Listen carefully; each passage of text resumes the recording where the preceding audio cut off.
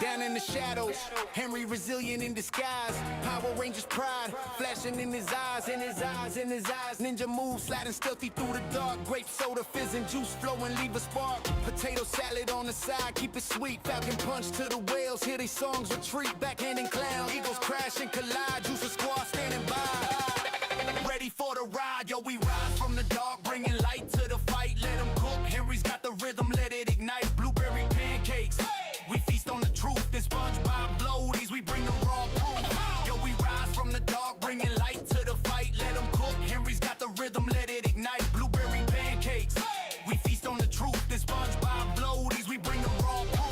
Go ninja, go ninja, go! Two legends link up, no static, zero drama. Henry resilient and stay humble, calm like Dalai Lama. Ecto cooler, high C, neon green in the cup. Sipping slow while the beat build up. What? Biggie flow in the pocket, pock soul in the glare. True bombs dropping, villains catching thin air. No beef, just feast, pancakes stacked to the sky. Whales harmonizing, juice a squad riding high. We ghost ride the rhythm, floaties on, no sync. Street lights flicker, watch the whole block blink. From the shadows to the stage, we rewrite the script. Ninja stealth with a smile, every bar's a gift. Yo, we rise from the dark, bringing light to the fight. Let them cook, Henry's got the rhythm, let it ignite. Blueberry pancakes, we feast on the truth. And SpongeBob floaties, we bring the raw proof. Yo, we rise from the dark, bringing light to the fight. Let them cook, Henry's got the rhythm, let it ignite. Blueberry pancakes, we feast on the truth. And SpongeBob floaties, we bring the raw proof. This ain't a game, electric vibe emotion now. Truth seeking ninja, feel the power. Take a bow, Henry in the spotlight, can't dim the flame. In the night we make this vow, remember the name. Yo, we rise from the dark, bringing light to the fight. Let them cook, Henry's got the rhythm, let it ignite. Blueberry pancakes, we feast on the truth. And SpongeBob floaties, we bring the raw proof. Go, ninja, go!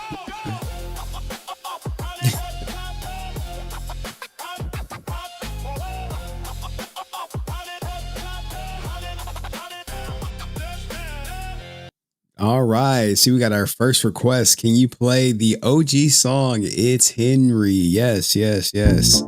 Oh, wrong one, wrong one. Where is it? Sorry. I got it right here, right here, right here, right here, right here. Yo, funny about this. This was like, I think I had this on Halloween. That was Bluey for my daughter. Saying my name again, it's Henry.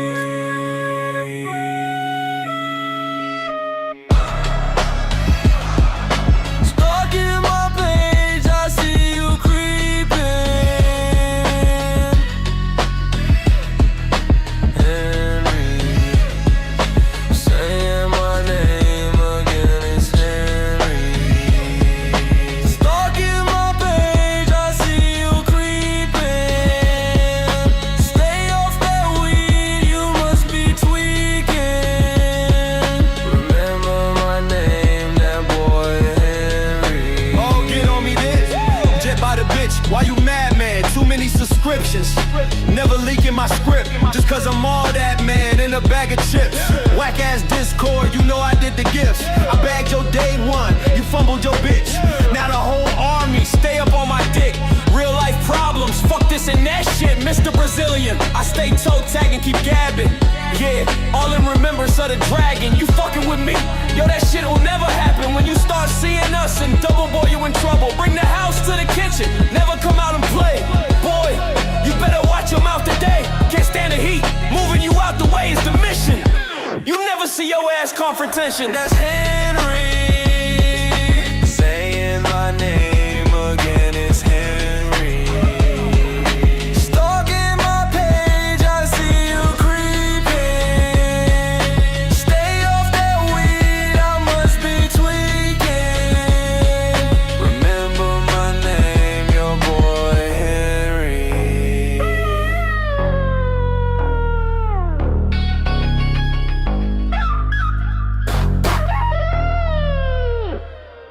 Great song, great song, great song. Where we at? Where we at? Let's get it. I put the new 40s on the G. I tap into the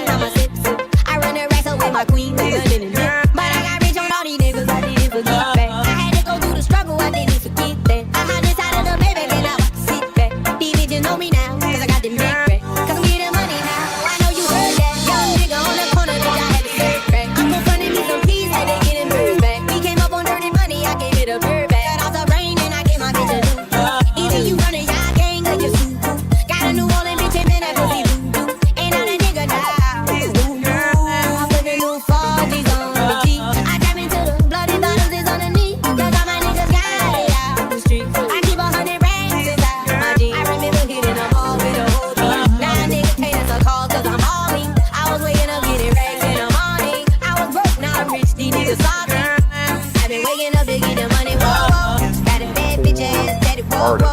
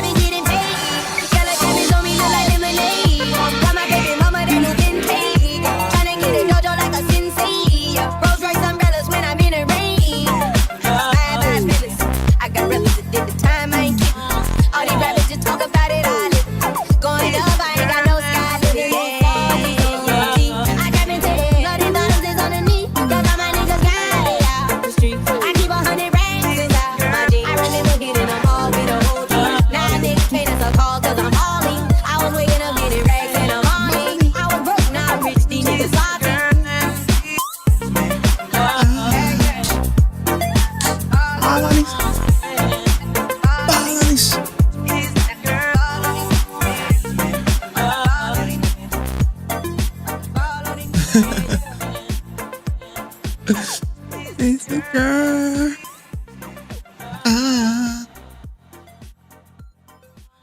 OG pink spandex coming up. Back, front, back. We're gonna speed this up. If you're not comfortable with popping your ass, all I want is your hands. Boom, boom, boom, boom. But if you can, get in that shit. Come on, 4, 3, good, 2. We call it the ribbit walk. You go ribbit, ribbit, ribbit, ribbit. Staying low, lifting and dropping that ass. If you have no space, stay in place and lift up those legs. Oh, man. Santa sleigh. You go Santa sleigh, bring the gifts. Santa sleigh, bring the gifts. Santa sleigh, bring the gifts. Santa sleigh, bring the gifts. From the top. Yo, what up with everybody? How's everybody doing on this Monday?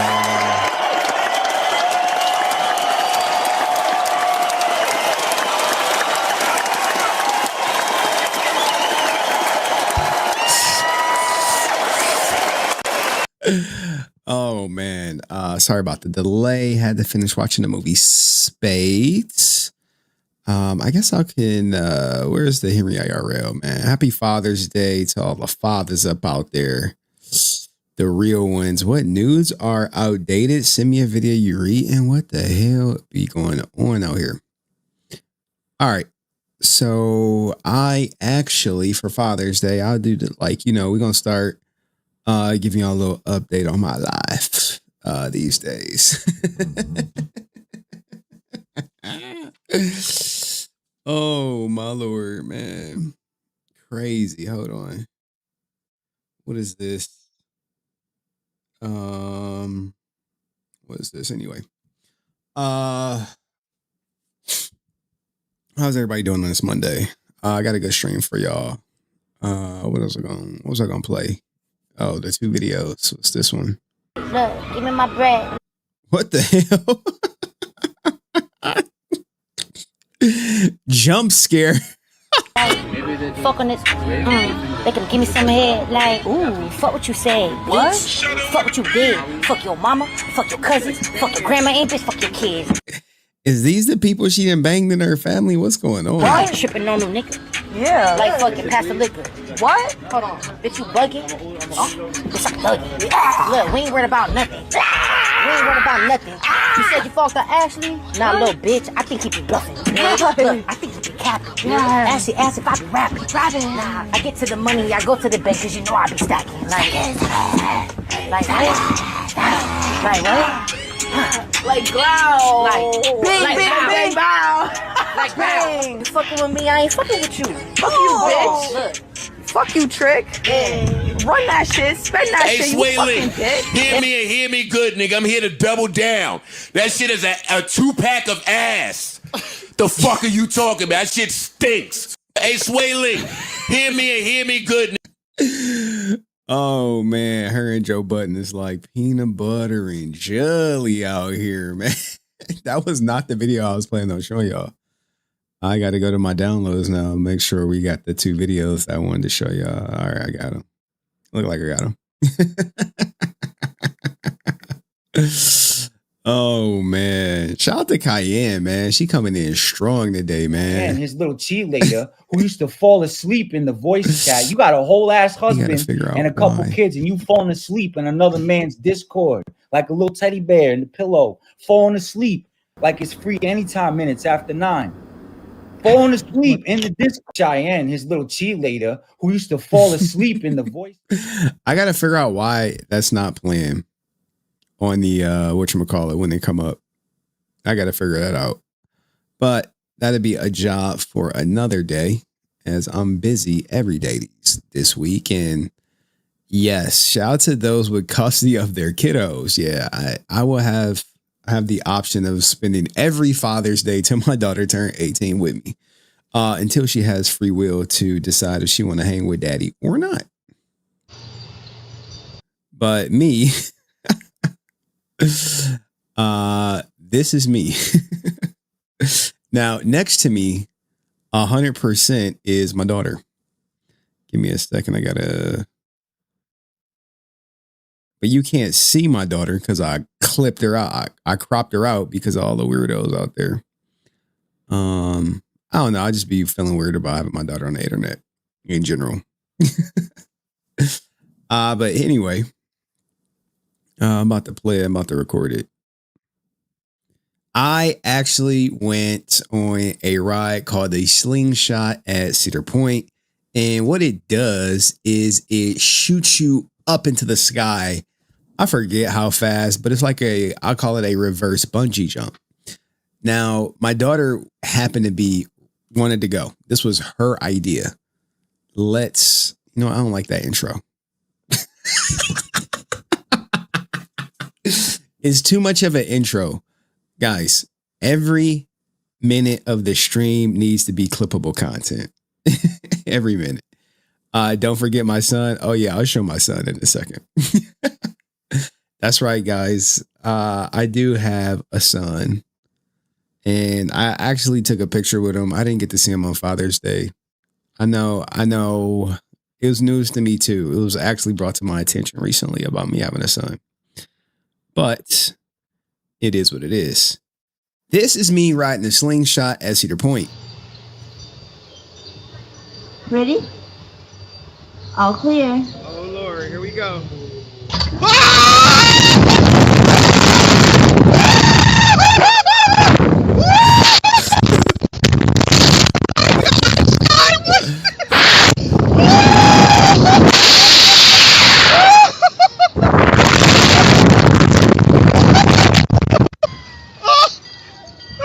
Now you can't see it, but there is a 6-year-old, probably 46 pounds, soaking wet, 46-inch girl next to me, which is my daughter. We went on this because she wanted to. I asked her about it. She said no. And then I was about to ride it with my cousin. And then she's like, no, Dad, ride it with me. But that day the ride was too long. So we came back on Sunday on Father's Day and we went and rode this joint. And she took it like a champ. Now, the only problem is my glasses did not catch the launch because of some freaking malfunction or whatever, which low-key pissed me off, but it was so fun. So we're going to do it again at some point. Oh my Lord, Shy, what you got? Ooh, okay, I think we're done. Woo! You hung on? I think this is a one and done. And that's me starting the video. Now, here's that video right here that you just saw me start. You did good. High five. Okay, wait till it's over. I'm so proud of you, girl. Daddy is so proud. You're so brave. You're the bravest kid I know. And guess what? You got a video to show for it. Bro.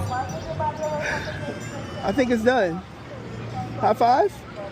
Boom. Again? Next year. Next never? That was good though. Guess what?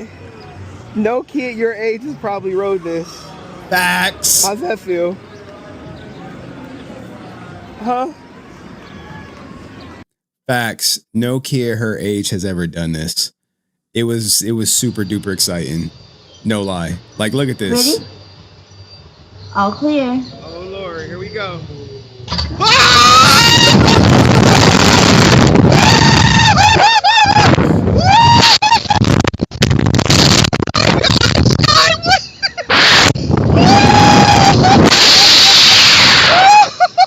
That's a second launch. You get launched up, you come down, then it shoots you back up again. Great ride at Cedar Point Slingshot. Go ride it.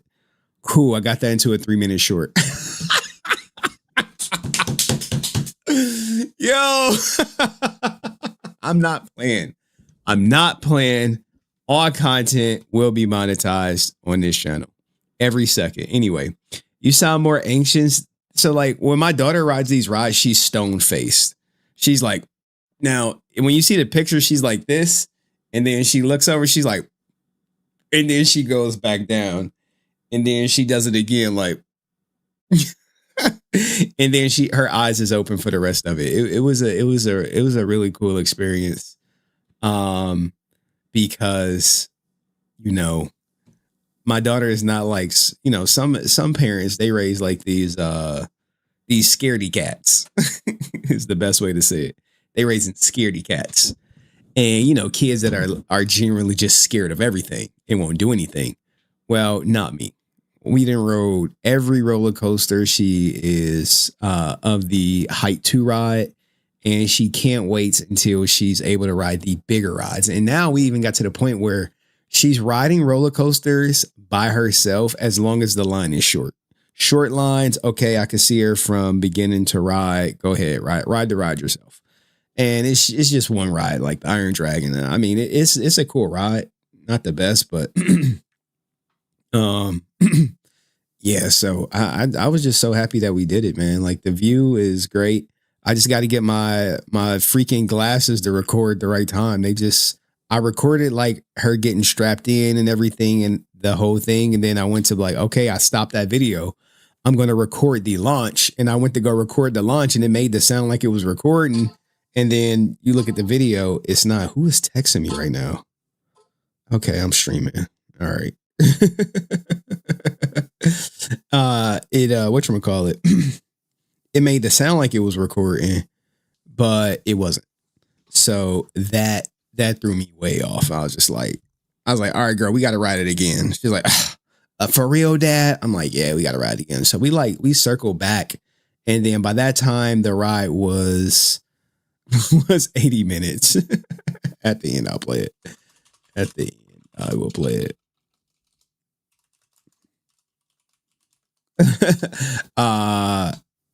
And we just didn't do it.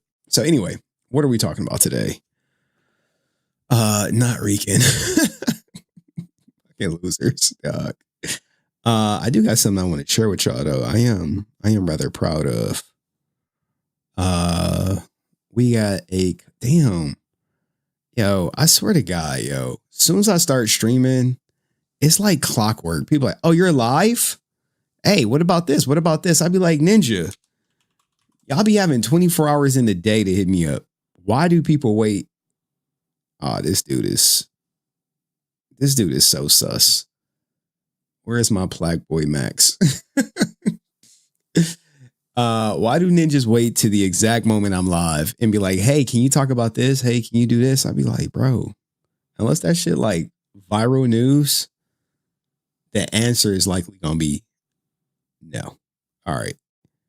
Just got to check some stuff. Clavicular. Who cares? Black Boy Max.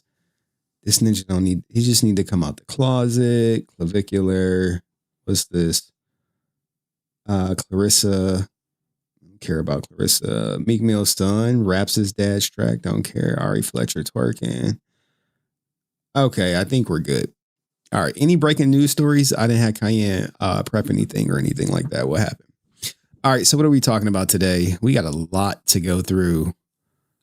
This may be extra. Damn, I didn't get to the Jelly Roll stuff. Shit.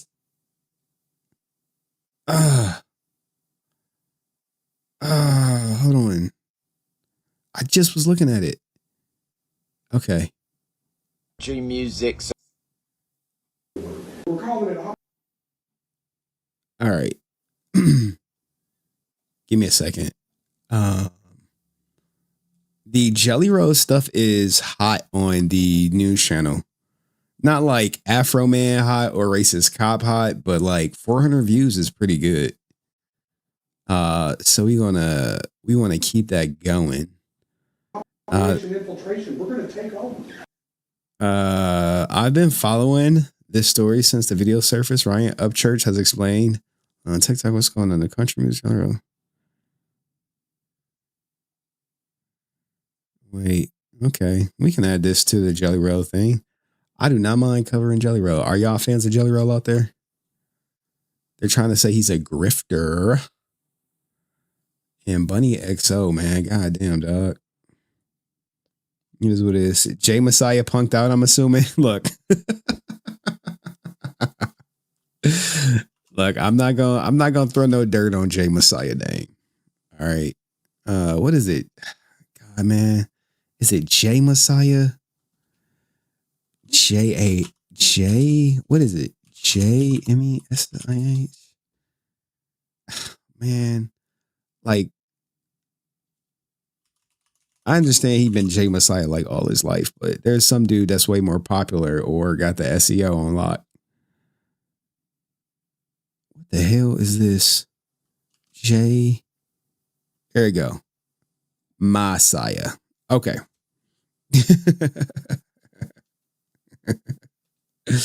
I don't know if it's ever going to happen in all honesty. But anywho, this ain't really newsworthy. This ain't clipworthy, in my opinion. Prime Doom, Amazon Prime, yes. So let me see. What do you got? Like which one called there? They wear fake All right. jewelry outside so that they lose their chain. They still got the real one at home. Have you technically ever lost shadow? If you know what I'm talking about, I had to get another shadow. Well, no, bro. Why would I lose my dog? Not because the dog looks so clean. Like an irresponsible person. Have you ever got him? All right. So Jay Messiah was supposed to come on today.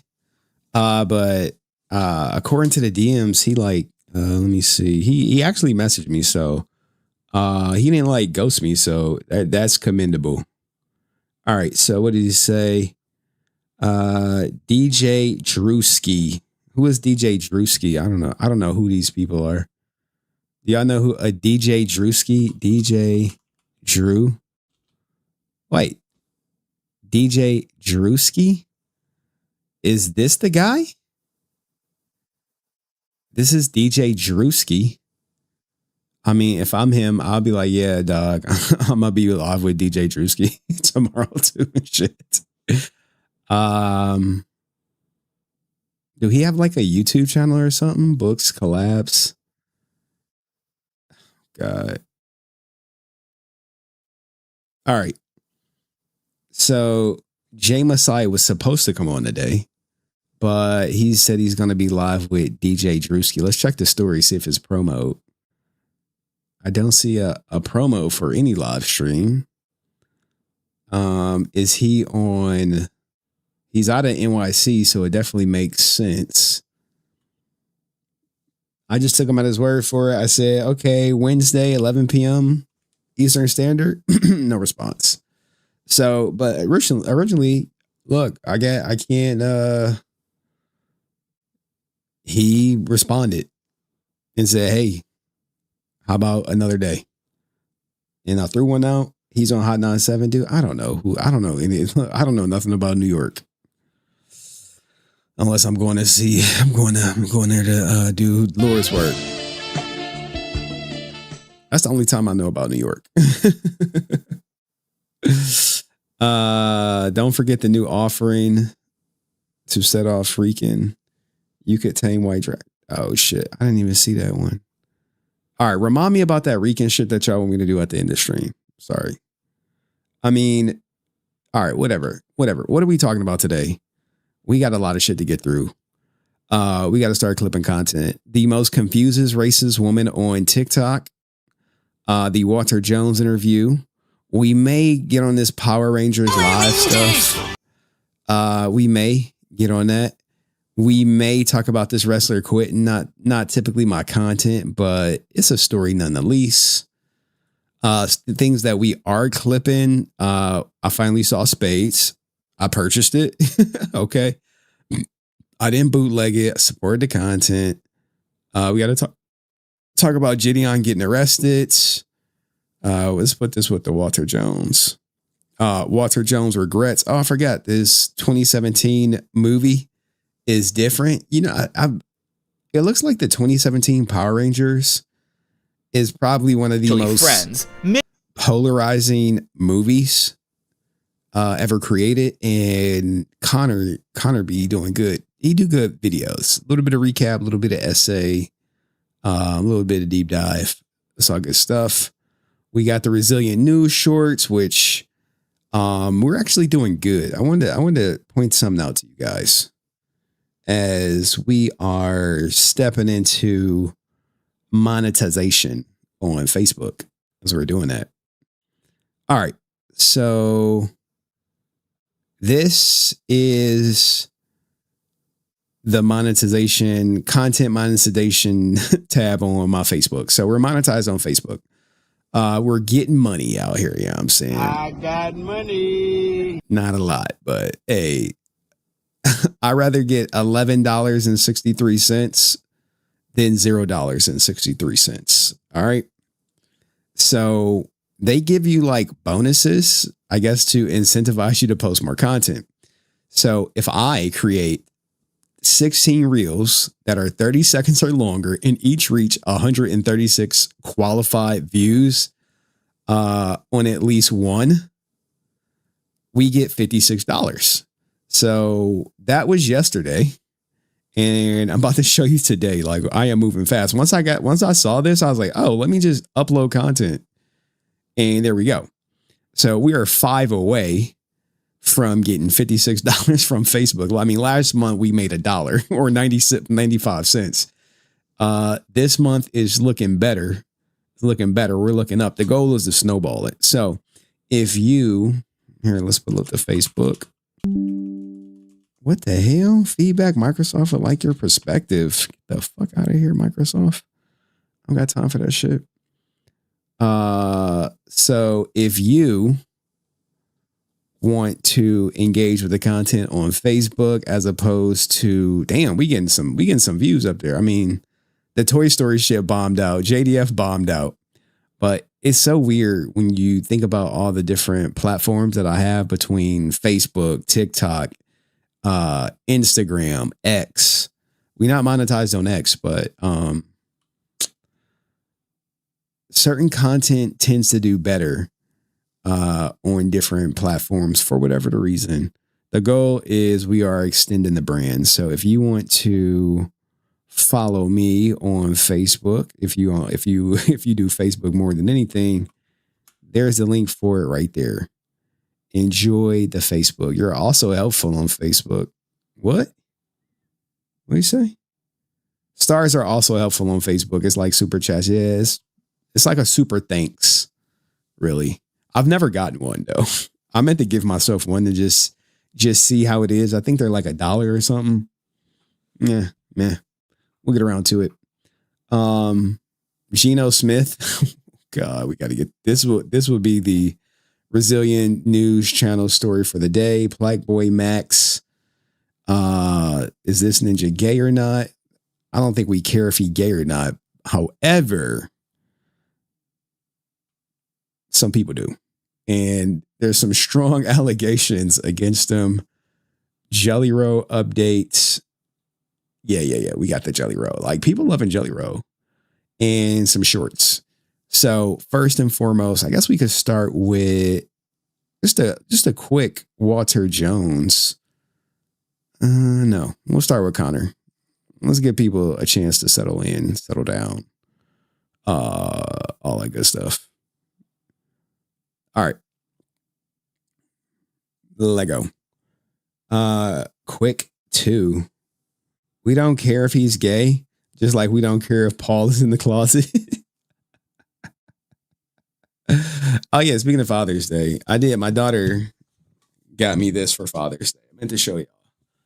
Greatest. Hold on, let's go full screen so y'all can see it. Oops. Greatest greatest villain dad. Stuff like this. And this is the stuff I end up wearing to Cedar Point. People are like, why are you wearing all those bluey shirts to Cedar Point? I'm like, because my daughter gets them for me for Father's Day. And she also got me, Dad, you're supreme. Oh, man. The joys of being a dad. Anywho, shout out to my daughter. Connor's content is great. Yeah, I think someone was going to get him on I heard a rumor you're keeping some criminal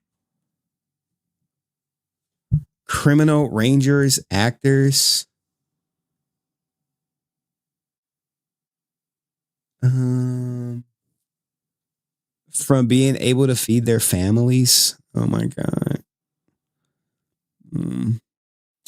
You know, people's own actions impact their ability to feed their family. No one else's.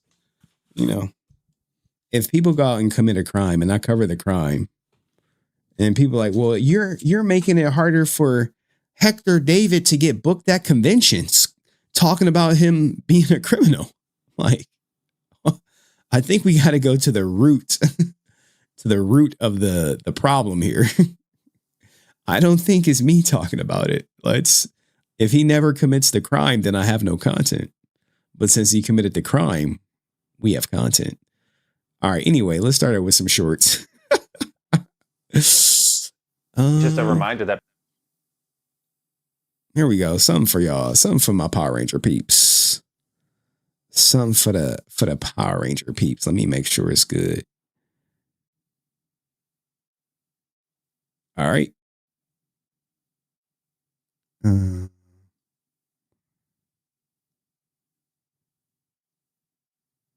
Ta-ta. All right, y'all, get the shit lined up. Shout out to this, man. Guys, if y'all want content to be featured on the stream, please message me so we can get it on there. As long as it falls within the brand and things I cover, we'll cover it. So let's go with shorts production. This content creator, High Fight Q. Well, sorry, we got to start over. High Fight IQ. I always like giving the people the credit, like the stuff I'm like reacting to. Are you forgetting your son? Are you watching Supergirl?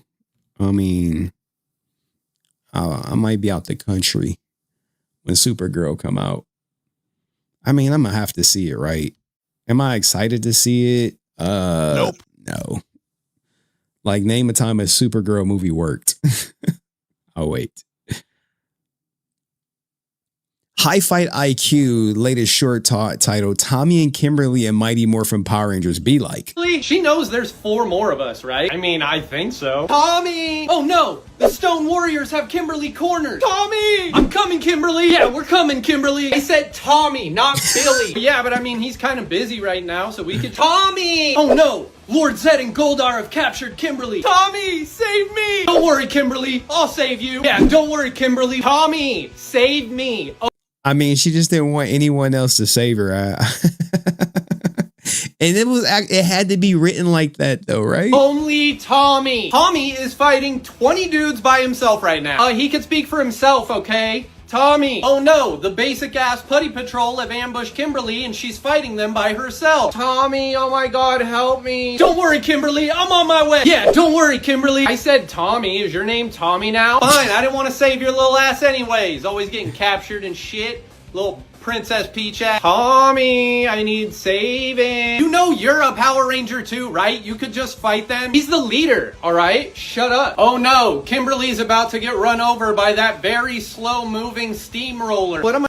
She got a call for Tommy, man. Look, you have people who can save you and then who you want to be saved by. I mean, if it's no real danger, you want the person that you want to be saved by. I mean, if it was like immediate danger, okay, help anybody. What am I gonna do, Tommy? I'm coming, Kimberly! Hey, Kimberly, you know, I'm no genius or anything, but you could just fucking move. Tommy! Kimberly, just move! You just moved back into your own business, Jason. Dude, Tommy, she's totally taking advantage of you, bro. Why do you put up with that? I know, guys, but look at her. Yeah, I get it. I don't. Oh, no! The new... Not Billy said he don't. He was like, nah, I don't. I actually don't get it, guys. Guys, but look at her. Yeah, I get it. I don't. Oh no! The new Pink Ranger Cat is hanging from a cliff. Tommy, help me! Don't worry, Cat. I'll save you. Oh, okay. I get it. It's a pink thing. Yes, it is. I don't think when he said it's a pink thing, he was talking about the costume. But go check out High Fight IQ for more funny shorts like this. Oh, good one, good one, good one. Oh no! All right. We warmed up, we lubed up, we ready to get in the game. Yeah, Billy goes to Trini, 2 in the pink. The shocker. Wait, this is the shocker. Sorry. 2 in the pink, 1 in the stink. Anyway, I've never done that to any woman in my life. Never done it to any woman in my life. I don't even know women who into that stuff, but if you are into it, just let me know. Shoot me a DM. We'll see what we can do. I got the clip of Sky rapping saying the N-word. Yeah, we saw it. I got the clip too, dog.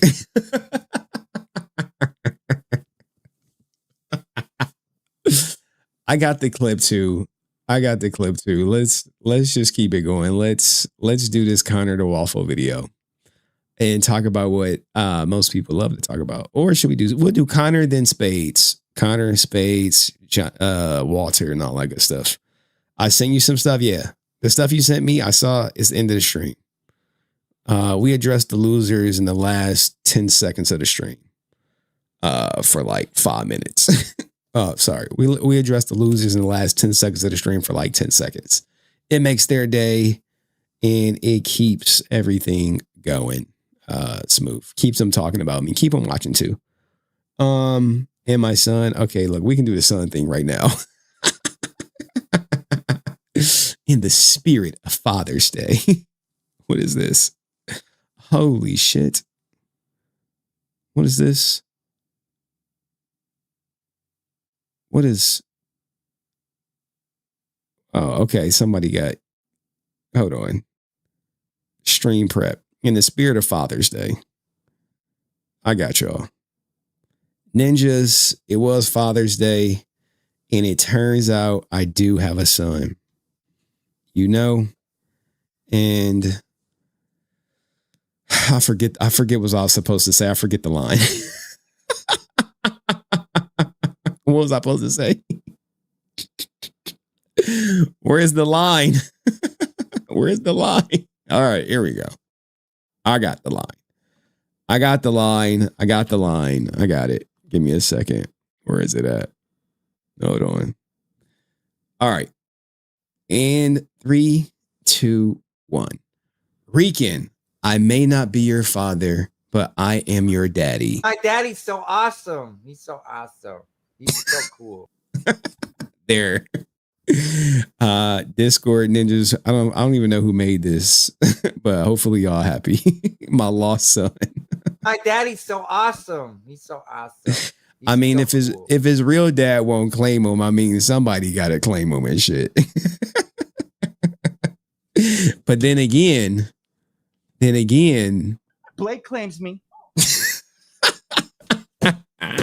All right. Enough of loser talk. All right, cool. All right, that 30 seconds that made his life. All right, it defined his life. All right, cool. Maybe you get a 1,000 posts from Rican or whatever. Maybe live. Go check his IG. He usually do that shit live, right? He like, I'm gonna do it while he's live so people know. They'll know my name. Like, bro. Nobody cares, dog. I need the Stephen A. Smith. I'm here to tell you right now. We don't care. All right. I gotta get my. Oh, I forgot. Wait. What's mute? Okay. All right. Henry Rican Foster Resilient. Oh my lord. Anyway, y'all are stupid.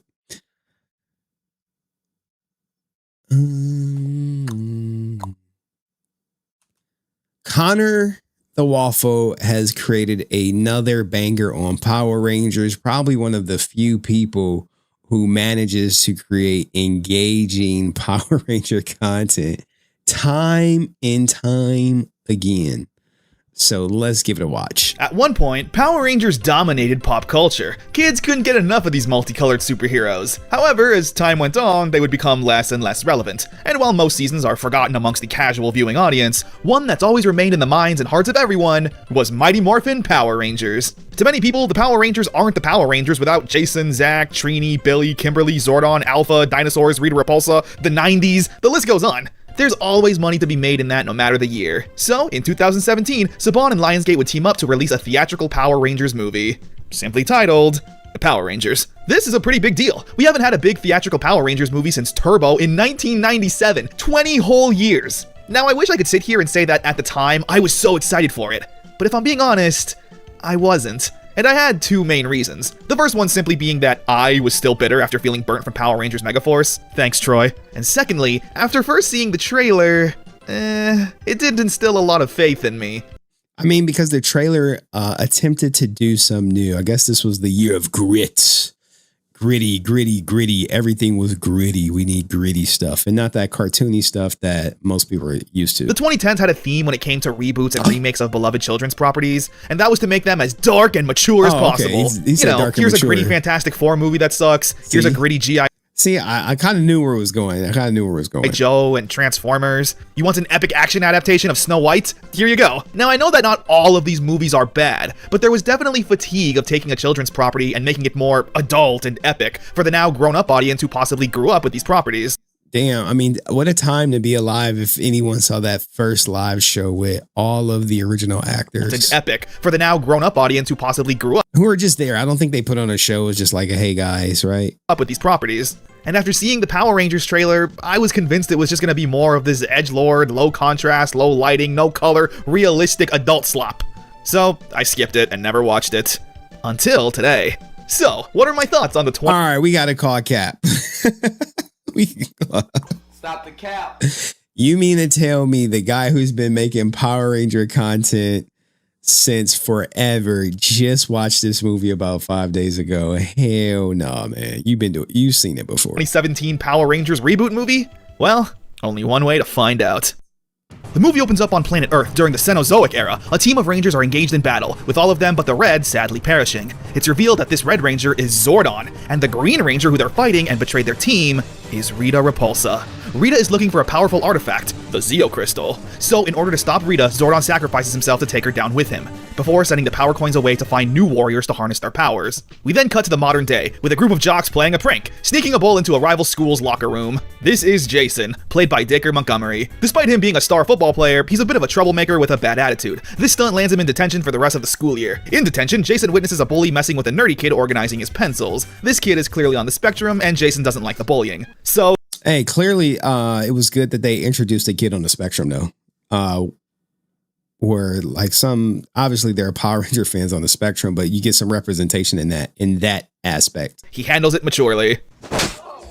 This is Billy, played by RJ Kyler. We also meet Kimberly, played by Naomi Scott. We don't know much about her apart from she's seemingly a mean girl and— Wait, you said he actually stopped watching after Ninja Storm? Yeah, but come on, man. I get it. He can say stop watching and I believe him to be true, but you mean to tell me you've been covering all this Power Ranger content. This is the first time you saw it. I'm just not buying it, Connor. The other girls don't like her. Billy is thankful for Jason's help and wants to hang out. However, he's under house arrest and declines. Luckily though, Billy says he can bypass the ankle monitor if he comes over later. Yo, imagine if they put the black kid on house arrest. That would have been wild, right? He's able to do while giving exposition about his life. Billy's father died not too long ago, and they were always exploring the mines, looking for something. Billy's oversharing here makes a lot of sense since he's autistic and doesn't understand social cues. In exchange for hacking the ankle monitor, Jason will accompany Billy to the quarry where he can continue his father's explorations. However, Jason's not too interested and wanders off, which Billy's cool with. In this area, we see two more people hanging out. A girl listening to heavy metal, Trini, played by Becky G, and a weird guy spying on her, Zach, played by Ludi Lin. While out exploring, Jason runs into Kimberly, and the two have a talk about how their lives aren't going so great, and how it might be best to just run away from it all. Their talk, though, is interrupted by an explosion. One caused by Billy, because of his father's research or something. Regardless, he needed to blow up the mountain, which gets the attention of everyone. Jason, Kimberly, Zach, and Trini. Where inside the cliff, they find these mysterious, colorful coins. Everyone taking one, but the police show up because they blew up a mountain, and Jason drives the van to try and escape, while of course saving everyone else's skin. They get into a crash, though, but immediately wake up in their own homes, completely unharmed, and with a bit of Tobey Maguire's Spider-Man powers, suddenly being extra ripped and strong.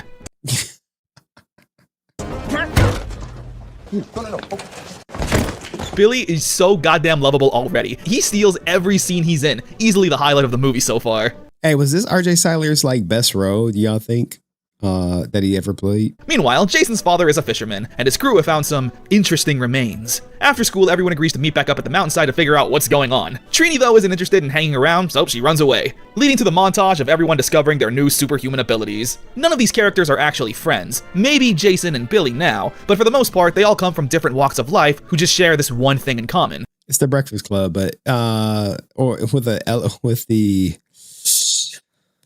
there was a movie where all the kids found like a spacecraft and got powers. Michael B. Jordan was in it.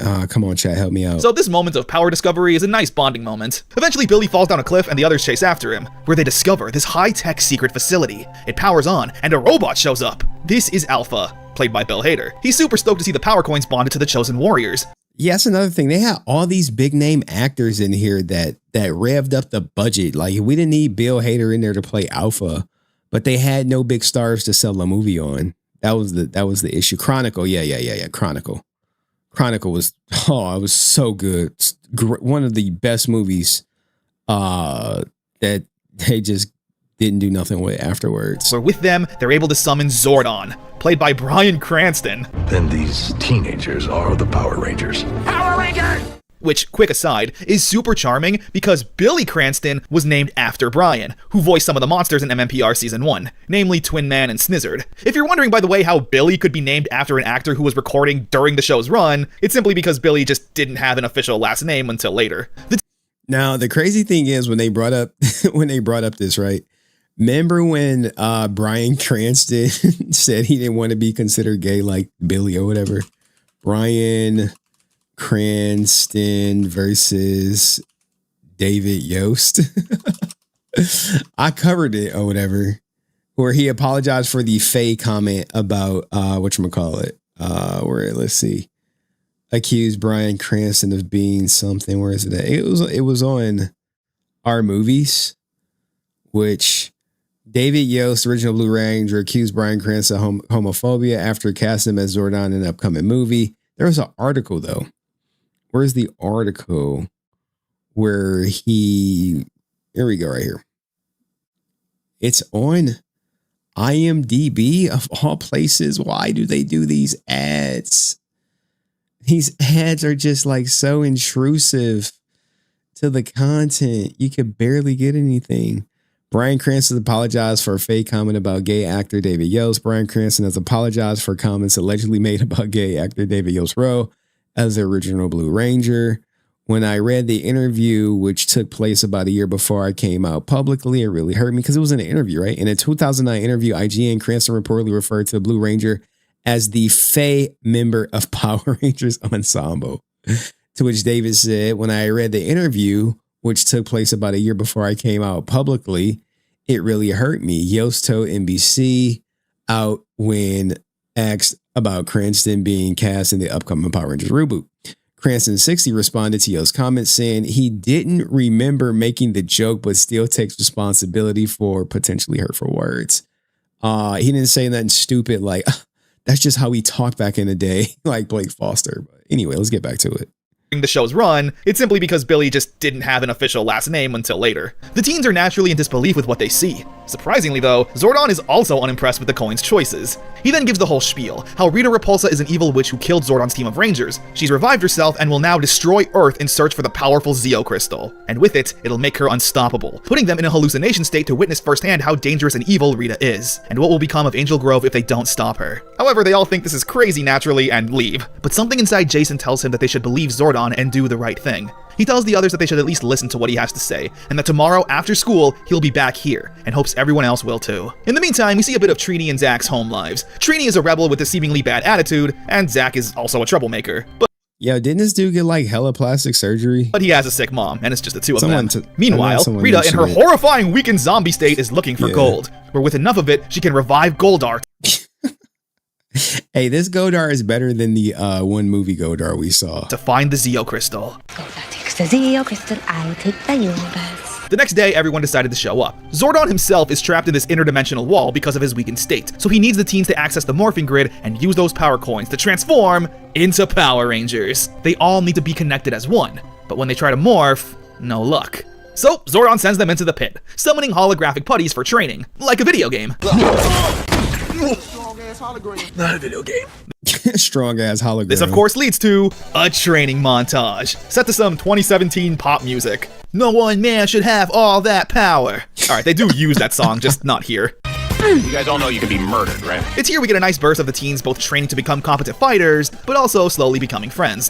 While they're making good progress, it's not enough. They still can't morph. So to give them some motivation, I think that was the one of the biggest problems in the movie is that they don't morph until like the very end. It was just like, okay. Alpha shows them their true weapons against Goldar and Rita. They're Zords. However, they're not ready for them. Regardless, Zack still sneaks one out and goes for a joyride, before crashing into the command center, with him and Jason getting into a fight. Jason trying to take control as leader, but Zack is too rebellious. Billy is handling this the worst. These are the first real friends he seemingly ever had, and ever since his father died, he feels like he's finally found that familial bond that he's been missing. So he passionately steps in and breaks up the fight, activating his power coin and transforming him into the Blue Ranger.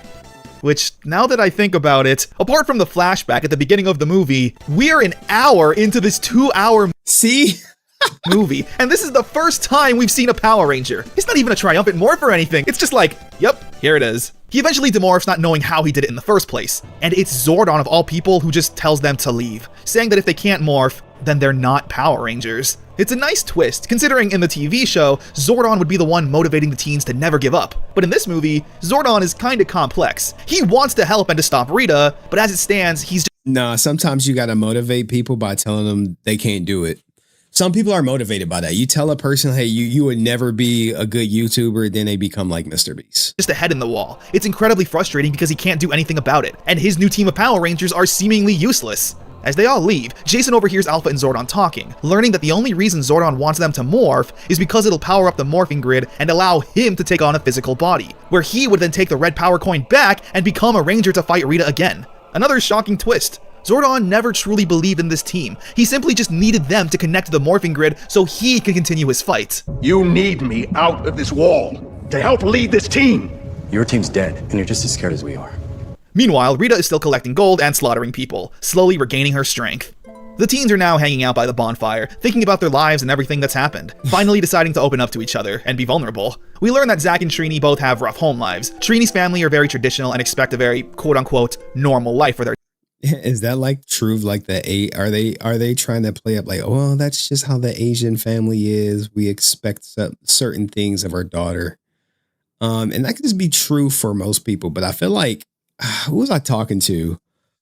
I can't remember. Someone from the Asian community that said, hey, we're taught to be lawyers, doctors, or something in finance, or engineers, like 4 things. Got to go into STEM or something like that. It's like, that's everybody. There's no like, oh, I'm going to be an artist. Nah. You about to get excommunicated from the family doing that shit. Daughter. She's also LGBT, which of course her parents would never understand. Zack, meanwhile, has his sick mother who will eventually die, and that scares him. He doesn't know what he would do without her, so he spends his life running away and avoiding everything. These backstories explain really well why both Zack and Trini were randomly in the forest when we first got introduced to them. Trini copes by being alone, and Zack copes by running away, and this isolated area was perfect for the both of them. Everyone has opened up more than they ever have to anyone before. A group of misfits and outcasts who have finally found peace with each other. Later that night, Rita finds Trini and threatens her life. Even with her enhanced power, she's no match for Rita. She meets up with the rest of the Rangers and Jason takes a stand as leader, saying they should just meet Rita and fight her. Everyone is hesitant, with Billy saying they should go back to Zordon, but Jason is still heated with him for not believing in the team and wanting to just use them for his own selfish reasons. He gives a motivation. I have to wonder if the reboot ever happens, what is going to be the storyline? Like, where are they going to go? And I don't see how do you start it off without starting with Rita. I just don't see it. Speech about how they're all screw-ups, but right now they can do the one thing they've been called upon to do, and kill Rita. They find her, however she's been fully restored. They get into an unmoored fight, and while the gang try their best, they're ultimately overpowered. Now tied to a boat and demanding the location of the Zeo Crystal. Nobody knows, except Billy. It turns out the Zeo Crystal is what his father's been researching this entire time, and he has the information. Rita starts to kill Zach, and Billy gives in, not wanting to see his friends die. He has all the information, and has it hidden in a secure location. It's a Krispy Kreme. Krispy Kreme. Oh, this was fucking product placement. Oh my lord. Oh my lord. Product placement was running rampant. I think they had like Krispy Kreme must have given them like $1 million or something. This is a special place. Very special. Yummy. She then kills Billy anyway, needing to prove a point. She goes to Krispy Kreme and the other Rangers break free and recover Billy's body, but it's too late. He's gone. They desperately take him back to the command center, pleading for Zordon's help to do something, but he can't. The Rangers lament their loss, Jason especially taking it hard, saying he made a stupid decision as leader. The others though comfort him, saying they wanted to go in there and fight too, and if they could, they would all give their lives in exchange for Billy's. The morphing grid then reacts to their bond of friendship, and with all of their power coins active, Zordon is now able to step through the portal and have a physical body. The portal then closes, but Zordon is still in the wall, saying that only one life can be manifested through the morphing grid. Zordon chose to revive Billy instead, realizing the selfish error of his ways and believing in this new team of Rangers. Henry, you gonna slide just because Simpsons DMs, dog? Hell no. His team is gone, and there can only be one Red Ranger. This is your time. This is your team. And with that, the teams are finally ready to become Power Rangers. They step on their morphing grid platforms, and it's morphin' time. That had to be like an hour and a half in the movie. Their bodies start morphing into the Power Rangers. Oh, I don't think I like these suits. No, yeah, okay, I understand. You can't just use the spandex TV Halloween costume looking suits in this hyper serious and realistic movie. But these just look a bit too generic, like any Xbox hero shooter or that gritty Bomberman game. I don't know, there's just not a lot of charm with them in my opinion. I mean, I like them. I thought they were different. Like we cannot, look guys, I'm gonna be honest. You cannot bring Power Rangers back with no goddamn spandex. That shit is dead. Spandex, no. It got to be something more durable. Give me like carbon fiber Rangers or something. I don't want to see spandex. If we see spandex, we are doomed. If I'm wrong, let me know in the comment section. But I don't want to see no goddamn spandex. But whatever. An hour and a half into this 2-hour movie, the Rangers finally become Power Rangers. So let's just enjoy it. Rita has collected enough gold to revive Goldar, as well as some. And y'all be trying to say I'm not no fan. I'm like, wait. I'll be doing this. Her putties. So the Rangers head to Angel Grove to lay the smackdown. The fight is really exciting with some creative choreography. It unfortunately though ends before it really gets started. The Rangers see Goldar and realize they're gonna need more firepower. So they head back to the command center and hop in their Zords. Go, Power Rangers! No training, no nothing. Just proficient at using these high-powered machines. They find Rita and Goldar rampaging through Angel Grove and find the coveted Krispy Kreme. So, they fight. This is the big climactic battle of the movie. And it's honestly kinda underwhelming. They eventually combine to create the Megazord and it's also unremarkable. From a distance it looks like a fan-made Optimus Prime, but its movements are also kinda slow. Like I know it's a big robot, but even in Mighty Morphin when it's a guy in a rubber suit, the action is still fast-paced and exciting. But here, the giant robot moves and feels like a giant robot, which I know a lot of people prefer, but personally, I would have preferred the original configuration.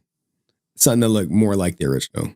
I get they want to do something new, but I'm like, give us something. I'd enjoy this more if they moved around a bit like the Michael Bay Transformers. I don't know, just something with more energy would be nice. It also doesn't help that we don't get many shots of the Megazord actually fighting. We often cut to the cockpit seeing the Rangers' reactions and whatnot. Look, it's Power Rangers. I'm cool with cutting to the cockpit to see their dialogue and conversations, but when I'm watching a Megazord fight, I don't want a majority of the screen time taken up to the Rangers' faces in the cockpits. So they bring on the power sword and kill Goldar. And as for Rita, she threatens the Rangers, saying that even if they kill her, the galaxy is vast, and other, more dangerous entities will come for the Zeo Crystal. And in response, they bitch slap her into space. I am not kidding. One backhand and she's now a floating popsicle.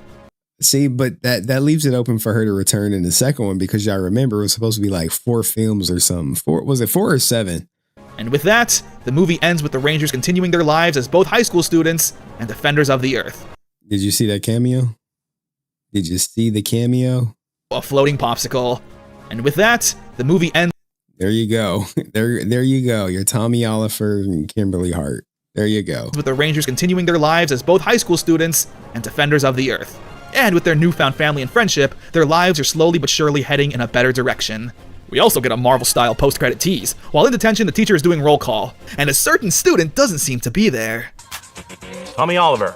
Tommy Oliver. And with that, I wonder, did they ever cast anyone for Tommy Saban's Oliver? Power Rangers 2017 movie comes to an end.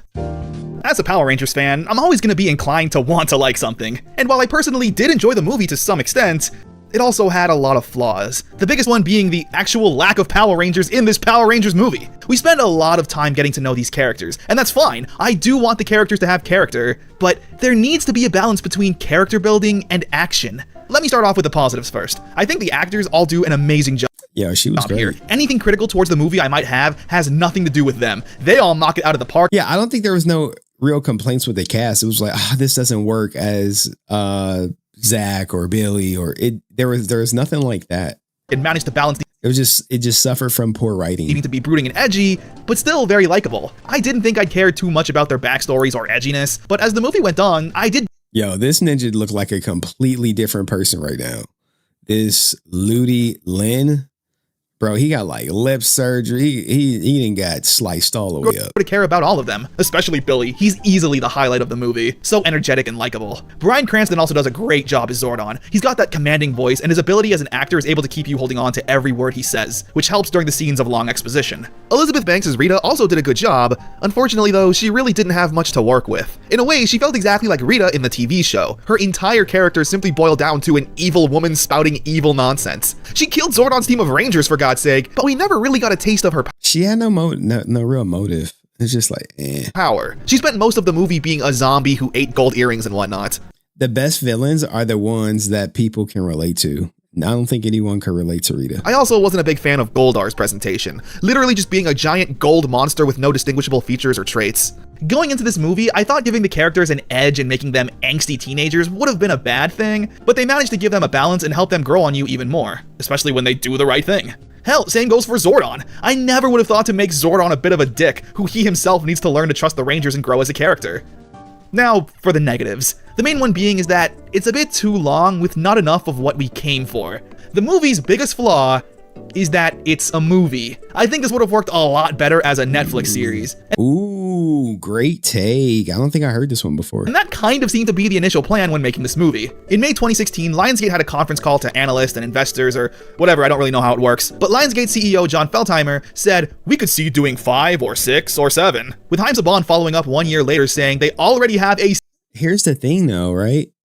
There was no Netflix available back when this came out. 6-movie story arc planned. Right. Unfortunately, they wanted to run before they learned how to walk. The movie had a pretty underwhelming box office and overall reception in all markets, so a sequel and look, them toys were horrendous. Happening, let alone 6, was probably unlikely. While the movie didn't do great in theaters, its home releases with rentals, DVD purchase, and merchandise surprisingly did really well, leaving the idea of at least one sequel being possible. The director saying he'd love to use Lord Zed as the main villain, which would have been pretty cool. That would have been the best. I'm gonna get to the super chat right after this. Plus the Green Ranger that was teased. The director also seemed to cope a little bit, blaming the film's PG-13 rating on its underperformance. I'm not too sure what that means exactly.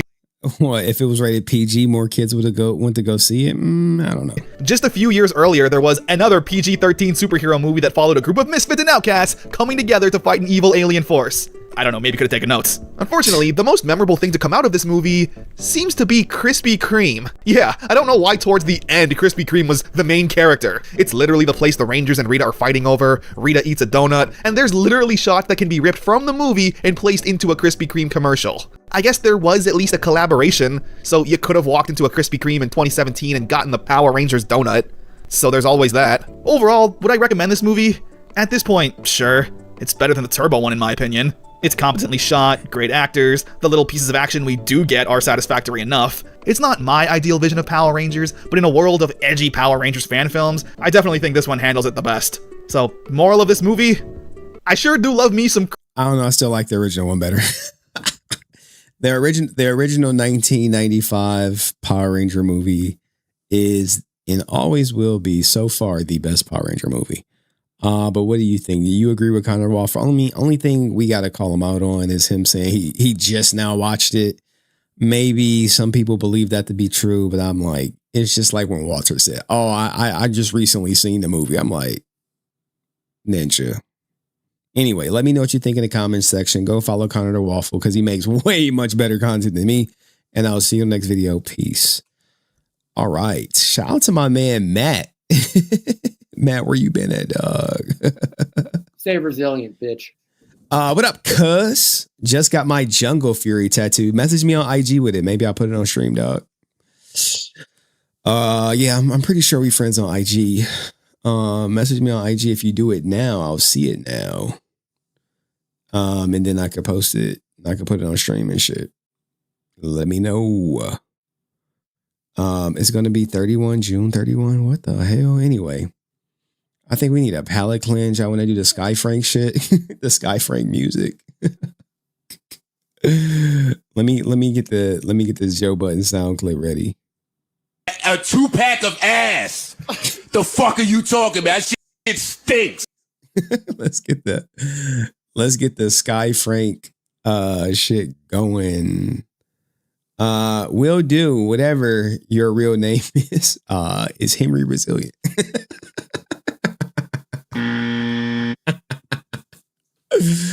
How you been, Matt? How you been? Hopefully in good spirits and in good health.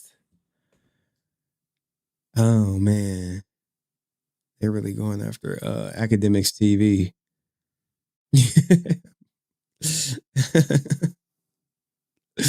All right, let's build this shit up, man. Let's build the Sky Frank clip up. Sky Frank. Jason David Frank. So like I'm actually getting really good with the shorts and shit.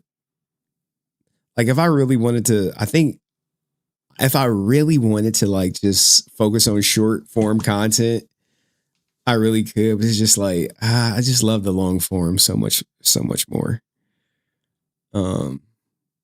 Free Gideon. All right, we'll do Gideon after this since we got some Gideon people. It's only going to take like 8 minutes for Gideon. Henry Resilient clip. Happy late Father's Day. Thank you, man. Shout out to all my sons out there. All my sons that didn't copy my my format, my words, my lingo.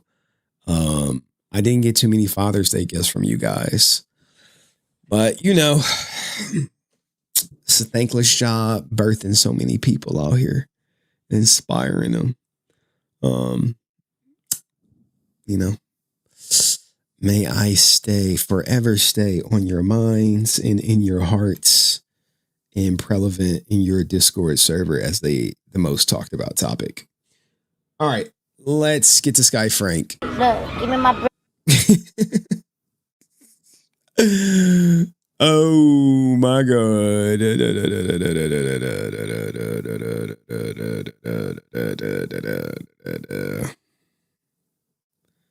All right. And Matt, if you send it to me, just let me know. Oh my God. Nah, this ain't gonna be a so what I'm doing now, some things are long form and some things are shorts. I'm really aware of the content I'm making and what's best for. Like I can't stretch a trash ass 1 minute freestyle, Sky Frank freestyle in the 8 minutes of content. It just don't work like that. Nah, I know. Hold on, let me see. I mean, I got to go through Discord one time real quick. Power Rangers. What the hell? What the helly? What the helliante? Search.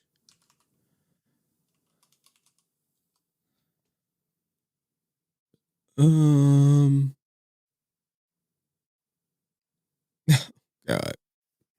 Search specific. How do you search from a specific user? All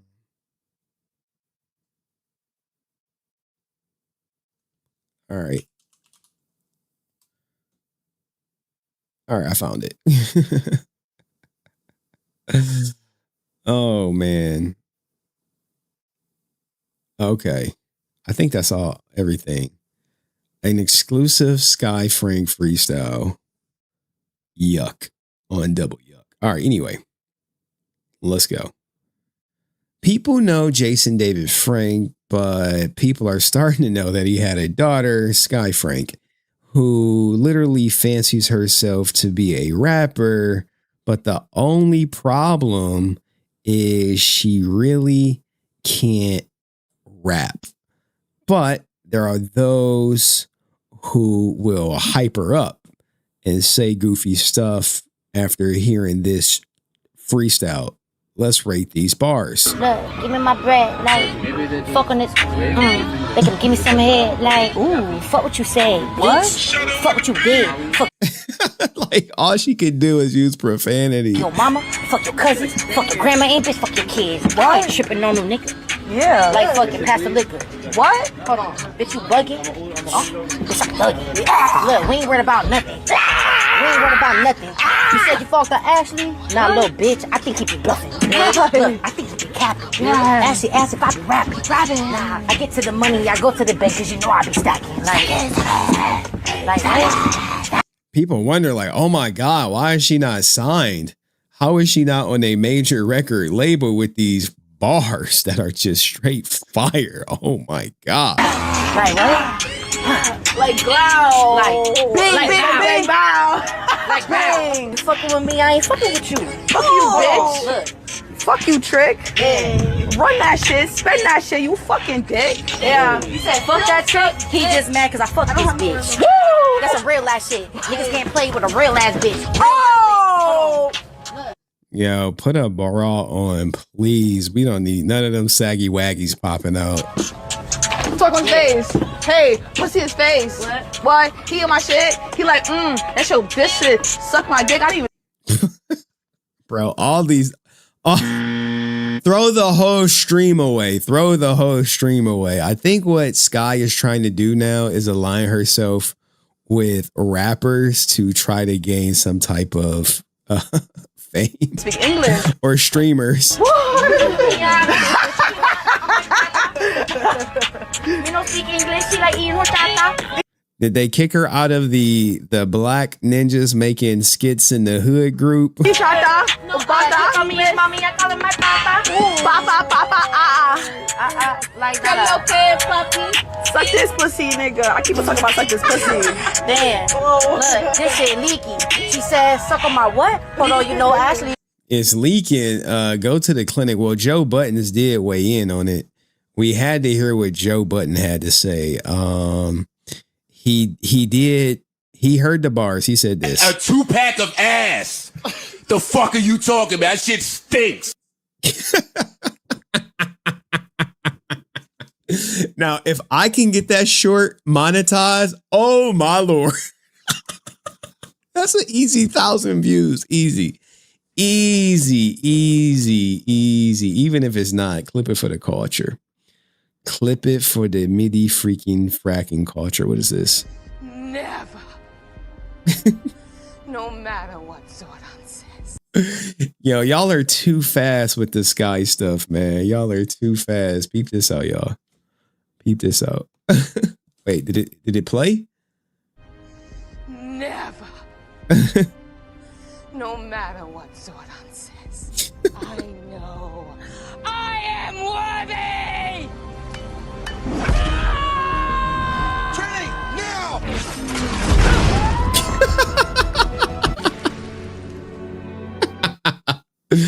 That's what we need to do to her bars, man. God damn, dog. Let's free Gideon, though. Let's get it. All right, that's done.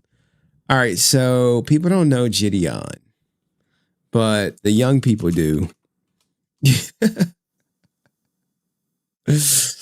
Oh man. All right. Okay. Let's do this Gideon. Starlight Bars straight. Bro. Y'all don't want to sign her to a major label? You don't want to put her on Rock Nation? Universal, we don't want to see her and Drake collab. Drake missing out. All right. Crow has a, what is this? Green Ranger Shredder tattoo. Here y'all go. Green Ranger. This is on his body. Nice little crossover. All right, let's free Gideon. All right, let's go. Could have been records. You know about could have been records? No, they don't want her, dog. Like, Sky's so stupid. She like, oh, I'm gonna just hang around streamers. Like, bitch, pick your phone up and start streaming.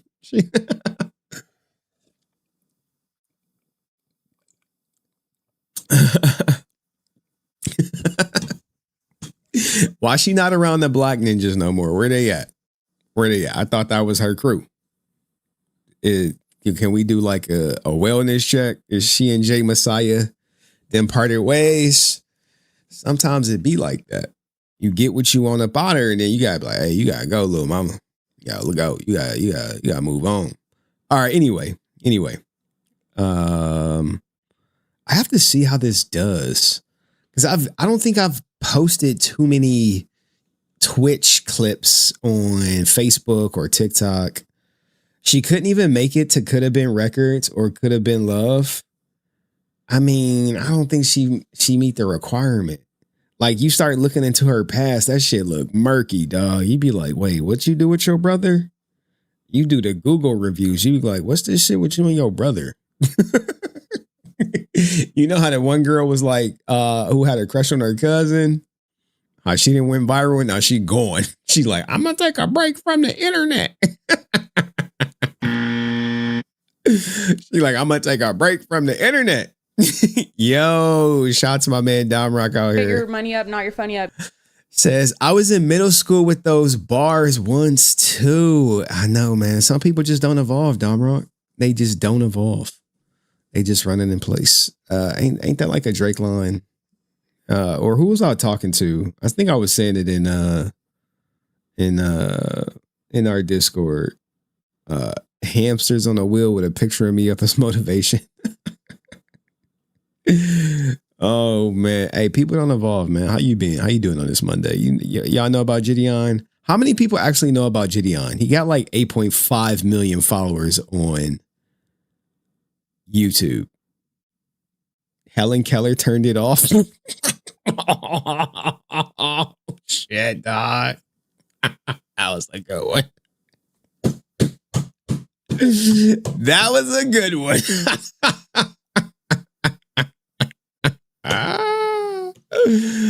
That was a good one. People know EDP Watch. No idea who the fuck he is.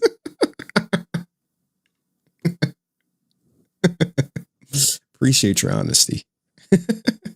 Appreciate it. And this be like the thing, right? People like Sky be like, you trying to gain clout off of covering me? Like, no, I'm trying to gain clout off of covering Gideon. Fuck you. You ain't bringing me nothing. I just need one Gideon video to pop, and we may stop talking about Power Rangers altogether. Nah, it's relatively easy to pop or whatever. Ludacris says she's disturbing the peace. Oh my goodness. I should have said that in the comment section, like, rate these bars.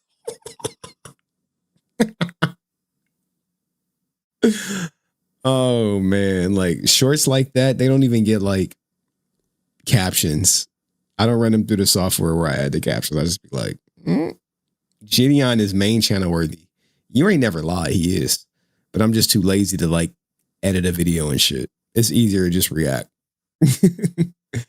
It's easier to react. You know your shit though, Adam. See, that's why you gotta stay connected to the youth. They keep you abreast of what's going on. All right, so anyway. let's get to this. Gideon, a YouTuber with 8.5 million in the game. Some people would say he's the GOAT of Predator Watch, that's what he's mostly known for. But this time he is actually getting arrested. Yes, right. Gideon is getting arrested or has been arrested for trespassing. It actually started right here. You don't see him? Wait, cop car coming, cop car coming. What does he even look like?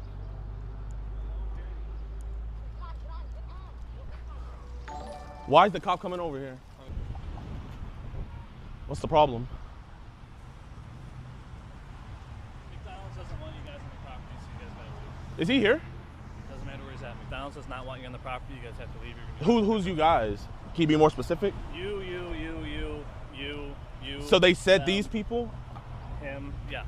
You guys cannot be on the property. Hey, or they're gonna arrest do you guys want some McDonald's? Y'all want to go inside real quick? Yeah. Okay. Yep. You're gonna be arrested for trespassing if you go in there. Bro, why, you don't have any, like no offense, officer, but like, do you genuinely have nothing better to do? Like, do you have anything better to do? Officer, you're actually like supposed to protect and serve. All right, get off the property. You guys are gonna be arrested for trespassing. Okay, we'll leave the property, but like, I'm just trying to figure out, do you have anything better to do? Because this is like a... Yeah, they told you earlier that they don't want you guys on the property, so you guys gotta leave. Because you've been... What ends up happening is most of these businesses don't want Gideon or pretty much any streamer on their property streaming because they never know what they're going to capture. They don't know how popular or not popular this person is. So when you walk in, it also makes their customers uncomfortable because there's a squatter who is squatting in McDonald's, and McDonald's has, even my McDonald's has a squatter. They go in there for breakfast and they just never leave. That's it. They there for the whole day. They could be homeless. They could be getting warmth. You know, in Enrique's case, they could be getting free Wi-Fi. You never know. Camping out there for like 20 minutes, wasting taxpayer dollars. I'm there for about 5. You guys need to leave. Why? It's crazy how you don't arrest a squatter. That's crazy. Here, let's just stand on the sidewalk. Yo, man, I don't know why he's blocking your Mickey D's, bro. You try to get some McDonald's? Now, let's see if there's... These are stream snipers because Gideon is live. And this is actually what leads to him getting arrested. But we got to leave this video and come to this one where it picks up exactly when the stream snipers show up. Is this what you want your tax dollars to go to? Cops camping out at a McDonald's to protect a squatter. Is he in there?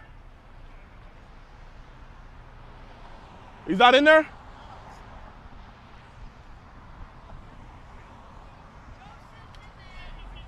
He's in there? Really? Bro! Yo, do me a favor. Here. Fuck, I don't want to give them the... Should we give them the camera? So Gideon is on the sidewalk. And he's about to give him the $30,000 rig to go in there and film the squatter. He's just sitting in there? He's sitting in the corner, yeah. Here. Did he bang you? Yeah, he did. Here. He's banging you guys for me? Yeah. Do this. Do me a favor. Okay, here. Be very careful. Just wear this. Which way? Just on your back. Okay. Wear it as a backpack. You didn't trespass them, so shut the fuck up! What's going on? Here. What am I doing? Am I going there recording? Bro, you haven't been trespassed. We're good. Bro, what am I? Wait, let me see something. Bro, there's no way. Bro. Wait, here, hold on. Let me see. Wait, is it working? So by Gideon standing on the sidewalk, he's technically not on the property. And he's trying to use the stream snipers to go inside to get the content, to try to bypass being arrested. However, the cops are going to have completely different plans. They don't care. They don't arrest him for something different. Give it to me. Let me see. Look at you on camera. Yeah, Am I on camera? Wait, hold on. Let me see. You hold the camera. Hey, just y'all stick together. No, hold it. Put your hand through there. Just if they tell you to leave, just leave. But you haven't been trespassed. Respect what you do in God work. Here. And thank you for catching this disgusting animals that roam. What do you want us to do? Just, like, what are we supposed Yeah. to do? Just walk inside. Just to get on my video? Yeah. Okay, all right. But make sure y'all stick together. Isn't that backpack like 30 grand? Yeah. It is a $30,000 backpack. 3 cops? They have not. Yeah, hold up. Wait. Actually, come back. Cops are going to them. Bro, they're really protecting Joe.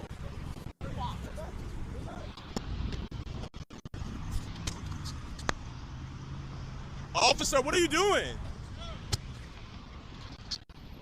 Bro, they're arresting. Officer, they never trespassed them. You can't trespass somebody. Officer, you cannot trespass somebody. Cop takes the camera. Here, give me my backpack, my man. Give me my $30,000 backpack. Officer, you can't trespass somebody. Here, record this on your phone.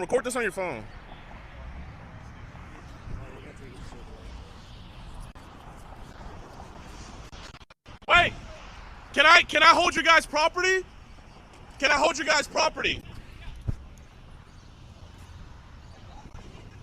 Officer, why are you? Officer, where they trespass? This isn't gonna stick. Officer, this is not gonna stick. Officer, this is not gonna stick. Bro, this is the bitchest made shit I've ever seen in my life. I think what the thing is, the cops want to get Gideon off the property. That's it. Hey, we want him to go. He's standing on the sidewalk. Sure, he's technically not on the property, but is he causing a quote unquote disturbance? Officer, can I have a sticker?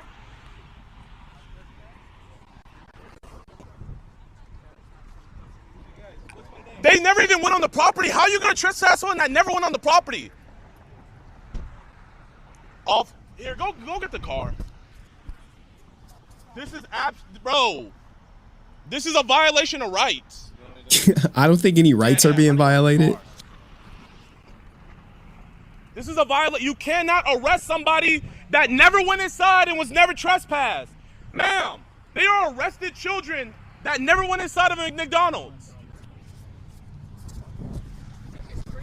Call the fucking DA and see how fast that shit gets dropped, you fucking dumbasses. Call the DA and see how fast that shit gets dropped. Watch. Call the DA and see how fast that gets dropped. All right, no cop is calling a DA, guys. That shit's not happening. This is absolutely ridiculous.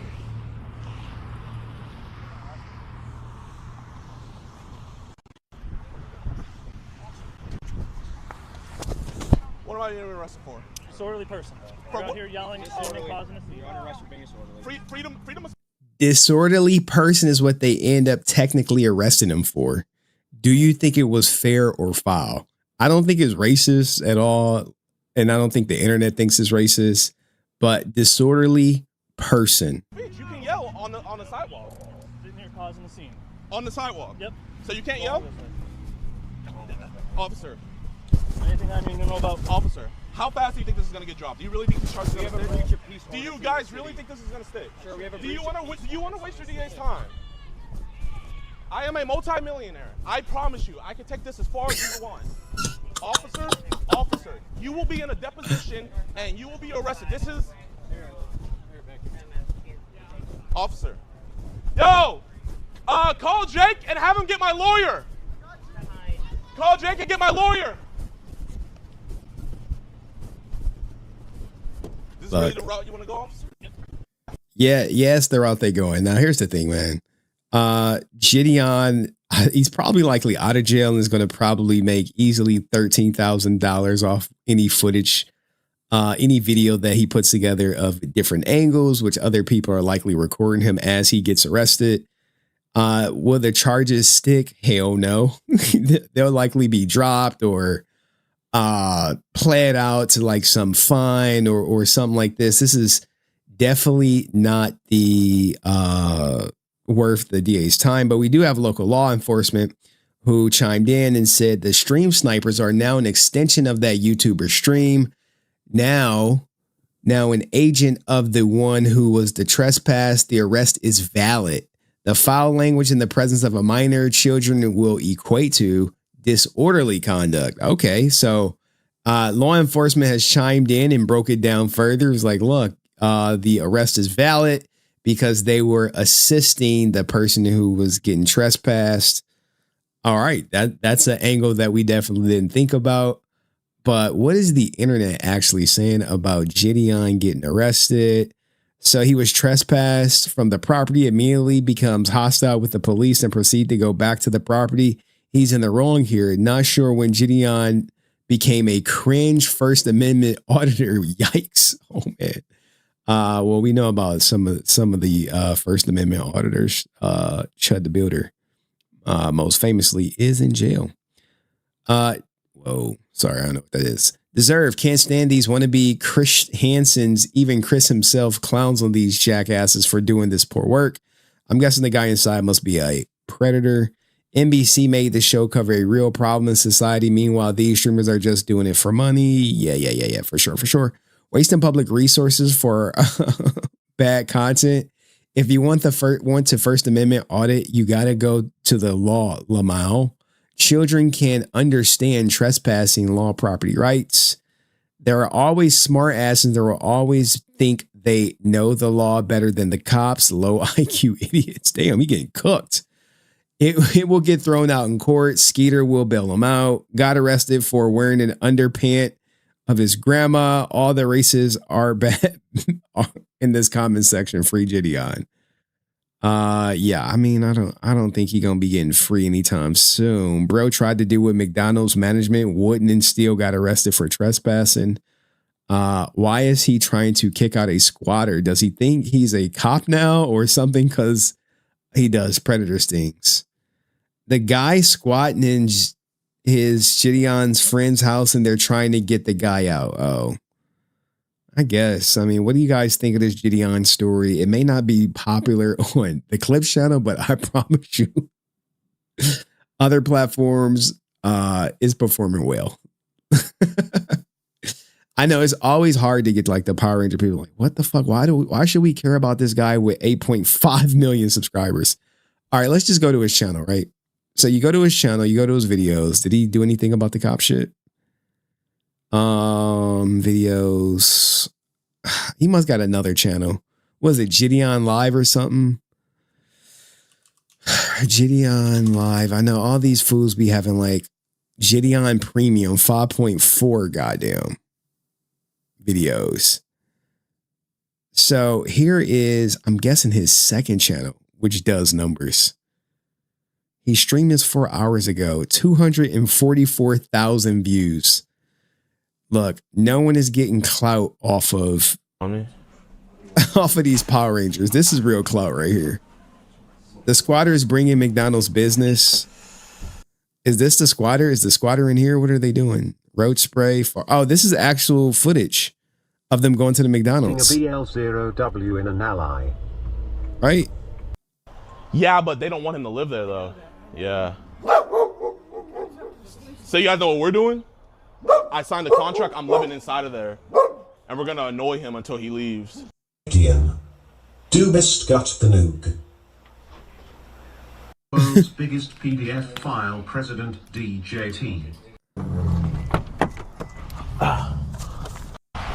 It's here.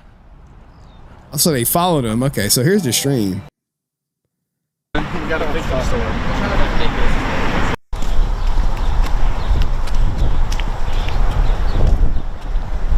Is this the squatter? So he stalked the guy to private property. Okay. Going back into the crib. Like the bums who take advantage of squatters' rights, dog. Insanity. Insanity.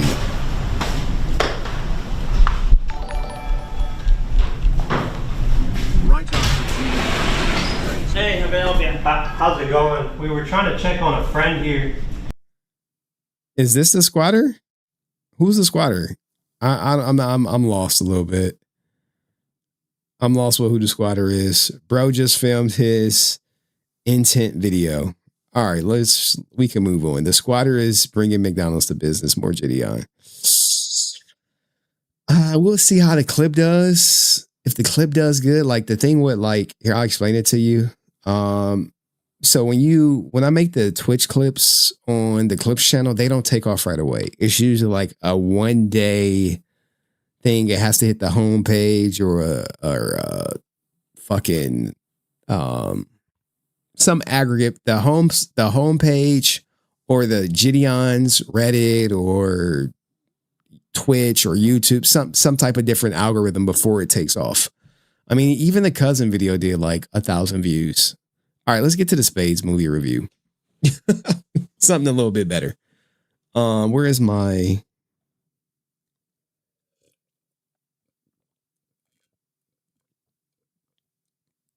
Oh no, I gotta go to the Power Ranger tab. Show my proof of purchase where I purchased Spades. What is this? What the hell is this? What is this? I mean, that's a crisp lineup. Crisp beer too, man. Crispier than my crispiest shit. All right, here we go. I gotta make sure I know identifying information. All right, Spades. You know, a lot of people talk shit, but I actually do it. So, you rented this. All right. I hope Spades does numbers. I mean, it's actually good. It's entertaining. I'll say that. I'll say that for sure. It does have its problems. But let's get into it.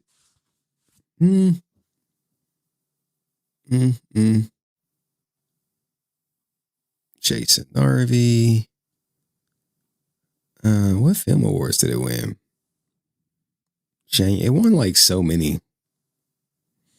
It's actually decently written. I'm not even gonna hold you. It's a nice little twist at the end. Full movie August 8th. I get it now. It makes sense. The trailer. Let's put the trailer up front. Okay. Johnny Young Bosch up front too. Boop boop boop boop boop. Brum brum brum brum brum brum brum. Okay. What up? Shut up. All right. I sent your squatter related video. God damn, you cranking out content. You cranking out Squatter Hunter. We're not about to cover squatters. The guy who moves in as a squatter and gets them out. He got profiled on A&E.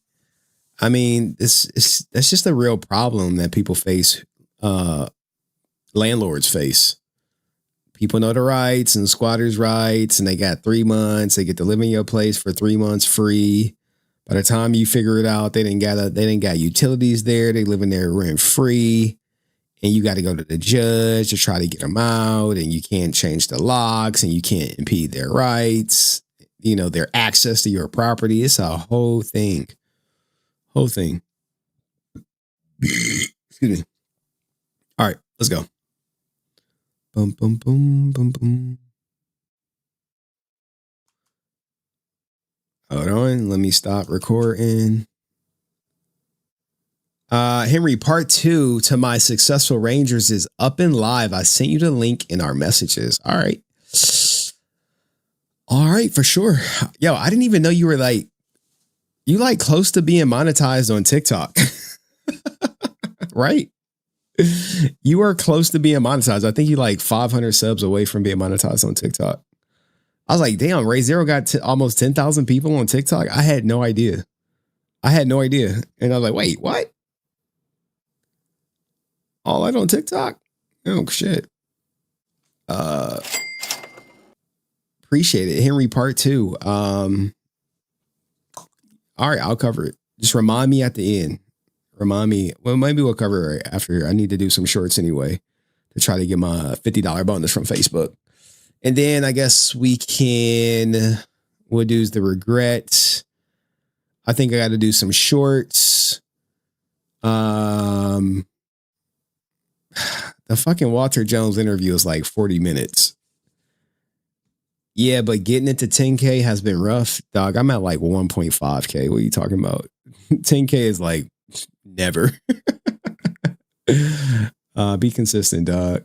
There's a video Johnny Young Bosch talking about what? All right, well, you got to send me the link to that shit. Don't be like, there's a video of this. Send that fucking link with a timestamp. Send the link with a timestamp. All right, anyway, let's get to it. $15. Damn, Henry in the bind. What are you talking about? What? All right, anyway, I stay in a bind. I'm in a perpetual bind. I got court. I'm in court a lot. Oh, snap, dog. I'm most excited about my child support hearing. See if I'm gonna get my $600 back, or they're gonna be like, why would you pay if you didn't know? That's gonna be interesting. That's gonna be interesting. And then like the other court case, I forget when. It's like pre-trial is 7/11. Trial is August 12th and August 14th if needed. 2 half days. It's probably gonna cost me easily, I don't know, $3,000 a day. So about 6K just for trial. I got that. I'm in a bind. Hopefully it just lasts one day. I mean, I don't know. You never know when you go into court with these things. People start moving weird and trying to like lay the foundation for their defense. I just be like, okay, we'll see. We'll see how it plays out, guys. I'm optimistic. All right. Anyway, once that 10K hit, I can get sponsored and monetized. Yeah, I know. So make engaging content. I think that first Power Ranger list had like 9,000 views or something. All right. Anyway, hope it goes good for me. Me too. I mean, if it goes good for me, I'm gonna take a break from streaming. Depending on how good it go for me, the better it go for me, the longer the break. The worse it go for me, I'll be streaming every day. I'll be like, oh, we got to get these clips up. Oh man, it's just so daunting, man. And like the crazy thing is it could get pushed back. But I'm like curious to see, I'm curious to see what the defense is. I'm curious what defense is going to be mounted against me. That's always like the funny thing. Like, look, as always, once it's over, I'll get y'all the lowdown. Anyway, let's get this Johnny Young Bosch. Johnny Young Bosch movie Spades is finally out, and like a good Power Ranger fan, I actually rented it. I rented it and I watched it. You guys remember the trailer? If you don't, let's give you a little reminder. It's actually a decent movie. Seeking jobs, slipping Mickey. We list them for sale. Such a pretty girl. And we deliver them. You are selling to the high price. To the highest bidder. You see that? Hey, we're trafficking people and delivering them to the highest bidder. Good. That's what the movie is about, and it's actually centered around Jason Narvy's character with Johnny Young Bosch playing a vigilante. Detective James Bishop. And he wore the mask the whole time. Yes, but he did save me. He is an answer to prayers. God's justice. It is really good. I'll give it that. So, but it does follow Jason Narvy, and it is a low budget movie. And as I was watching it, I was reminded by not just all the awards it won and on the indie circuit, but the interview where Johnny Young Bosch did, where he talked about how it is a $50,000 movie, and he did exclusively all of the editing. So as I was watching this movie, I was looking at things, and I'll tell you this, right? you will probably never predict the ending. And I'm not going to spoil it because I actually want you guys to spend the $3 and watch it. It's $2.99 on Amazon. I'm not paid to endorse this or anything like that, but it's definitely worth the $3. You will be entertained. But what I really like about it, it has rewatch ability. What do I mean by that? That means after you watch it and the twist at the end is revealed, you're going to go watch it again to see if there were signs of the twist sprinkled through, which they clearly were. Now, as I was watching this movie, there are some funny moments. There are several funny moments, and I'm looking at the trailer, and they really don't give away any of the funny moments. All right. None of the funny moments are in here. And that is, it could be by design. Now, things that I know to be true that caught me off guard. You're not shooting this shotgun with one hand. It will smack you in the face. Usually you're going to have like a hand strap or you're going to be gripping that thing for dear life. But it's movie magic. It's fine. Now, as I go to my notes, things I liked and things that I didn't like so much. Give me a second. So let me pull them up. So things that I liked. All right. I did like the story. Even though we've seen this story before plenty of times, you know, trafficking, yada, yada, yada. Obviously, the protagonist, loved one gets caught up into it and they have to save him. We've seen that before, but this one has a nice twist to it. Now, the movie will play like if you saw Ghost Rider. That gives away a little element of it. There is a Ghost Rider element in this movie for sure. And you don't see it anywhere in the trailer. I was like, wait, it's not in the trailer anywhere. Nowhere in the trailer do you see the Ghost Rider element whatsoever. And I was just like, oh. Such a pretty girl. And we deliver them. You are certain to bring the high five. That's odd that there is no indication that you're going to see a story that kind of mirrors Ghost Rider. Another thing that caught me off guard. I did like the colorway, like the blue, the red, the yellow. I thought that was cute. The acting is not bad. Now, there are some actors who do a much better job than others. I think all the bad guys, they would just fumble over their words, and they're like, "Okay, we know you're a part of this somehow, some way. You want to tell us why or how?" And they just wouldn't. You know, they'll run or they'll instantly go into a fight, which is, I'm like, okay, I get it. All right. So bad guys were probably some of the not the best actors, except for like the leader of the ring. He was pretty cool. He was pretty convincing. Jason Narvey, pretty convincing. Johnny Young Bosch. There's like, I'll give a criticism, right? So Narvey, cool. Got it. Johnny Young Bosch, right? He goes from playing like he's almost like a zombie, if you will, for like half the movie. And then by the end of the movie, he's saying like coherent sentences and statements.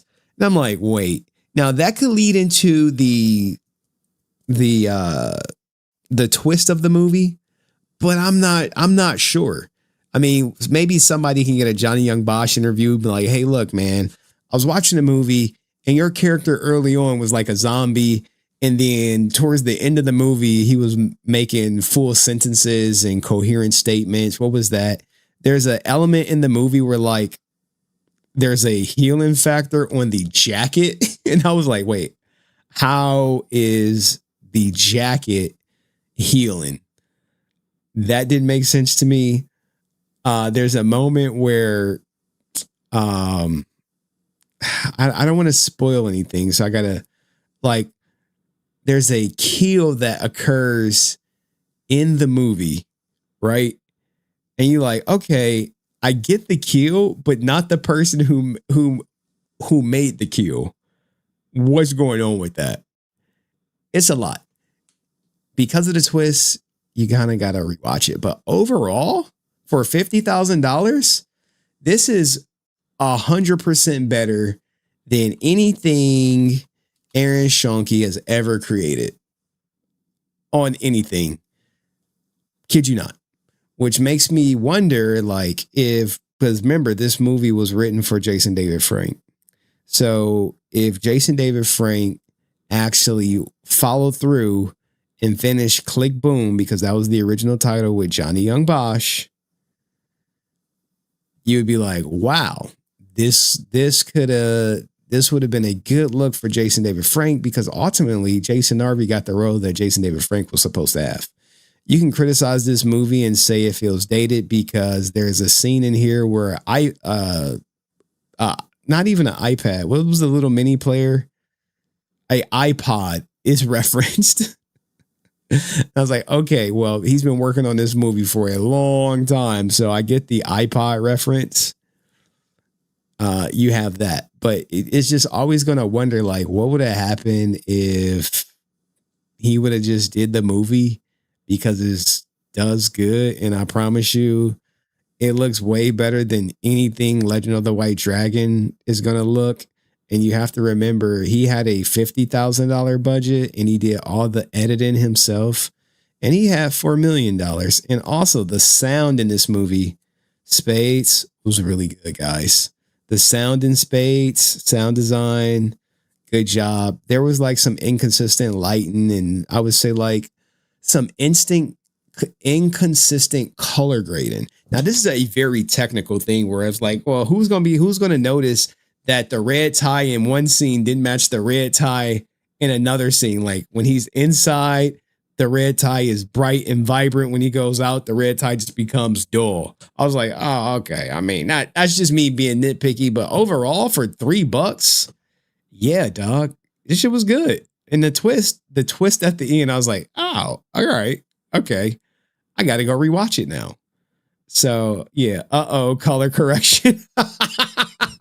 Yeah. I don't think Johnny spent enough time on the color correction. I did notice a couple scenes where the LUT, I don't know if he was using a LUT or whatever, but it didn't match, Johnny. So, do more color correction and get it right. But there was nothing that really took away from the movie. If anything, the special effects, you could say the special effects were laughable at times. There's a ghost scene that's pretty laughable. It was just like, all right. But remember, you have to keep in mind, Johnny Young Bosch did all the special effects. It wasn't like some like big special effects studio. It's literally a ninja on After Effects after doing conventions, going through it. But hey, if you saw Spades, let me know. Am I right? Am I wrong? What'd you think of it? Are you going to get it? Did you like it? I did like the big action scene at the end, but another criticism is ninjas on both sides had to fire like 1,000,000 bullets and couldn't hit the broadside of a barn. But yeah, that's my 2 cents on it. Maybe I'll do a spoiler review at a later date. Peace. It was good though. I'm not even holding you. I was like, all right, I was entertained.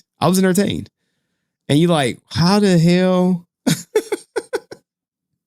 It was definitely some storyline shit that didn't make sense, which I should have put in a video, but I was just like, okay, we gotta, somebody gonna get the interview and we'll react to that shit. He should have hired someone from Europe like others, bro.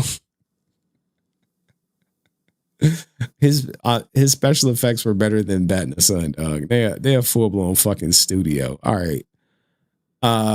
We did the Gideon. Let's do some shorts.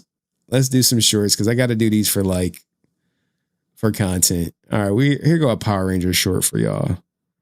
Zach Townsend's take on Power Rangers. Bro, I'll be trying to do the Lord's work out here. I like Johnny Young Bosch. I support him over here. Yeah, I mean, yeah, you should, man. Real recognize real. Johnny be always familiar. All right, let's get you that short. All right, yeah. All right, we'll do some shorts right now. Let me make sure I got it in my DMs. What is this? Likely incorrect, but that's what Google said. What is this?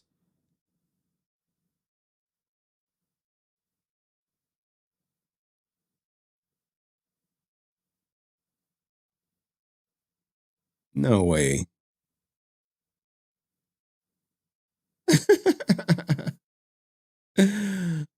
Oh man. All right. Somebody's sending me some stuff I gotta check out. Let's see.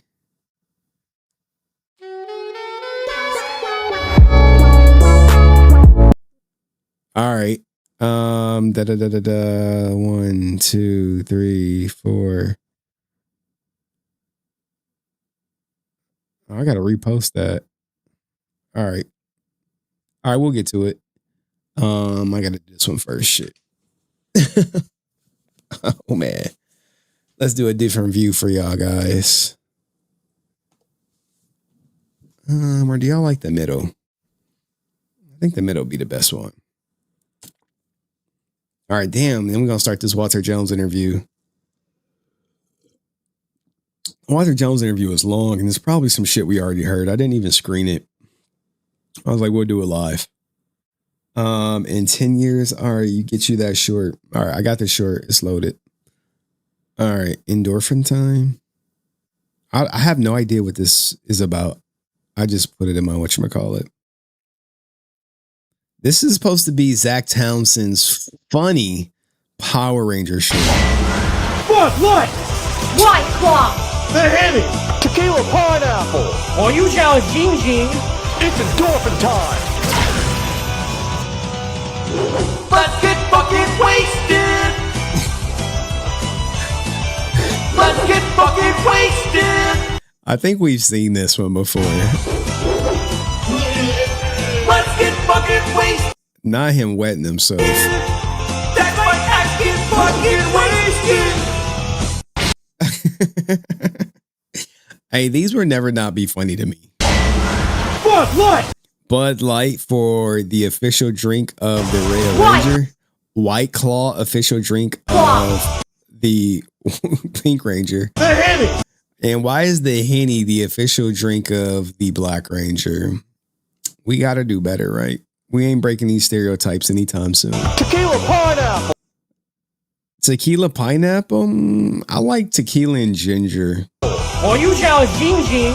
It's endorphin time. Let's get fucking wasted. I think it's like a every weekend for some people. Let's get fucking wasted. Let's get fucking wasted. That's why I get fucking wasted.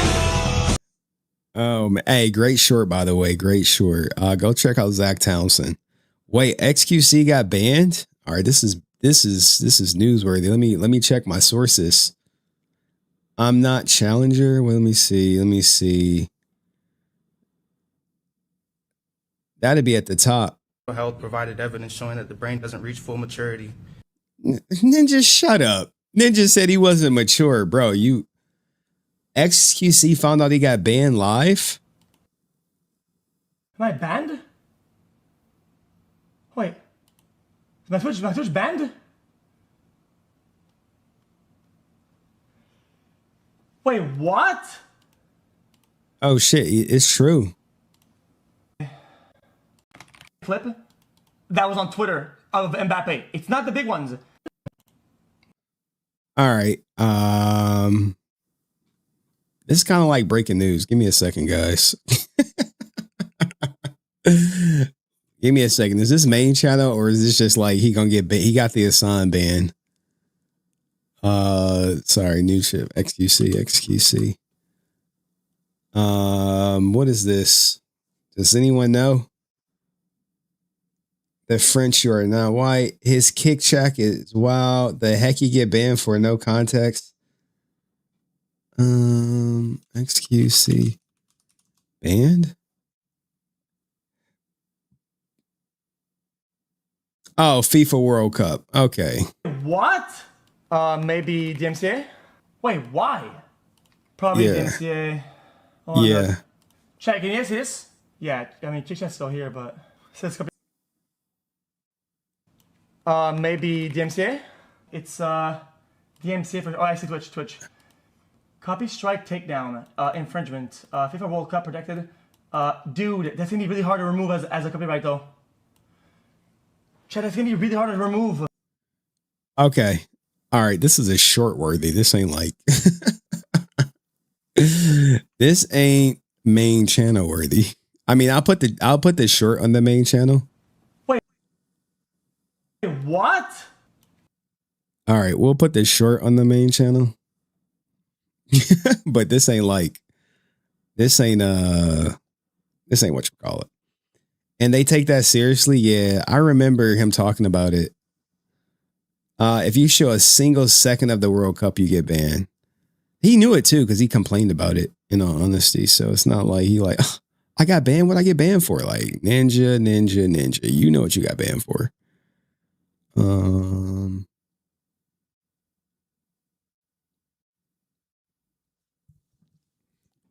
All right, I got to do this short real quick. If you show a couple of seconds, actually, let's try to build a clip real quick. XQC FIFA. Fuck. Is there any consequences to it? Well, if they bite, and fight the counterclaim, they go. Oh shit! This is his second strike. Damn, this is going viral right now, dog.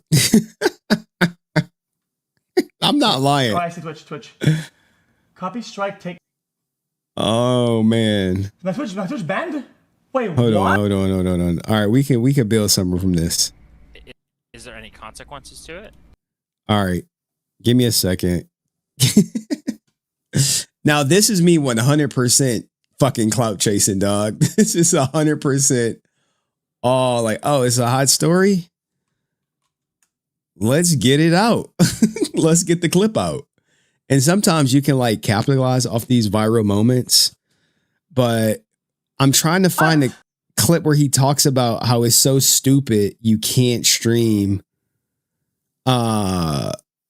He's been hit with a 48-hour ban.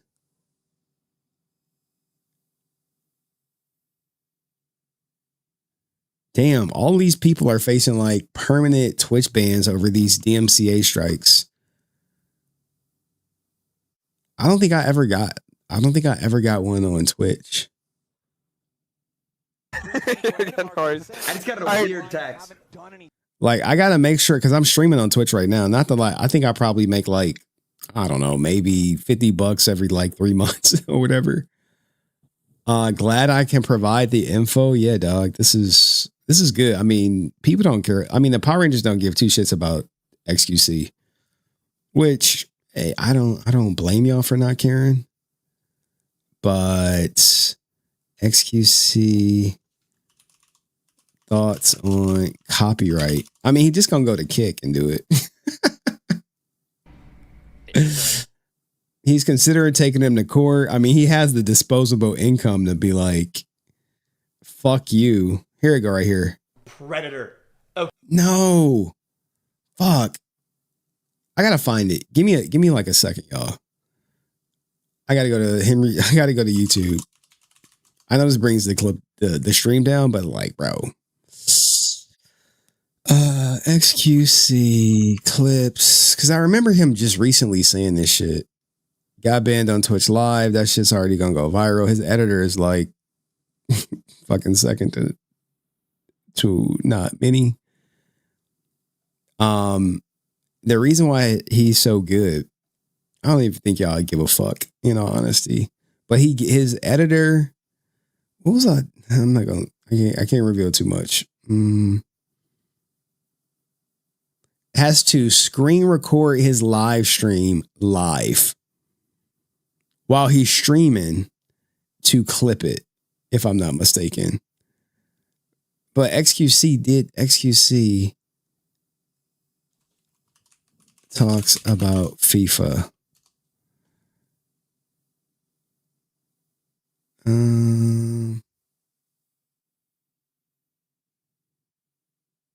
This overlay can actually suck it. As a watcher, you're at home, you want to know, I'm one of these teams. Which team is which in terms of color? I see beige, red, yellow, purple. Oh, I know because red is Morocco. What if the flag of the countries were close by in colors? You wouldn't.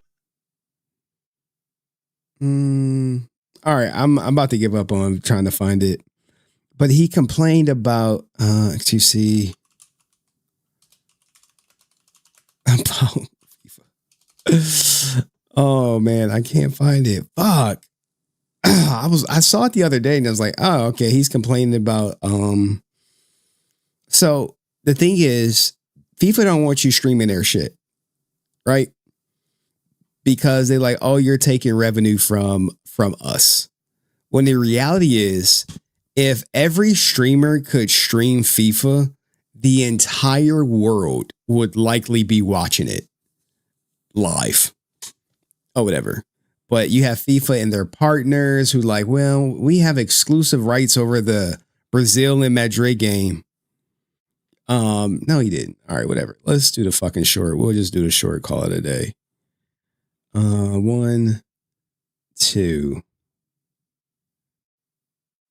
All right.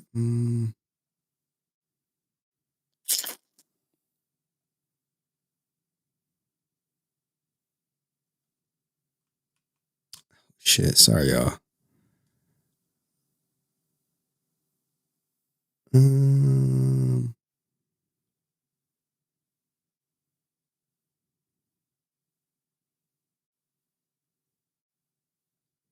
XQC was recently banned on Twitch for 48 hours, and here is him reacting to it. Wait, what? Maybe DMCA? It's DMCA for, oh, I see Twitch. Copy strike takedown, infringement, FIFA World Cup protected. Dude, that's gonna be really hard to remove as a copyright though. Chat, that's gonna be really hard to remove.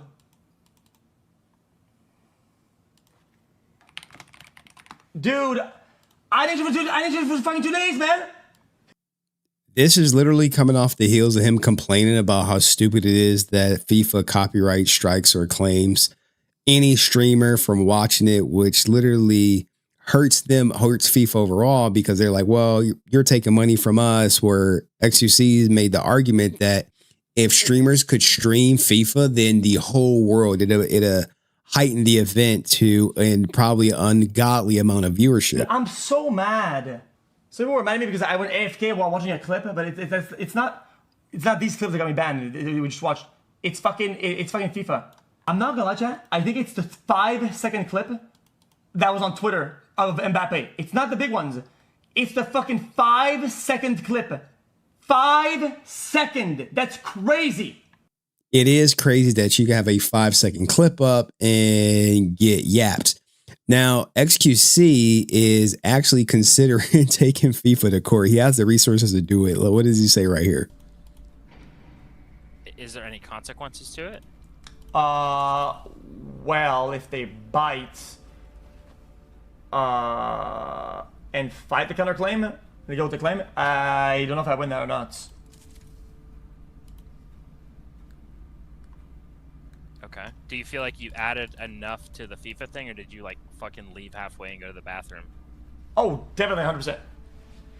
You're probably okay. Right. But that, I mean, it could go to court for years. I mean, I don't know if it's worth going to court for it, but this is his second DMCA. So if he gets one more, then he will be technically permanently banned on Twitch. I don't think they'll go through with it, considering the audience that he has and the eyeballs he brings, as Twitch is viewership is dwindling. But let me know what you guys think about XQC getting banned allegedly over a 5-second FIFA clip, resulting into a 48-hour ban. He's likely just going to go on Kick and stream there for the next 48 hours. But let me know what you think in the comment section. Peace. All right, cool. That's it. It's just a short. I don't got time to like do a fucking deep dive. If I could have found the fucking video where he actually talked about it. Shout out to my man Hero for the $10 super chat. If I could have found the clip where he was complaining about the DMCA strike, them striking YouTubers and content creators for reacting to it, then it would have been a main channel video worthy. But since I couldn't find it, it's just like, missed opportunity, and I got to go to work tomorrow. I don't got time to be looking for that shit, dog. Shout out to Aerostream, who says, in order for streamers to react to World Cup a la WWE, they need to get permission from Fox. Few have it, while Speed is the only one that can show games in his streams in IRLs. Well, yeah, dog, it's Speed. Here's the thing, man.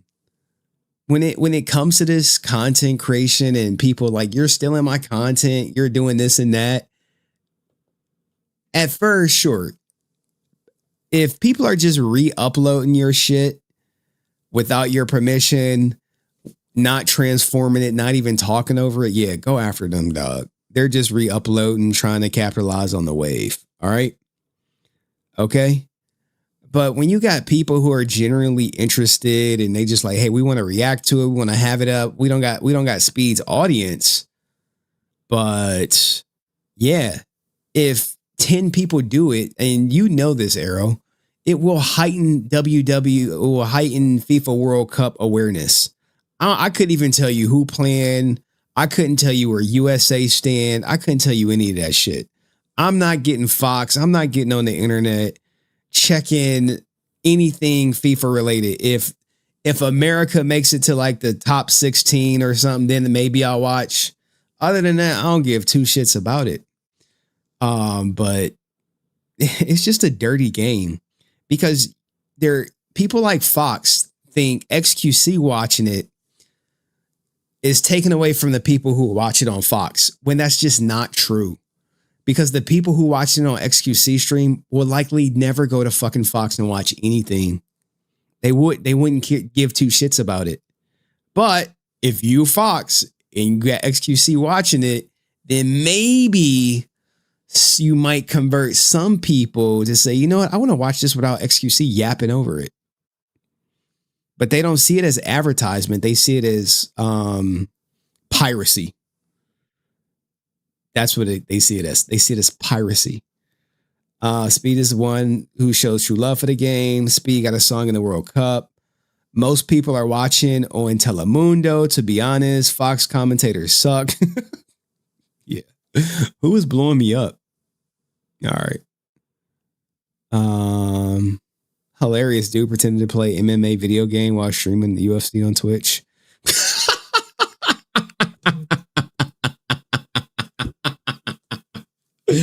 See, I can't even like that's a good thing, but I can't show it because they're onto it. They're onto it. And then I'll get copyright claimed, and I ain't trying to get that shit for nothing, man. What is this? Bro.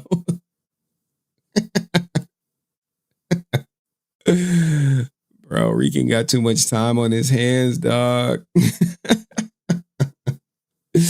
Like, all right, let's not get too far off stream. Let's not get too far off stream. I have to get that XQC shirt out expeditiously. Like, it could do well. It has the potential to do well. All right, well, we gotta go, man. We gotta cover some other shit.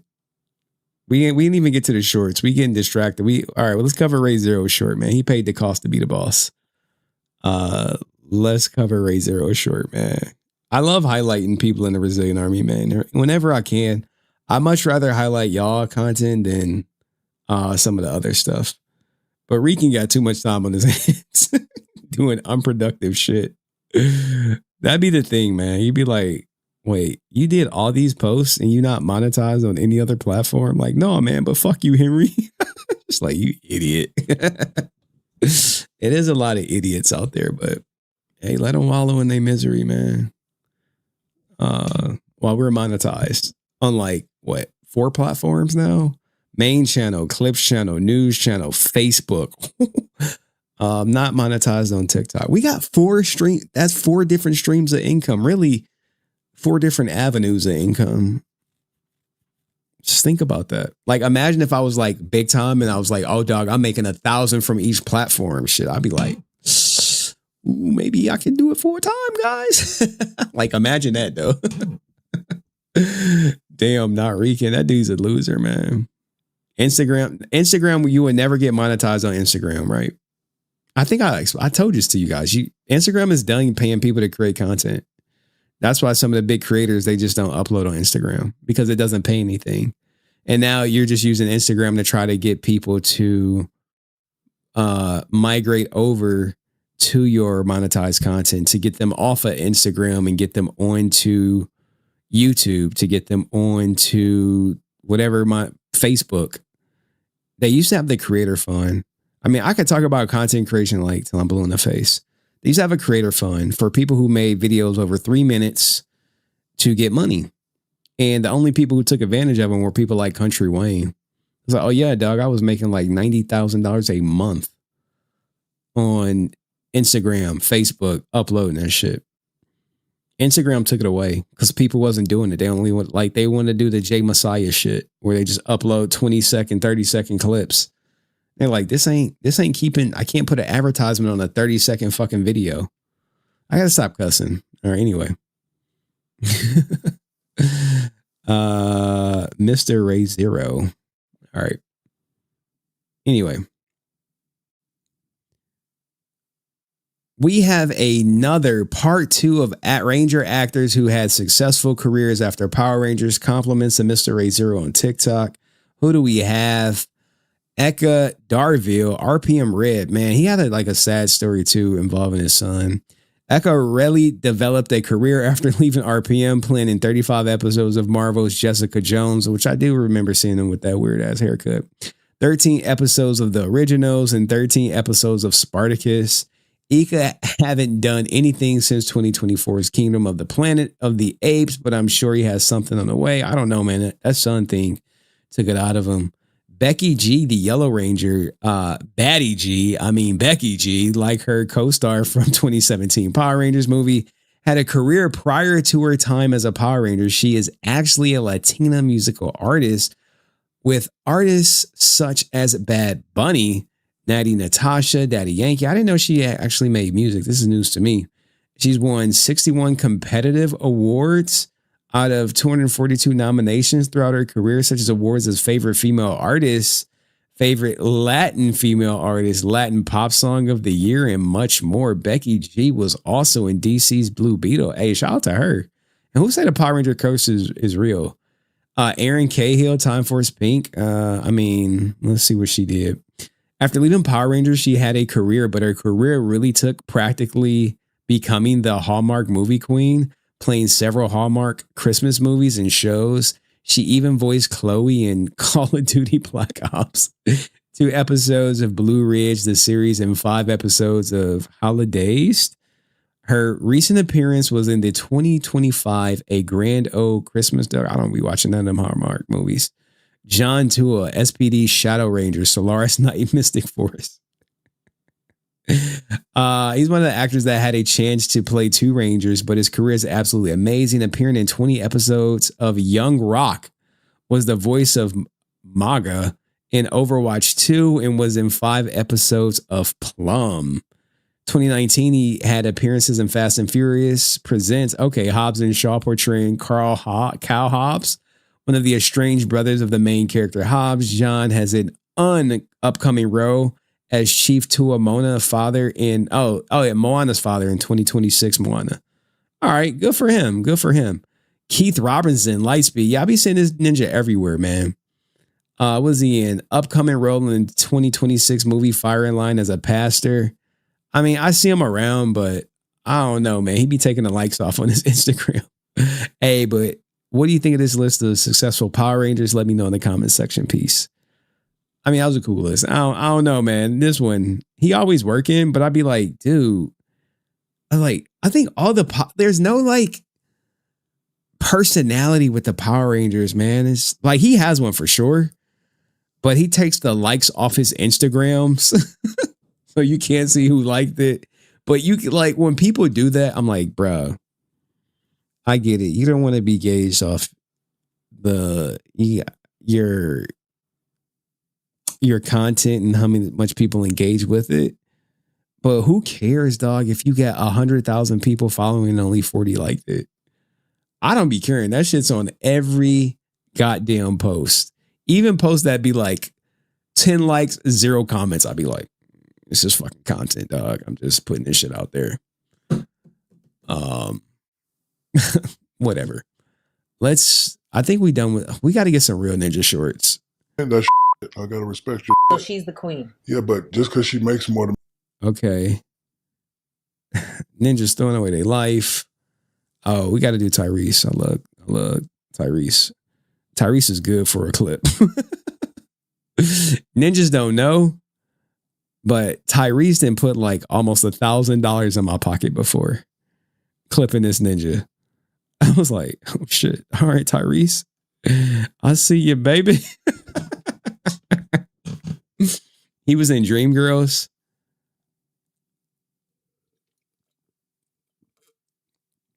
All right, let's go. And then we'll do the Walter interview. It's going to be fucking late. I'm not going to finish streaming till like 11:30 midnight. Absolutely atrocious. I was supposed to be done streaming at 10 o'clock. I was supposed to start at 7. But I was like, I'm going to watch the Johnny Young Bosch movie today. Like, I'm going to watch that. You know what I got to stop doing? I got to stop adding shit to the fucking list on stream day. I just got to stop that shit. I got to cut that shit out. All right. Anywho.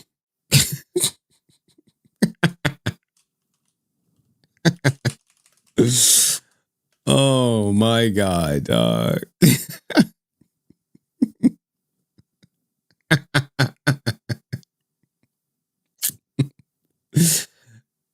Oh man. All right, guys. All right. I'm sorry. I just got the giggles today. All right. Do it next time. No, man. If anything, I would have to do the water thing tomorrow. I don't want to do it tomorrow. I want to get that shit done. I'll sacrifice my sleep tonight to get this shit out. Not the giggles. Sometimes I do, man. There'd be so much behind the scenes shit that just be like funny. All right, let's go. One thing Tyrese is good for is educating men on child support. Whole album going at divorces, going at the sanctuary of marriage, going at love.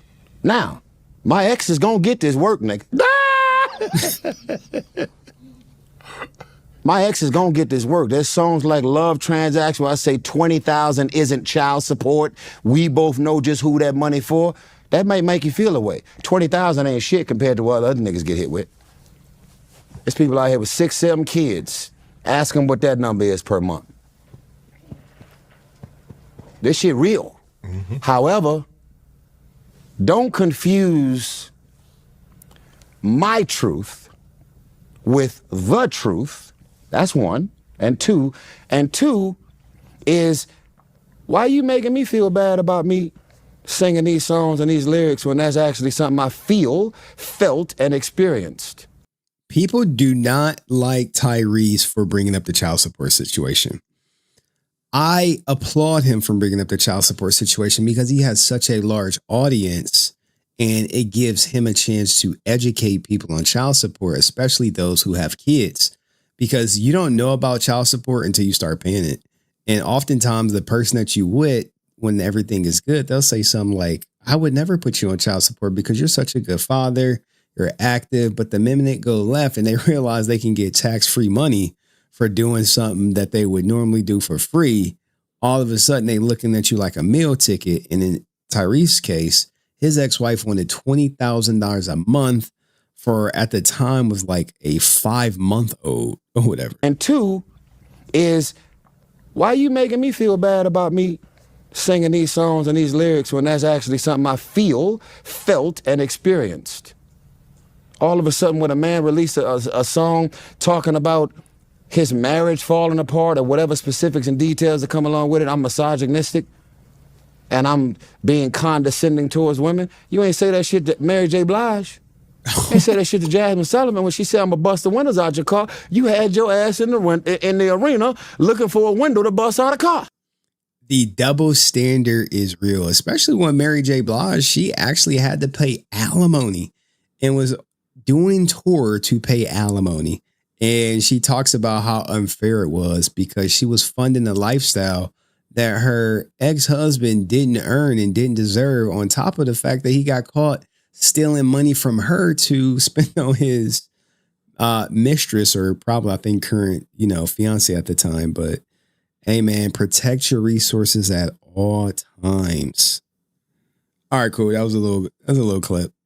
There's a huge double standard though. Women can talk about their issues with men till they're blue in the face, but the moment a man does it, it's like, oh, you a girl, you not being in your masculine. Who cares if your ex got you for X amount of dollars? You'd be like, who cares if you pay child support? I'd be like, what the fuck? What? Oh my Lord.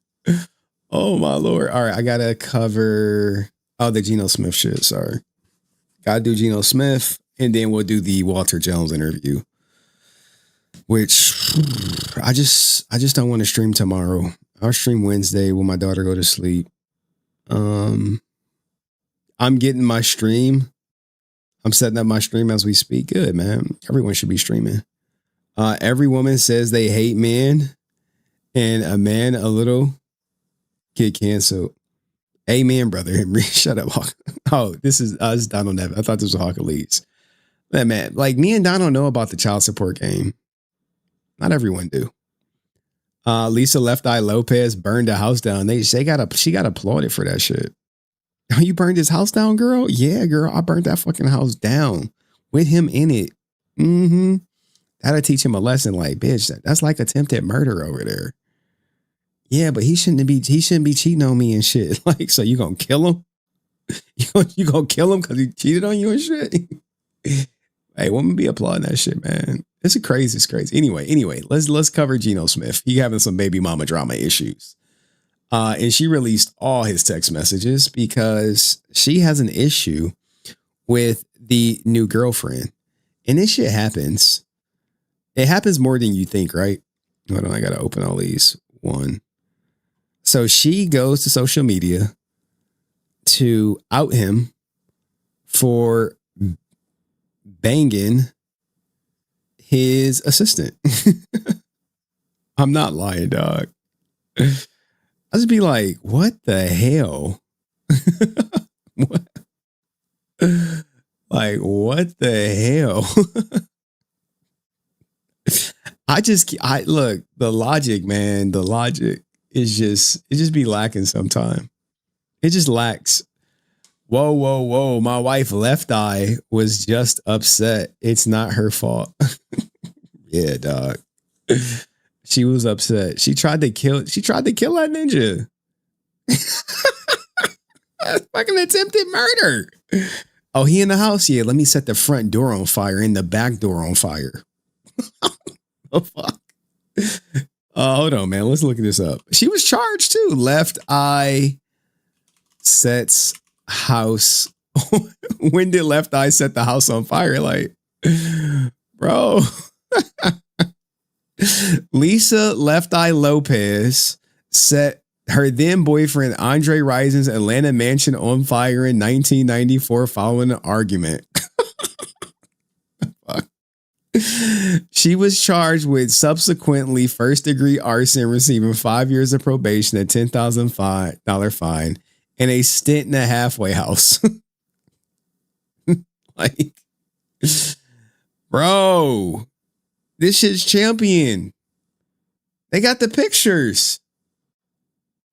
Is this the picture? Is this the actual picture? Please show the picture.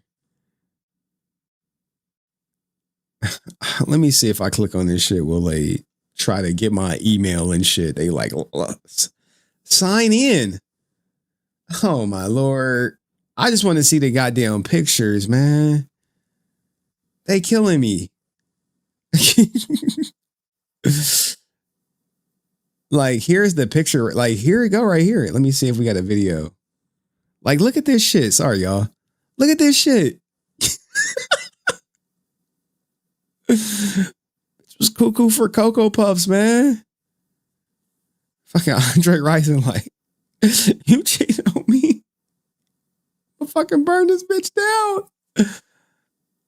Like a lot of people don't know this, man. Look, we got to make sure. I'm not talking about shit that's not getting clipped, man. We are not doing that. We just not doing that. If I'm talking about it, we clipping this. It's a great conversation to be had.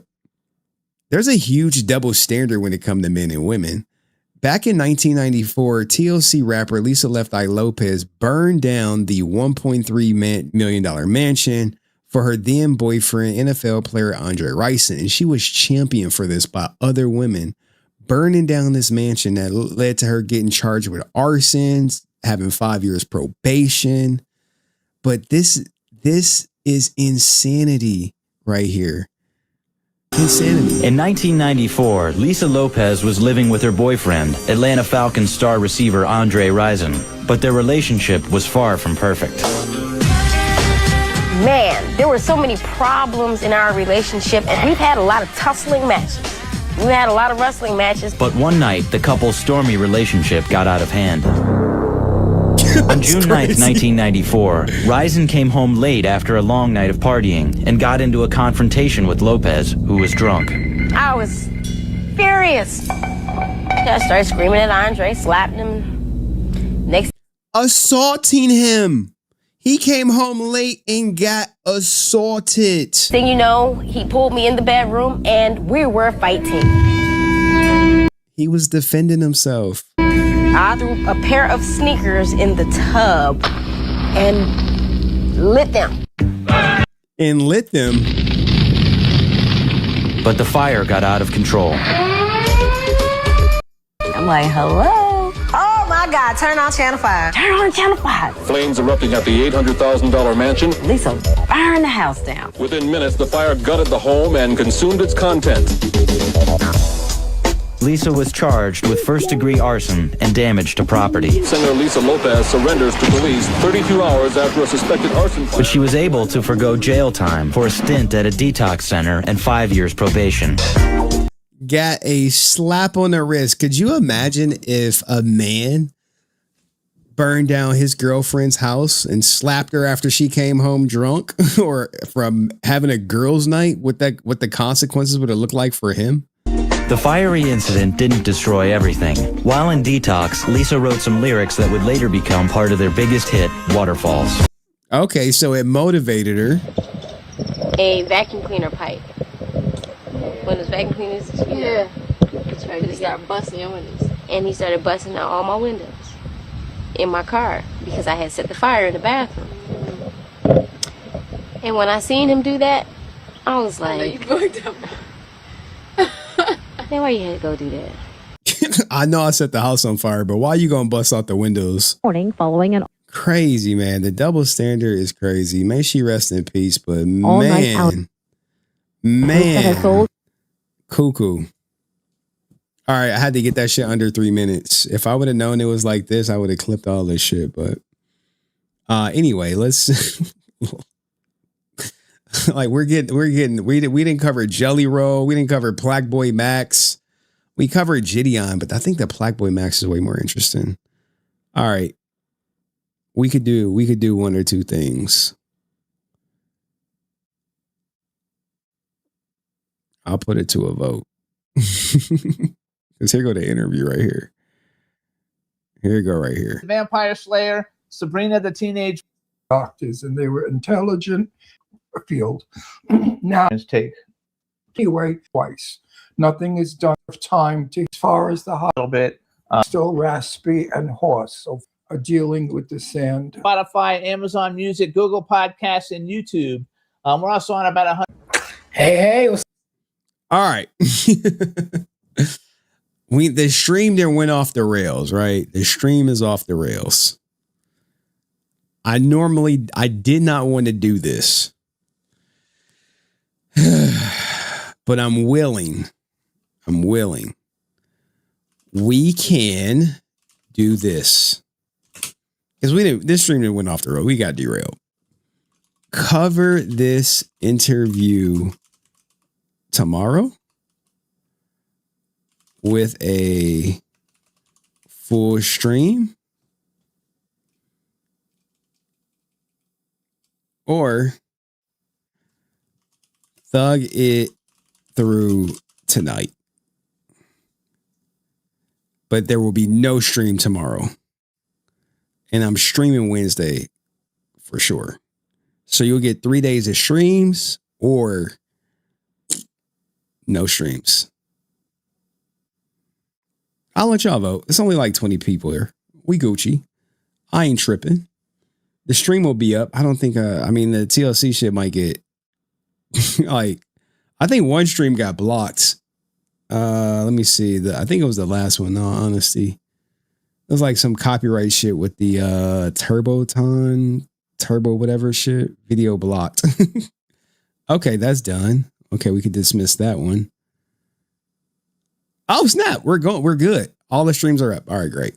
It was like some copyright stuff. I was trying to get that shit out. I'm like, what the hell is copyrighted? Like sometimes people put copyrighted stuff in their whatchamacallit. What's right UC saying? Dude, I need to, like, what is this about? You know the rule, right, UC? Send me this shit with an explanation. Like, hey, this clip is about, all right, I already covered it. All right, good. Covered it already.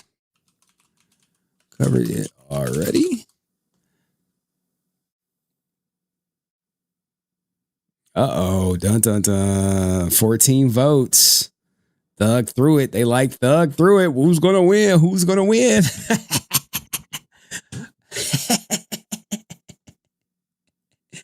All right, while y'all do that, we could do some more shorts. Ninja's going broke. Ninja's being stupid. More than twice as hard. This shit will break your fucking heart, though. Like, this is an evil fucking world we live in, man. People don't realize how evil it is till you see it in the flesh. You have a mom right here. She about to let you know what type of time she on, who's pregnant right now.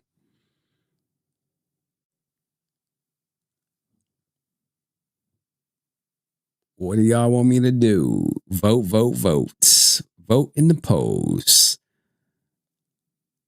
Let our heart be broken. Yeah, I'll break your heart real quick. This story may absolutely, unequivocally break your heart. I don't think I'm going to end up keeping this one. I think I'm just going to focus on the ones I got. I've said this before, 2 is more than twice as hard as 1. Yes. Not that I'm telling you what you should do. I'm just telling you what I see. Yeah, no, it seems harder. I mean, I'm not too far along like how I was with him when I found out. So it's definitely a right there option, you know. She is pregnant right now. And she has what looks to be, I don't know, maybe a 1-year-old on her lap. And she just said she's getting rid of the baby she is pregnant with. So I've already let him know, like, probably won't end up having this one because we both kind of feel like just him is enough. And he's a handful already. I'm like, well, you know, he came out cute, and I'm like thinking, and then he starts crying and stuff. I'm like, yeah, definitely not ready for 2 of that. You looking around? Damn, just like that. Hey, I'm gonna just use it as birth control. Yeah, you know, the baby was crying today. Turns out I don't want to hear 2 babies crying. So the baby that's in my stomach, yeah, we're gonna ring the bell on that. Her body, her choice. Let me know what you think in the comment section. I mean, when I was married, I was pro-life. When I was single, pro-choice. It's different. As a father myself, I would hate to see my daughter turn out like this woman right here, but I really don't know the circumstance of how she got there. But this is some messed up stuff to just be so cavalier about it. Like, yeah, this miracle in my stomach, yeah, I don't want it. Peace. Whew. All right, yeah, her body, her choice, but murder though. Yeah. I'm employed. What's going on? Yo, Eric. Bro. Yo, I love that you hit this stream every time and you say the same thing. I'm employed. What's going on? It's like, I see it every time too, man. Murder should just go to jail. Well, you know, some people believe different. Damn, y'all really want me to thug it out through this goddamn Walter Jones interview? Y'all ain't shit, man. Thug it out. Y'all ain't shit. Let's thug it out. Let me see. Do I need any more shorts? All right. We like the shorts is fine because it only take like 2 to 3 minutes. Like, it ain't worth it. Like, me. Yeah, you dumbass ninja, dog. You dumbass ninja. All these dumb ninjas doing dumb ninja shit. Get the dumb ninja award. How about life in prison for being a dumb ninja? When you were prepared. Oh yeah, this girl is killing Superman or Supergirl or whatever.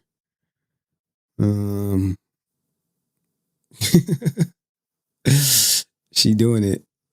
She's doing it. All right. Let's cover this and then we'll just thug it out through the Walter Jones interview. Where we at?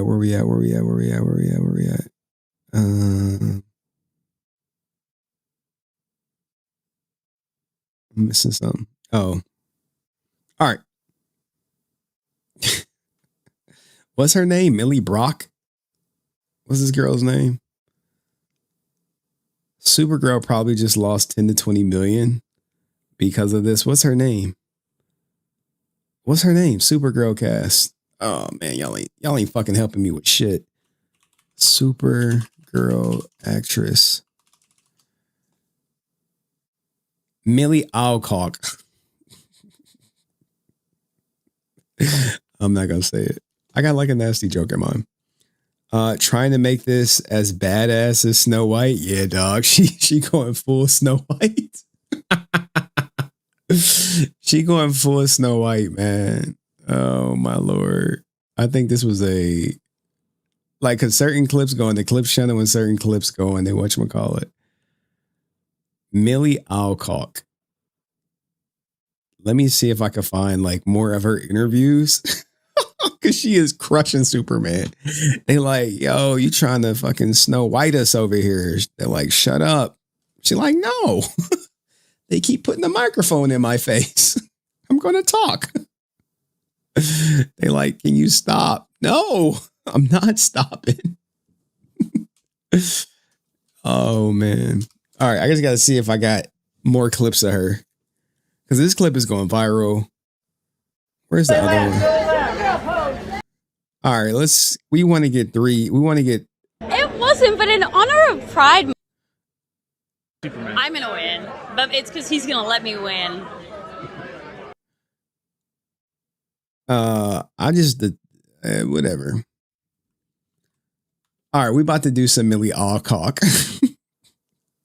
It's just the look. I'm just in a giggly mood, so it's just like I'm not taking nothing serious right now. Movie. I haven't. Do you watch a lot of comic book films? Do you ever watch the original Supergirl movie? I haven't. Oh yeah. She's saying all the right things. You ever watched the original Supergirl? Fuck no. You watch any Supergirl hero movies? No. Who's Gal Gadot? I don't know. All right. What else did she say? Thank you. It's Balenciaga. There were gloves, but I took them off because. All right. Any more good things? People making fun of her teeth and shit. Like, I don't know. I don't really care. House of Dragon, she's in that? Oh, she was in that. Okay. Wait, what else? I'm seeing they have her taking her clothes off. Let me see if this topless. All right. Yo, what's up with this guy? This is the guy. Y'all was like, yo, cover him. Remember this guy? Hold up. This is that John Dale Ella Rose guy. Oh shit. Why is he doing this?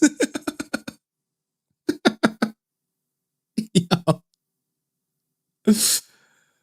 Oh man. Why is he doing this? Corporate action to find the difference between these pictures. Oh shit, bro. The first reply flamed him. I didn't know. Thanks for asking. Uh-oh, he says he didn't beat his wife. Proof or it didn't happen.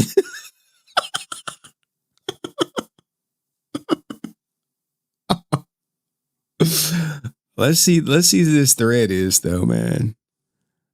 Proof or it didn't. Where's the 27 replies? Oh, it's right here. Oh, no. I want to see the 27 replies. Tell him you won the fight against your wife fair and square.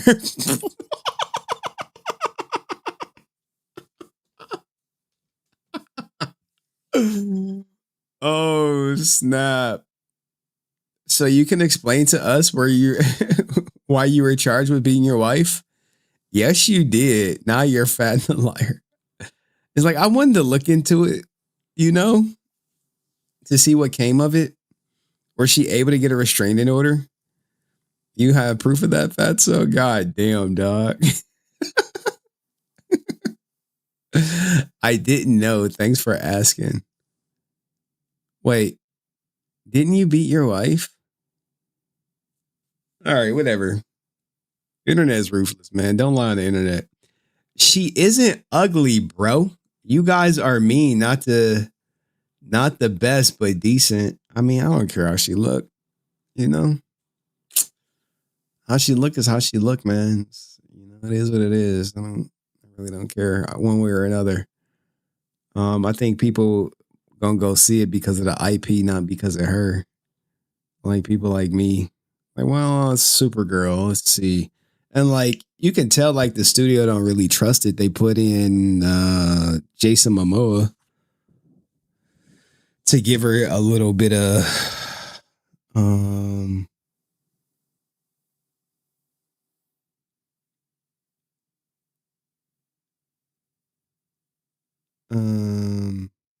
I'm aware. All right, let's go. Let's do this and then we'll do the Walter Jones interview. And fuck all y'all who voted yes. Fuck all y'all. Thug through it tonight. If you voted yes, just let me know. I wish I could see. Maybe the poll will change. Maybe the poll will change. It don't matter. I'm a night owl anyway. All right. Let's just get to it.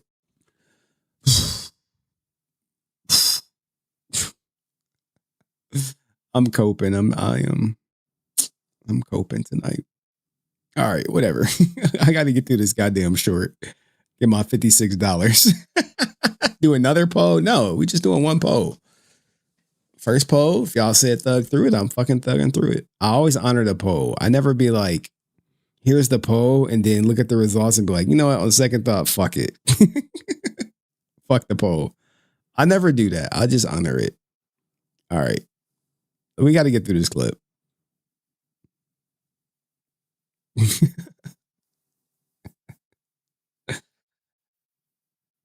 This is Millie Alcock, aka Superwoman from the new Superwoman film, who is Supergirl. Already fucked up. Bro. All right, ready? 1, 2, 3, and action. This is Millie Alcock, aka Supergirl from the new movie, who some say are about to destroy the box office every time she opens her mouth. Discussion online about Kara's queerness in the comics. Was that something that you explored when you were preparing for the role? It wasn't, but in honor of Pride Month, as I'm getting all these questions, I don't know. I think that what makes this film so beautiful is that it's not centered around a man. It's not centered around love at all, if anything. Yeah. But we'll see. I don't really know, but I don't know. I don't know. It's great. She'd probably go both ways. So people have pointed out two things. One, that she pointed out that this movie is not centered around a man as something being good, and the fact that Supergirl may actually go both ways. I mean, Millie Alcock, I really don't care which way she go. I just want a good movie. But every time this girl opens her mouth, there is everyone and their mama clipping her because they are in disbelief by what she says. Who's going to win, you versus Superman? I'm going to win, but it's because he's going to let me win. because he is. And that's just his character. Yeah. But you're also stronger, But I'm stronger. objectively. Objectively stronger, Yeah. so I'm gonna win. Who's gonna? Objectively stronger? Is Supergirl objectively stronger? Please, comic book ninjas. I don't know. I'm not sure. But there is also offense to the fact that she didn't watch any of the previous Supergirl movies and just female movies in general. So some people are like, hey, what's going on with that? You ever watch the original Supergirl movie? I haven't. Do you watch a lot of comic book films? Sometimes. Yeah. Have you gotten more into it through this experience and James Gunn kind of telling you about the ropes? Yeah, definitely. Yeah, I'd say my favorite like superhero film is The Incredibles. Yeah. That film Great is choice. so good. Both of them, amazing. And we'll get a third one soon too. Hopefully, yeah. You ever watch? I'm not gonna lie, Incredibles is a good movie to have, but I think people just want her to be more aware of the role it has and the gravity it comes with it. Because it's not just about Supergirl, but if Supergirl bombs at the box office, which most people are predicting it will, then it may hinder Hollywood from making more female superhero movies. And I guess the people who want the female-led movies are on high alert with this woman. I'll just say that. But what do you think? Do you think she's hurting the new Supergirl box office by some of the things she's saying, or the movie is going to make or break it? Let me know. Whew, God damn, I'm trying to get that shit in 3 minutes. It's a fucking thing to get a clear, coherent spot. All right. It will bomb? Probably, in all honesty. I mean, like, I just don't know, man. I haven't really seen what was the Scarlett Johansson movie? Yeah, that shit was good. I don't know. I just don't think they trust Supergirl. You know? If you go back in that time, could you have predicted everything that was ahead for you? No. Not at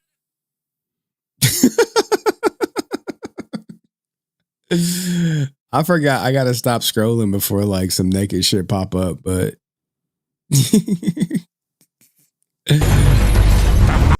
look, Lobo is going to steal the movie. I promise you. Everyone's gonna be like, Lobo. It was a good Lobo. We want to see more Lobo. Less Supergirl.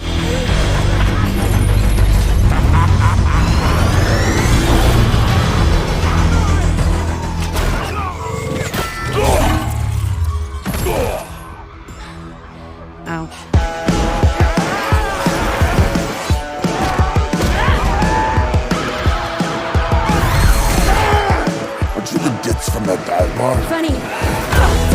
That's what I've been calling you. Touche.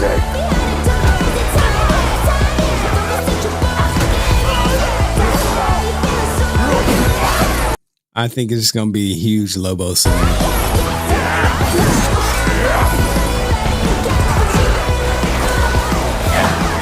That's copyright. God damn it. All right. Anyway, more Lobo or whatever. Anyway, let's get to the Walter Jones interview. We can talk about regret for a second. I regret the show was a non-union show. That was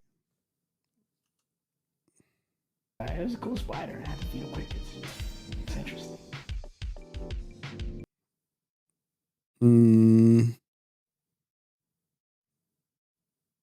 I gotta check something real quick. Okay.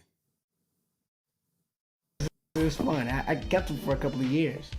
Yeah, it was a cool spider. It had to feed him crickets. It's interesting. Hold on. It's like I'm always formatting something for the shorts because all the people use different things. All right.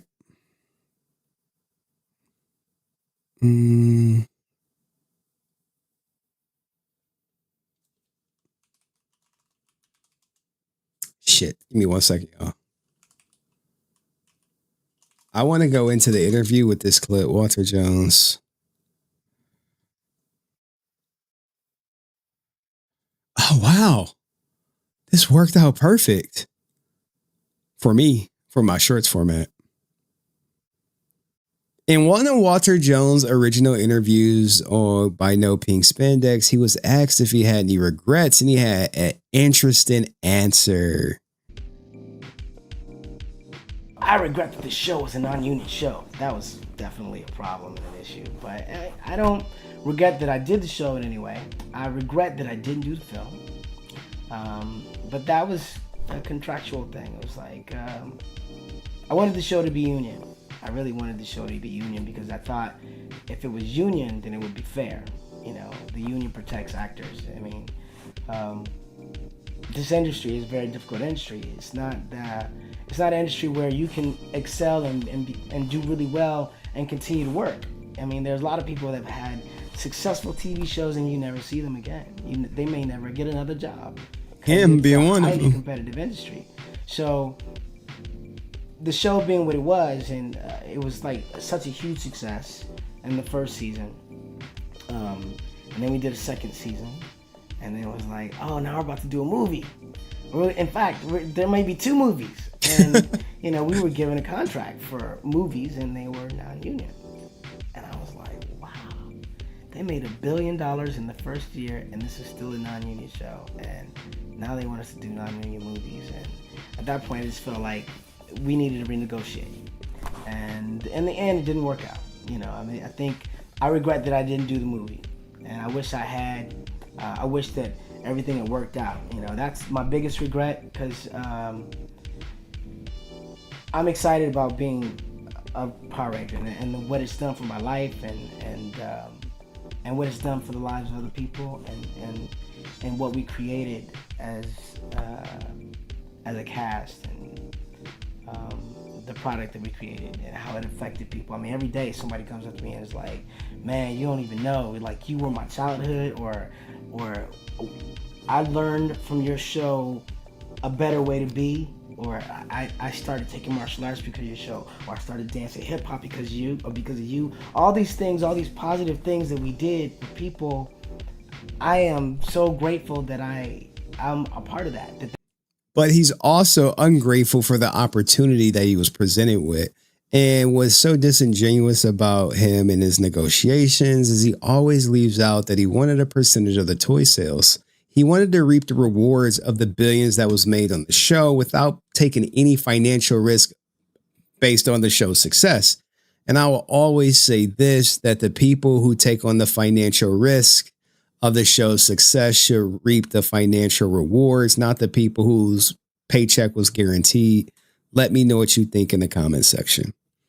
Damn, I wanted to say more about that shit, but let's get into his fucking interview. Because remember the girl who saw the movie Obsession? The director was like, bitch. He was like, bitch, I understand you was only paid $7,000 for the movie and you wish you would have flipped it to become union. You would have got more money. You still wouldn't have been participating in any fucking profit sharing. And it's just so disingenuous. Like when people say, oh, I should have flipped it, I wish it was union. Like, dude, it was non-union. If we made $1 billion, would it be a non-union? Why would we make it union and lose more money filming the show? And all you had to do was show up for the fucking for the act and no action. But whatever. I'm biased. As a business owner myself, I put in the infrastructure. I should reap the financial rewards, not necessarily the people I hire, because they're getting paid no matter what. My editor, shout out to my editor, he was getting paid whether the clip did 100 views or 1,000 views. And when they did 100 views, his pay did not change.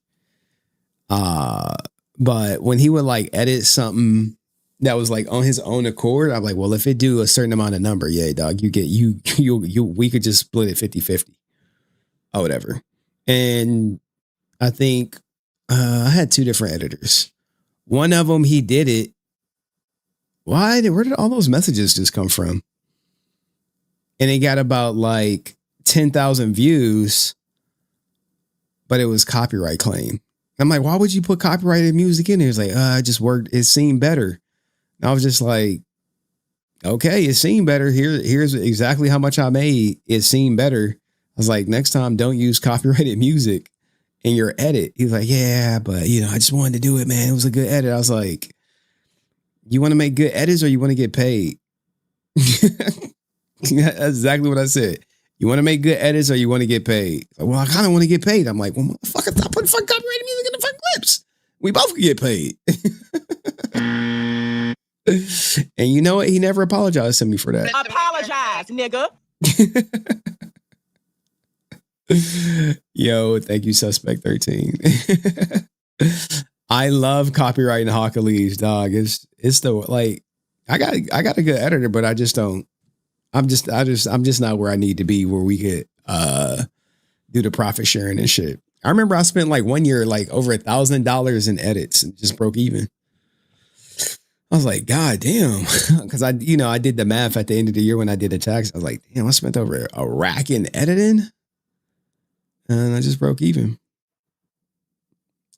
So apparently the cast of Seinfeld were going to be stuck as these characters. Let's ask for $1 million each episode to get out of equity out of it. I don't get what you're saying.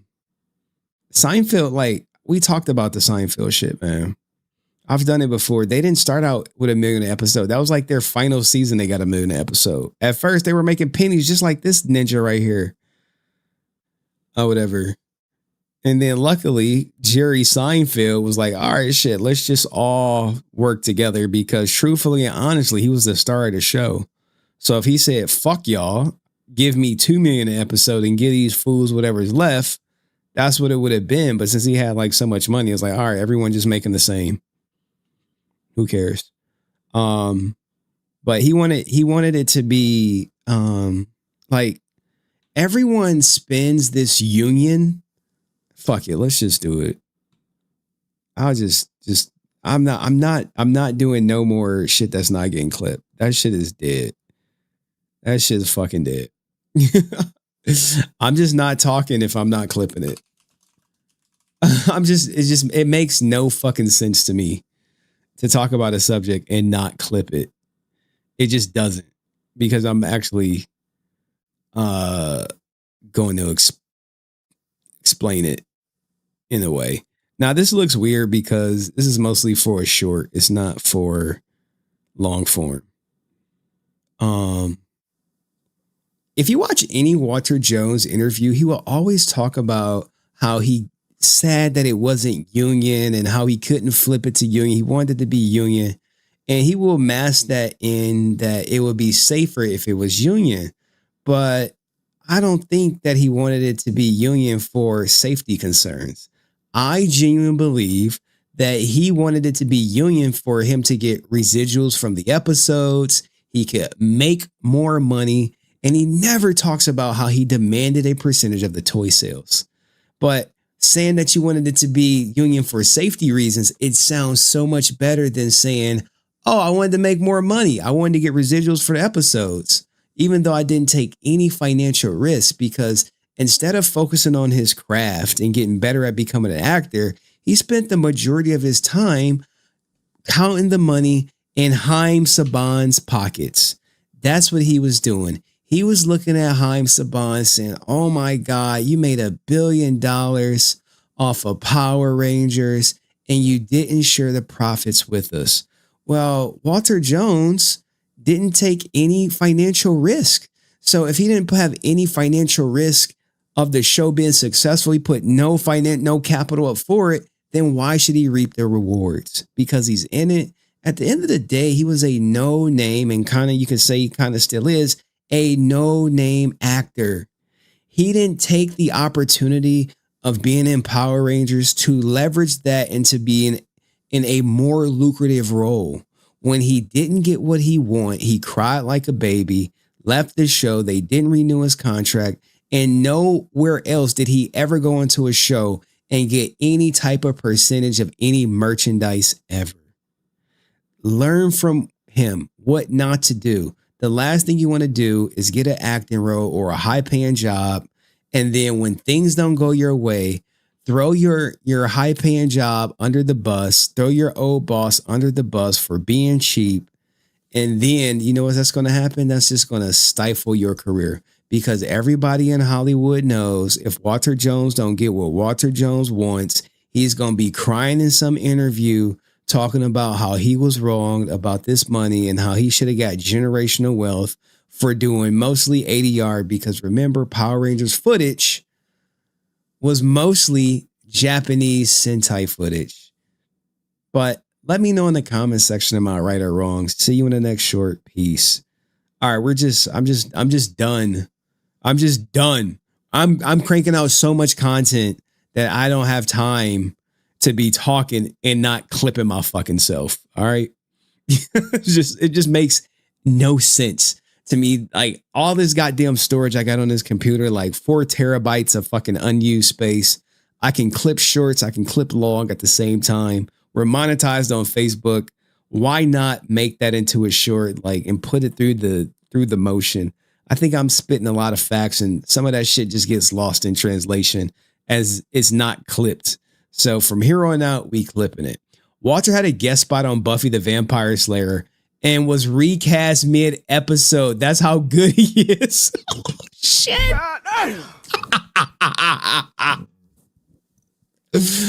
Let him know, man.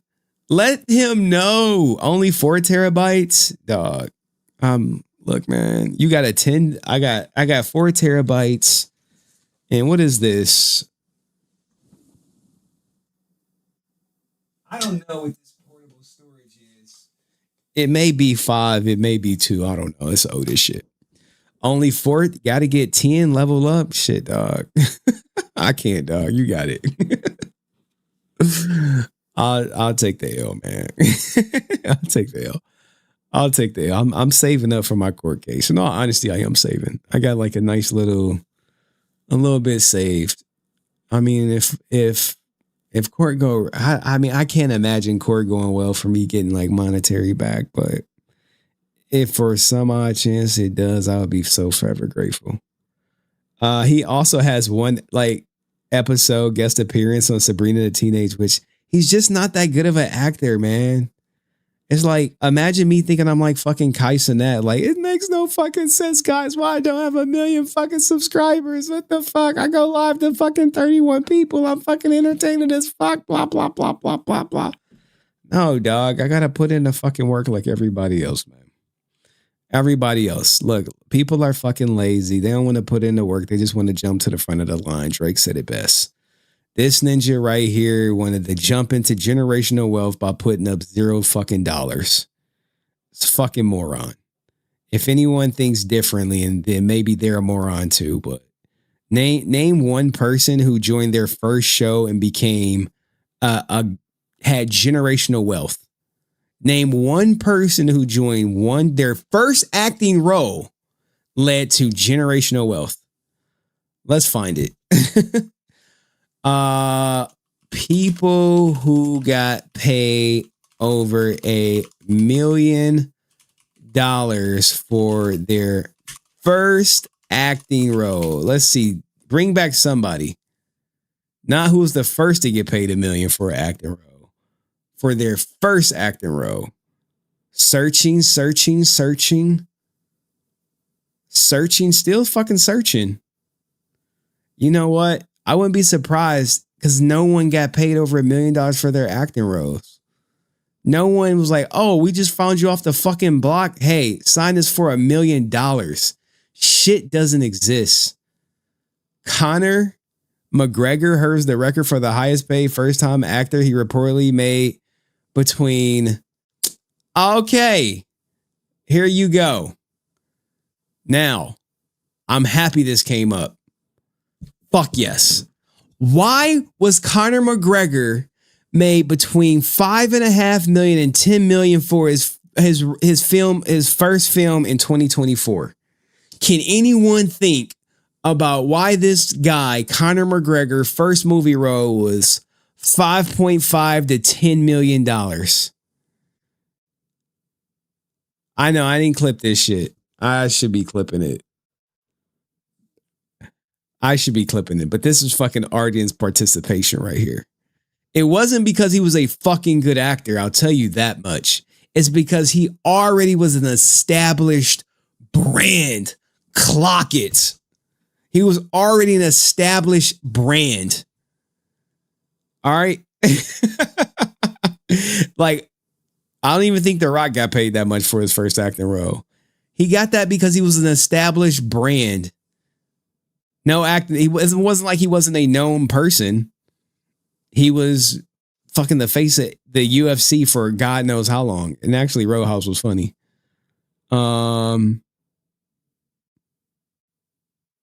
They say it was Elizabeth Taylor was the first actress. Jennifer Hudson, you know why she got $1 million? She wasn't a nobody. Jennifer Hudson was not a nobody on Dreamgirls. She was already a singer. I'm sure he got that $1 million for his first fight. He didn't get no $1 million for his first fight either. Exactly. Let's see how much Conor McGregor got made for his first fight. I just want to do this to show y'all how much money did Conor McGregor make for his first fight.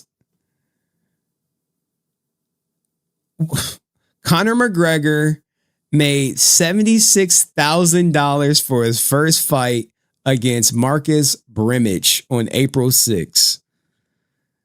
This total included an $8,000 base per show, $8,000 win bonus, and $60,000 knockout of the night performance bonus. Guess what? If he loses that fight, $8,000, Ninja. Prince got paid $1 million for Purple Rain because he was already established. Like, what? No one knew Walter Jones. He was not established. Ninja was doing boat shows and shit, dog. It's like, what is this? What is this? What is this? All right, man. We got to get on this Walter Jones interview. I'm gonna be up till midnight. I just fucking eliminated the Walter Jones. All right, I don't got time to explain to you why this fucking guy never should have got generational wealth. Maybe Jafar Jackson. No, Jafar did not get Jafar Jackson salary. Not $1 million. Oh shit. Wait, what? But reports indicate he made approximately $3 million. All right, that's good for fucking Jafar. From his work on the film, while his exact baseline salary minus unconfirmed various industry resources estimate overall net worth to be around, wow, if he got that shit, really? Wow. You got him under though, right? Jafar Jackson. Jafar Jackson playing his uncle in the biopic, who family had some say over this shit. They had input. He's a legacy though. Nepo baby. There we go, Waldo. I mean, at least their watcher can say he got a job and gets paid, unlike most people. Fucking rates are throwing shots. All right, man. Let's get to this Walter Jones interview, man. You know, Walter be watching like, I fucking hate you. And we're like, dog, I don't give a fuck. Go talk that generational shit to Brett, dog. He believe it. Like, yeah, you should have got it. They use your face on the fucking toy, man. You were so nice to tweet. Here's your suit. Like, shut up, bitch. All right, anyway.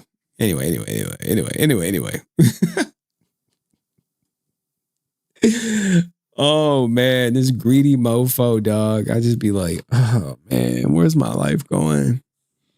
Where did I go wrong? Why am I talking about this guy? All right.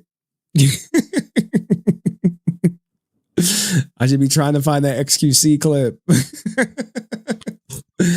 Oh man. Like, I don't want to do it, but I got to do it.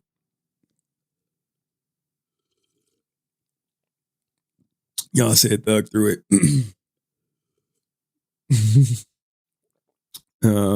Leave Blake alone. Oh, I was supposed to cover Blake tonight.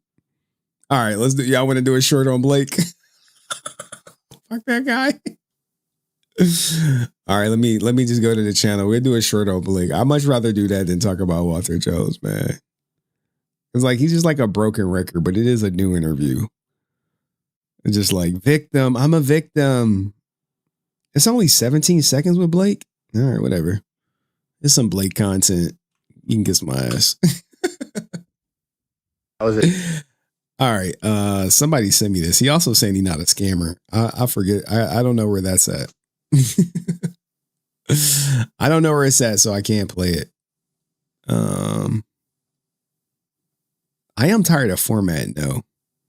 I think I may have to create another scene where shit's already formatted for me. All right.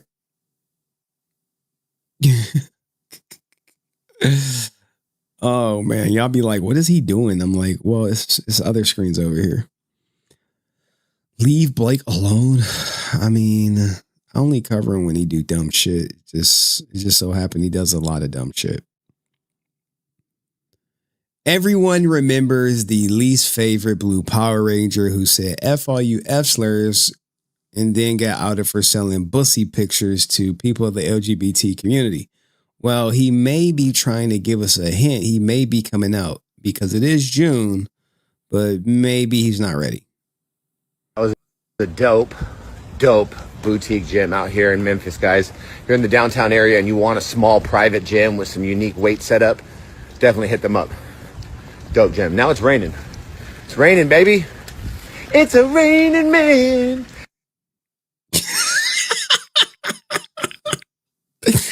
We were waiting on him, man. The community is waiting to forgive him for all that homophobic stuff he's been saying. But you got to wonder, when rain starts happening, I'm never thinking it's raining men. But remember, Blake used to engage a lot publicly with the LGBTQ community and ask him what poses he should make, what kind of content he should make for his gay male audience. And now you see him saying it's raining men. So you have to put two and two together. And we're going to support him, right? When he finally comes out and comes to terms with how he really feels and lives his truth. Unique weight setup. Definitely hit them up. Dope gym. Now it's raining. It's raining, baby. It's a raining man. It is raining men, and he seems to be happy about it. All right, let me know what you think. You think he ever gonna come out? Oh shit! Like, dog, he gonna be like, "I'm not gay." I'm like, bro, you were doing that. Whatever. Anyway. Anyway. All right, let's do this goddamn Walter Jones interview so we can get up out of here, man. I don't like doing it, but Purple Rain in the Raining Man. All right. Walter Jones has a new interview. You know, the Black Ranger who wanted generational wealth from being in Power Rangers decided he wanted to tell that tale on another channel. This time it's on the Jimmy Star Show with Ron Russell. Let's hear what he has to say. What's up, guys? Hey, Walter, what's up? There's no E. Okay, Walter E. Jones or Walter Jones, you guys. How you doing? I'm quite well. How are you? I'm fantastic, and I'm super excited to have you on. Let me do a quick intro for everybody tuning in. All right, everybody, now we want to welcome to the Jimmy Star Show with Ron Russell. Actor, dancer, singer, voice artist, and martial artist, Walter Jones. Hello, and welcome to the show. Thanks, sir. Happy to be here. This is my cool, outrageous man about town co-host, Ron Russell. What's up, Ron? I understand that you're the big cheese in that TV series. I'm among the big cheeses. There were 6 of us, so. Hey, at least he said 6 and not like Austin St. John. Like, it was the original 5. Fair use, by the way. Fair use. No, but I heard you're the number one guy. Okay, I think that's a good rumor. Watch your show. I don't know why I don't watch it, but I don't even know where it is. It's okay. You have to be more specific about it. We're going to be more. Wait, he's not even familiar with who this guy is? Like, I don't know. I never even watched your show. It's like, oh, man, martial artist, I know. Specific in a minute. First of all, I want to tell you that you are our 1, 2, 3, 4, 5, 6. You are 7th person from the Power Rangers franchise that we've had on the show. Is that Oh. It was a kid show, and everybody on it was like 14 years old. It is. Well, he probably started on it when he was about. How old were you when you were on the Power Rangers? I was actually 26 playing 16. 26 playing 16. Oh, we might have to check their show for more Power Ranger interviews. I always like finding these Power Ranger interviews. They're like little hidden gems sometimes. Holy shit, you're old. You know what? You look like a kid still. Thank you. I like to say Zach don't crack. That's right, it don't. Black don't crack is right. No, he said Zach don't crack. Zach is black, but don't crack. No, you look very young, so you have to be like 14 or 15 to be on the Power Rangers, right? No. I was playing a 16-year-old, but I was quite an adult. I had already traveled the world on cruise ships, graduated from college, and was working in LA as an actor, dancer, and singer. How do they be getting these interviews? I'm just curious. Like, what's the guy named Darkness set these joints up? I love that, and I didn't know that you were. We're going to play one of your music videos later on while we got you on, because I also have another podcast we're going to feature your music on. It's the #1 music commentary podcast on Apple Podcasts, and so you have 2 videos. So I'm going to do that this week. I love that. But anyway, so we've had Jason David Frank on. All right, rest in peace. Whoa. Okay. We definitely going to circle back for this Jason David Frank interview. Yes. Steve Cardenas has been on. Catherine Sutherland, Nice. Robert Axelrod, Michael Copon, and Serena Vincent, and now we have Walter Jones. Michael, I'm teaching you to be a good wife, Copon. Disgusting individual. But we could probably circle back for the Jason David Frank interview for sure. But you are like, in my opinion, I guess this is my opinion, you and Jason David Frank are basically, for me, like the most recognizable stars from the Power Rangers. I've got all your action figures and stuff because I collect action figures. I've got a huge collection of action figures. And I was even on eBay today looking at what other stuff I don't have of you, because once I have people on the show, then I got to make sure I get all their shit. Yeah. So I'm very excited about it. And so you played Zach Taylor, the Black Ranger. First of all, I didn't know you did all these other things either. I noticed that you danced and stuff all the time. Like you have like moves and stuff that are very, dancey when you're a Power Ranger. But I didn't know that you were actually a dancer and a singer until like 2 days ago. Okay. So I found it to be super exciting. So tell us a little bit about, like, if you're 26, how did you actually find out about being a Power Ranger? How did you get the audition, and what was it like to audition? And was everybody else a lot younger than you, or was everybody playing down? Yeah, I mean, we've heard this question a million times, a million different ways, but let's see if he puts some spice on it. I don't think he is, but let's hear it out. Well, I was the oldest. I was the oldest at the time. Well, I continue to be the oldest. I graduated with a degree in musical theater from a school called United States International University School of Performing and Visual Arts. And Where was that? It was in San Diego, California. So I got my BFA, my Bachelor of Fine Arts in musical theater, and then I hit the road running. So I started working around. I was doing theater in San Diego at the Old Town Theater, and then I did some theater in LA. I did like shows like Amos. I mean, do we care about this? I think we could fast forward through this, right? Haven. I booked a job on Princess Cruise Lines as an assistant cruise director and the entertainment staff. So I did that for 3 years and decided to give LA a shot because I liked it out there. I liked it a lot. I was able to take free tours like in places like Alaska. I learned to scuba dive on the Great Barrier Reef. I went and saw like caves in Kuala Lumpur. Hey, tell them about the time you banged that chick on the top of the boat, dog. Like, see, if you're gonna interview somebody, right, for your channel, look up previous interviews, look up things they talked about on other shows that did good. Maybe you can expound on those topics.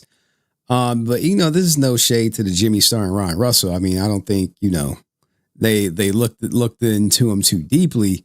But I'm like, okay, I'm gonna have this person on the show. Okay, let me watch some of their old interviews. Let me see what questions went over well.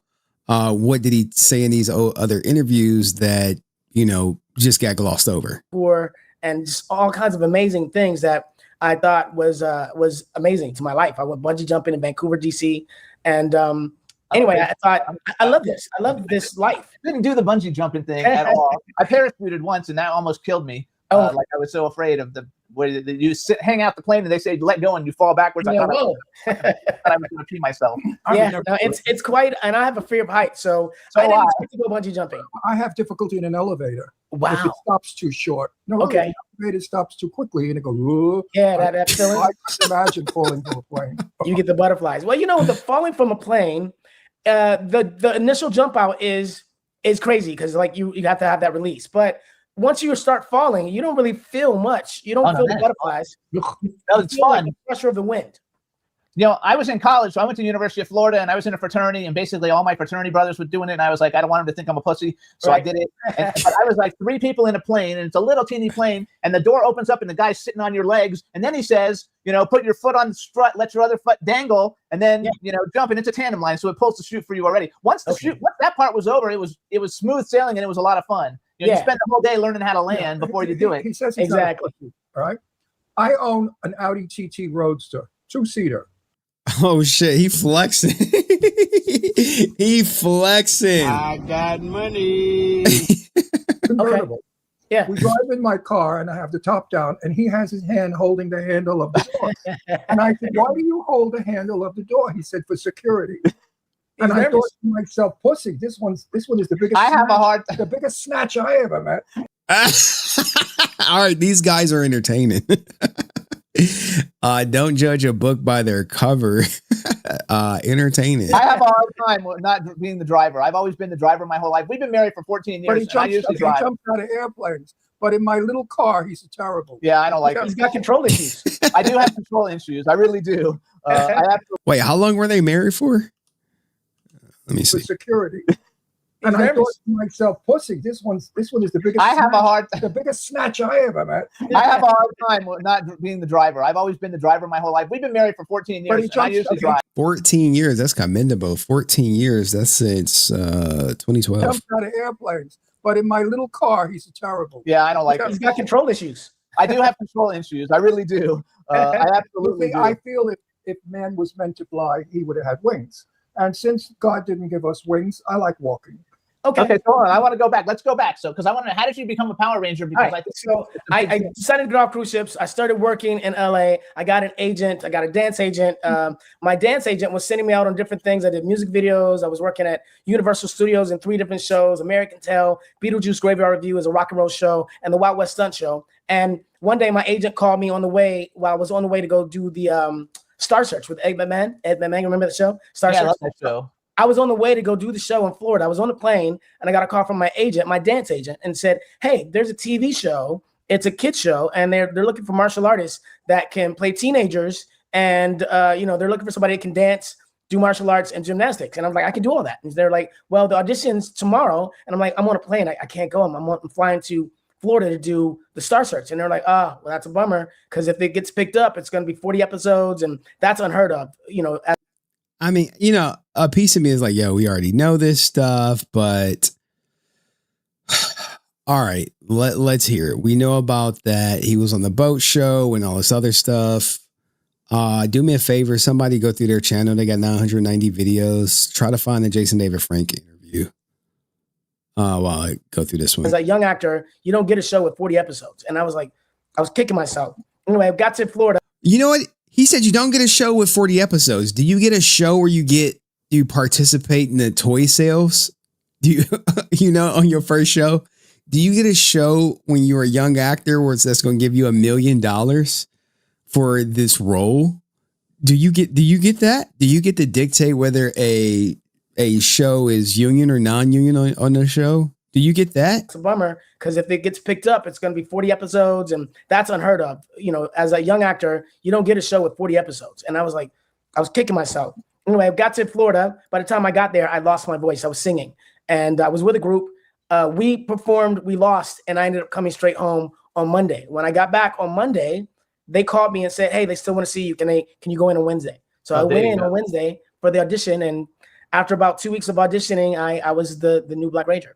I love it. So we actually, on this show, we had Sam Harris. Sam Harris won the very first Star Search. Yeah. We had one as a guest. I used to love Star Search. We also had the very first supermodel who won the supermodel thing, Ron Moss's wife, Devin DeVasquez. She was a supermodel on Star Search. And her husband is a big soap opera star. Ron Moss. But you know what I'm thrilled about is all the opportunity given to Black people today.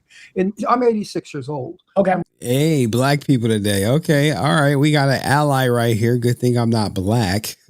People don't know. I'm not even white, by the way. I'm Spanish and Indian, so that's a lie. Do your research, bitch. When I was a teenager, Black people did not have these opportunities. No. You could never be who you are today. And I'm so happy and thrilled that you are who you are because you are showing Black people it can be done. Absolutely. You did it. You're just more than what you are. You know that. Yeah. No, I was the first black superhero on live action TV. I know So that that. is part of Black history. I think it's fabulous. Black people have come a long, long way in short time. Absolutely. I think it's All right, oh man. All right, easy with the black people have come a long way. Shit. I mean, I appreciate the sentiment though. I mean, because at his age, he said he's 80 something. So that mean he was alive in the 1940s, dog. He's seen a lot of shit. I think that the fact that, because I really do think that you're like the most recognizable Ranger. I did think David Frank with you, unfortunately, since he's passed. Yeah. I think that you're like the legacy. I think everybody is super cool. Even the people who are in the different, because there's so many spin-offs from it, but you're like the leader. Even like recently you did that Netflix one, Yes. Mighty Morphin Power Rangers Once and Always, and you're the featured star of that. Yeah, I mean, he was the feature star because Johnny Young Bosch was busy. He was the second one. I mean, these guys are good, but they don't know the lore. And that's where I think we'll always be faced with, especially like my audience of, the people who've been here a while. They know the lore. So like, oh yeah, well, he got that. How did he get it? Well, Johnny Young Bosch was busy, and then they just was like, well, give us the other Black Ranger. Yeah, it was the 30th anniversary and the first time I've been back on the show in 28 years. And Wow. 28 years is a long time. It is a long time, 28 years. Yeah, I jumped right back in and picked off where I left off. So, and actually, Are you married? I am divorced. Okay. Oh, you want to meet a nice girl? I always Don't like laugh. meeting nice girls. Don't laugh. She's a very Hey, he said, I always love meeting nice girls. Hey, that's probably the only thing me and Walter got in common. dear friend of mine, and she's looking for a guy. Is And that her right? name is Cece Pennington, and she sang, "Finally, I found someone." Finally, it has happened to She's a very me. good friend of And ours. she's absolutely gorgeous. Oh, I know, I'm sure. And her boobs are real. Hey, yo, what the fuck? Bro. Yo, Owen just be having no filter. He said, yeah. Like, yeah, she's absolutely gorgeous and her boobs are real. Like, bro, how do you know? How do you know? Did you touch them? Did you, like, what? How do you know that they're real? Pennington, and she sang, "Finally, I found someone." Finally, it has happened to She's a very me. good friend of And ours. she's absolutely gorgeous. Oh, I know, I'm sure. And her boobs are real. Okay, and how do we know this? Oh, so we just know because I used to be her publicist, and she's a good friend, and I've been in the room when she's changing and stuff. I know they're real. Okay. Did she say CC Pentinson? All right, bro. Walter is not banging this chick, dog. Like, I don't care how real her shit is. He like, yeah, I may be 60, but I'm fucking these young hoes. This is, where's the images? Where is she at now? Yeah, no, dog. Nope. It's a no for Walter. I mean, maybe on a slow Tuesday, but yeah. No. Cece has told me that she's looking for somebody. Really? Is that right? She Everybody's really looking for love. Everybody's looking for love. You're right about Everybody's that. looking for love. It's hard to come by these days. And I said to her, "Do you date white men?" She said, "No, only brothers." Well, you're a brother, so let's make.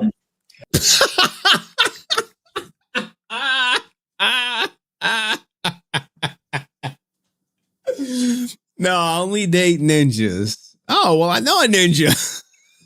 We having one on right now. She's looking for love. Look, man, if you don't got it by now, sweetie, just settle for some temporary companionship, girl. You're not a good looking one. How tall are you? I'm 5'7".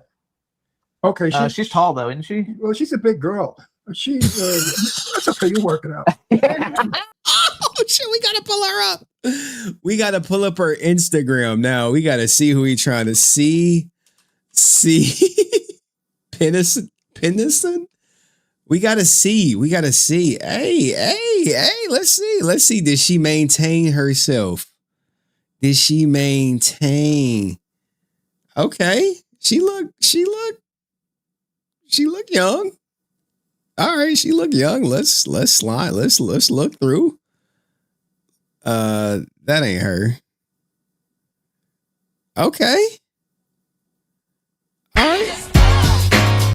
Okay, she playing her old music. Let's see what she look like though without a filter. I see filter. It'd be so hard to catch a woman without a filter sometimes. You'd be like, okay, is this her? I'm here for Miami Music Week for Lady of the House. How do you feel to be a legend? It's such an amazing feeling. I can't tell you. Yeah, so it's a no for Walter, dog. He got like some little young white girl and some and what's the other girl? Rosa Acosta or whatever. Yeah, CC girl. You looking for love? What's new with you right now? Temporary companionship, girl. Find you a young dude, blow your back out.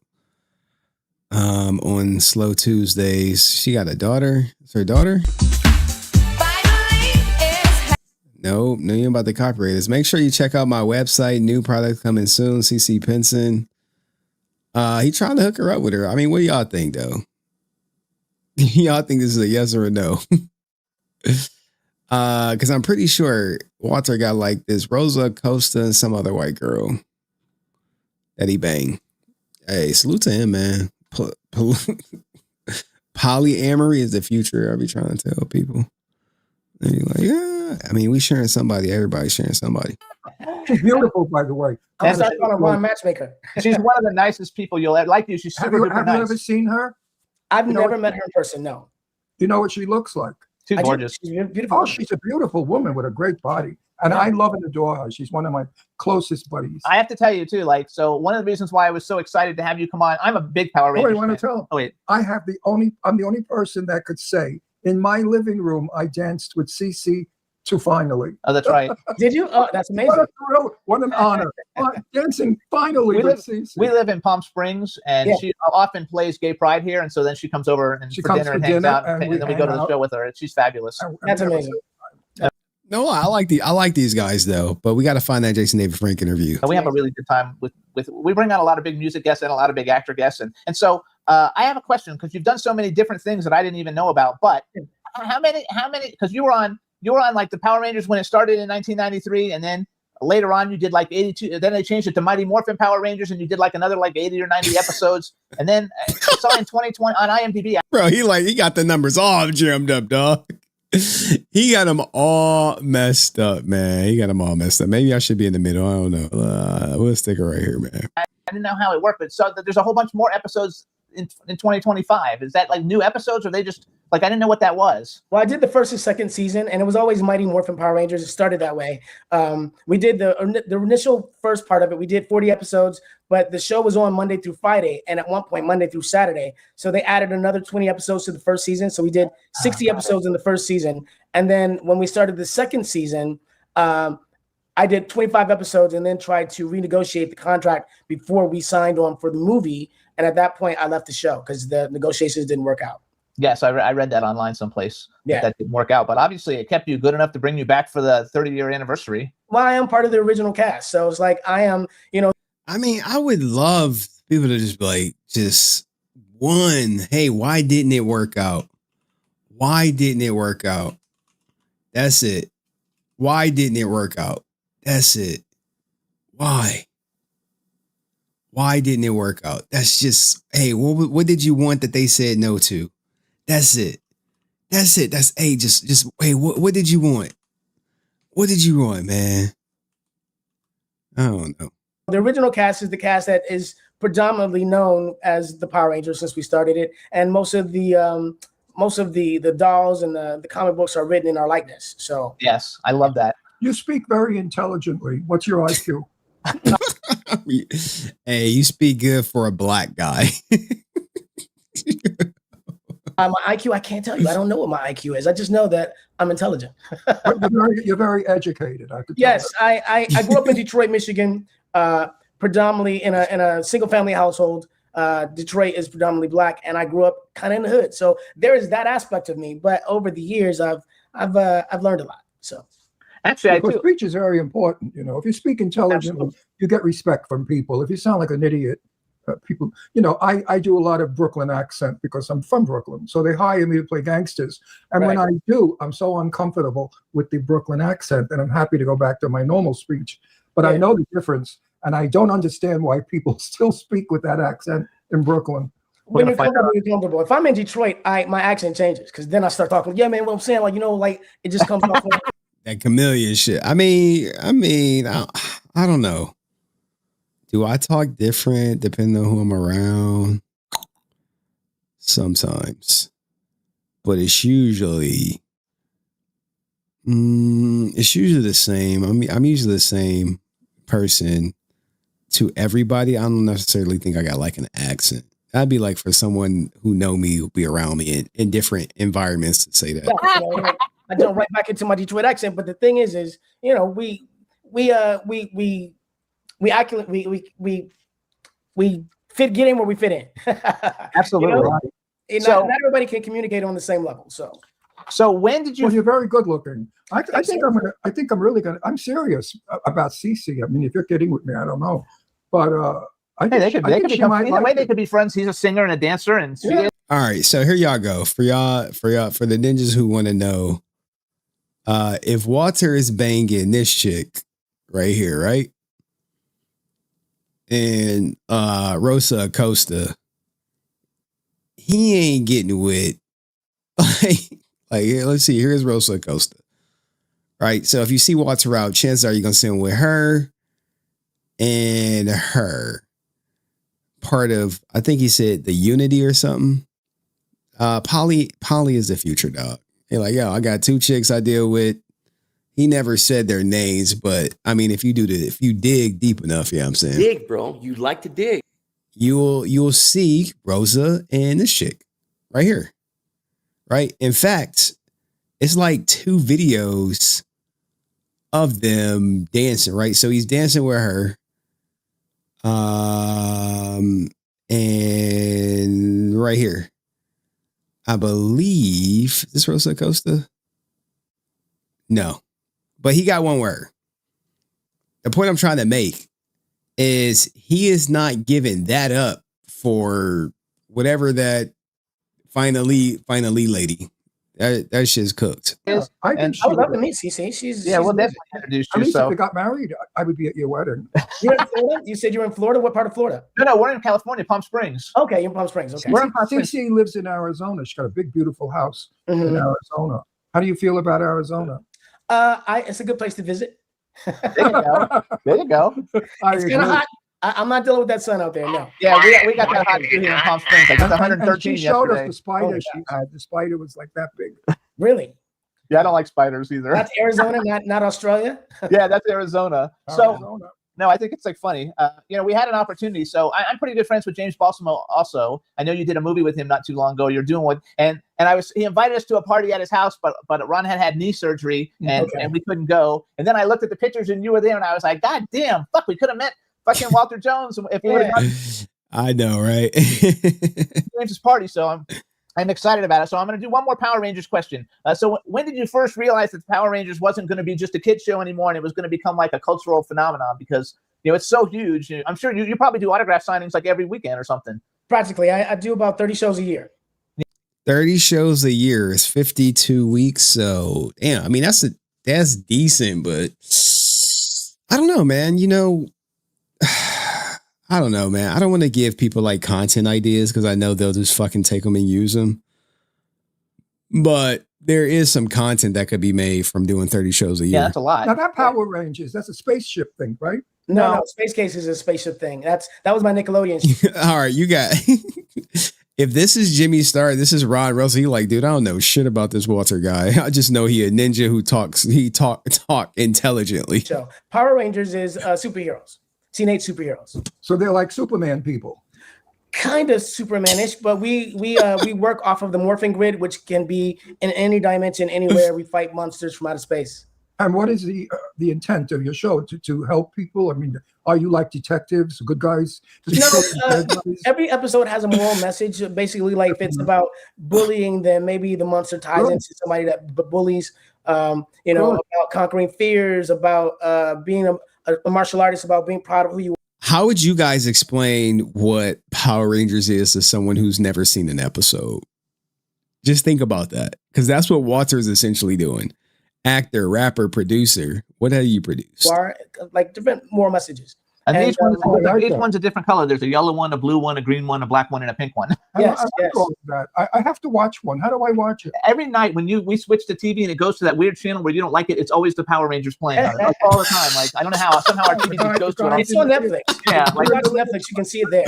Yeah, not really leotards, but Well, they're tight uniform. yeah. So I have Yes, one more. This is actually entertaining, but it's not because of anything Walter's saying. It's just seeing these dudes go back and forth with a little banter. One more Power Ranger question. What did you think? What did you think of the new Power Ranger movie that none of you guys were in? Like, did you like the movie? I know it didn't do very well, but what did you think of it in general? Well, I took my kids to the movie in 2017, and they thought it was very entertaining. I thought it was very entertaining. I thought it was well done. I did have some issues with some of the things.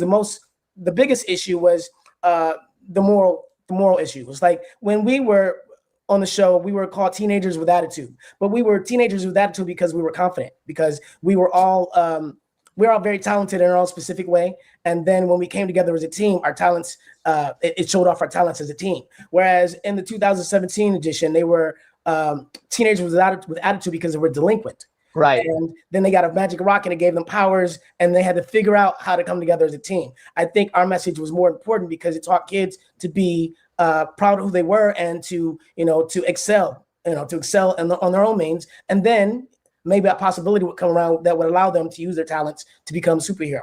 I agree 100%. Why do you think they changed it? I don't know. Bad writing. I think it was just, I don't know. I think because society's changed a lot, maybe with music and what you see on television and so forth and so on, there's a lot more emphasis on people being rebels. And maybe they thought this would, apply to that audience, like be a rebel and find your way kind of thing. I was kind of like, wow, this is actually that was actually a good question and a good answer from Walter. So, hey, a broken clock can be right, man. A broken clock can be right. So, kudos to the Jimmy Star and Ron Russell show. bad guys becoming good guys. Bad guys becoming good guys because of a magic rock. Right. So it was bad guys becoming good guys because of magic rock. And not all of them were bad, so to speak. They just weren't, I think they were delinquent, like they had issues. I really enjoyed it. That's far-fetched. I really enjoyed it. I mean, maybe he didn't like it was delinquent because the black guy, the Black Ranger was in there. I mean, they tried to do the whole Breakfast Club thing with the 2017 Power Rangers. That's what it was. And I wouldn't say necessarily they were like delinquent, like out here causing mayhem. It was like a prank going wrong. Like it was little stuff. Nothing like someone got severe bodily hurt or damage or anything like that. So, I mean, it's splitting hairs, but at least it was something different than I don't think anyone has ever interviewed Walter and asked him that question. I mean, I enjoyed it. I thought it was cast okay, even though I really would have rather seen, the regular you guys with the high tech stuff. I would have probably preferred seeing, you guys. Or we should have been tied in some way. We could have been anything. I mean, like, I think if they would have put us in as Easter eggs where, we just showed up on screen, not as the Power Ranger, but like as a security guard or as the school teacher, so people would go and look for us and also be tied into the nostalgia of who we were, and then also enjoy the new actors. Yeah, I think so. I'm not fond of magic. Do you guys in the audience think that legacy actors should be in it? Like when I saw Masters of the Universe, the Dolph Lundgren or however you say his last name, he had a great cameo. It was great, and it tied into like the overall theme of the movie. Do you think they should be doing that for like Power Rangers and other things? I mean, could it add something to it? I think for legacy fans, I'm like, oh wow, Walter's in there. You just mad that you weren't in it. Damn. I would have rather seen some 40-year-olds instead, tokusatsu, than just like, nah, dog. We cool with you being on the sideline. Converting people. I think that's the easy way out. And I think that people that are bad are not looking for magic rocks to be good. They're just bad. I think it should have shown people as good and the bad people wanting to be like the good people. As example, as you. Right. You are teaching black people to be better than they are, that they can be better. Because bro, this dude might be racist. Bro. Walter is rolling his eyes like this ninja. He might be. I don't think he racist, but he might be one of those guys like, nah, I don't have an issue with black people. I mean, you pretty good. And the bad people wanting to be like the good people, as example, as you. Right. You are teaching black people to be better than they are, that they can be better, because look at you. Look at what you've achieved. Look at what you've done. Yes. You're like the spokesperson for black people, and I love you. I love you. What the fuck? Hey, yo, what the fuck? Bro. Bro. Yo, not the spokesperson for black people. That's going on the thumbnail for sure.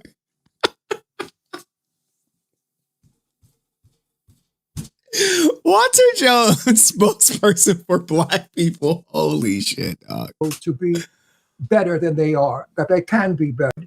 And the bad people wanting to be like the good people, as example, as you. Right. You are teaching black people to be better than they are, that they can be better, because look at you. Look at what you've achieved. Look at what you've done. Yes. You're like the spokesperson for black people, and I love you. I love you for what you do, because you certainly bring, we have, listen, I don't want to sound like some white asshole that says I have black friends, but we have many, okay? Right. And I love them. But they're all highly educated, and they're all famous movie people. They're not the ordinary black guy from Harlem, 126th Street, you know? Oh, shit. Walter's the ordinary black guy from Detroit. Oh, no. All my black friends are smart and rich and educated. And you, Walter, you are the regular black guy from Detroit. Holy shit. Oh, my God. Holy shit. Am I the only one seeing it like this? Am I the only one seeing it like this? What do you think Walter is going to say, dog?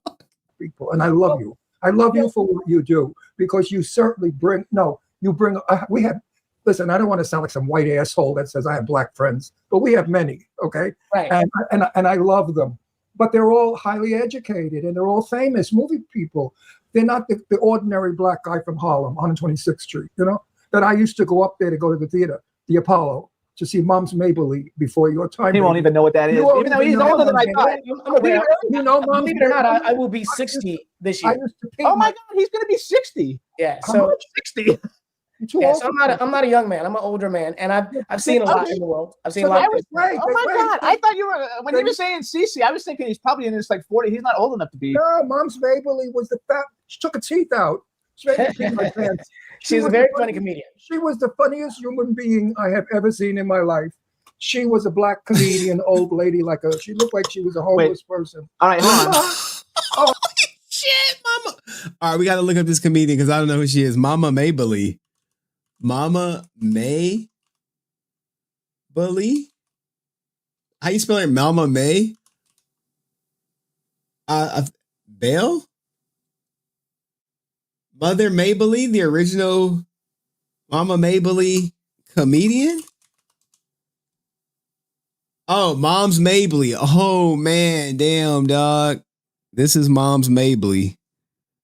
For all you ninjas want to like, hey, what she look like? Hey, there she go, right there, Mom's Mabley.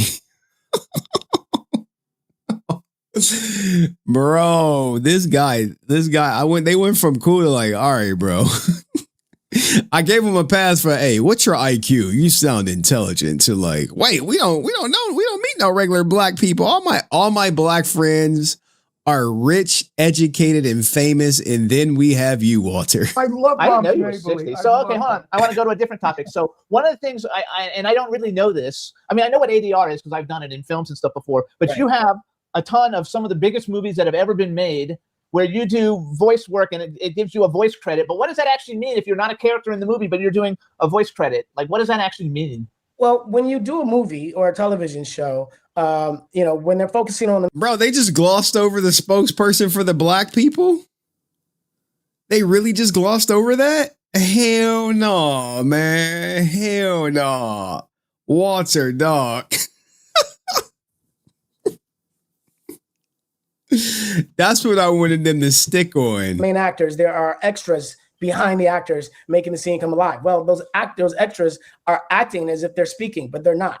So they're acting in the background, having a conversation, or if they're in a business office, then they're passing papers or talking to somebody on the side. Well, they're not doing that. So when you, in post-production, you get a group of actors together and they do ADR and they give voices to these extras in the background, which means that, you know, they might be walking through the frame, I might be right behind the actor, and those voices will be heard, but they'll be the actors in post-production.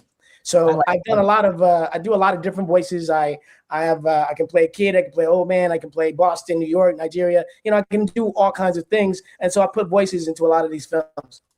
So I'm going to brag a little. So here's some of the things you guys could hear his voice in. And I'm bringing this up because these aren't like little like indie $500,000 movies. These are like the biggest movies on the planet. The Skeleton Key, Fighting with Channing Tatum, Believe in Santa, that was a smaller one. Primeval, Fantastic Four, Rise of the Silver Surfer, Open Season 2, Alvin and the Chipmunks, I Love You, Beth Cooper. We had Hayden Panettiere on our show. She was fabulous. Okay. Just Right, Warrior, which to me is one of the best MMA movies like ever made, fight movies. Yeah. Chronicle, one of my favorite movies in general. I love Chronicle. And then Spider-Man, I did Cloudy with a Chance of Meatballs. I did a number of them. I did Up. I did all kinds of stuff. A lot of stuff is not on there. I've done over 85 movies, probably 85 movies as a voiceover artist. But because I'm in post-production voice cast, in the credits, I'm not always credited, but often I am. Walter Jones and the ADR crew, you'll find me there. Yeah. I know, I love it. I just think it's super cool. I can't get over you're 60. Almost I can't get over it either. I'm not 60 yet, but I'm coming up on it. I'm looking at you and I'm thinking 29, 30. I was thinking 35. I was thinking 35. I think I'm 35. Do you have plastic? Look, this white dude is about to ask a crazy question, but this is Walter Jones in his whatchamacallit, in his voice acting. Let's see if we can hear some of it. Fall down again. I'll be glad to show. That's cool. Spin round and round and find the ground. Pow!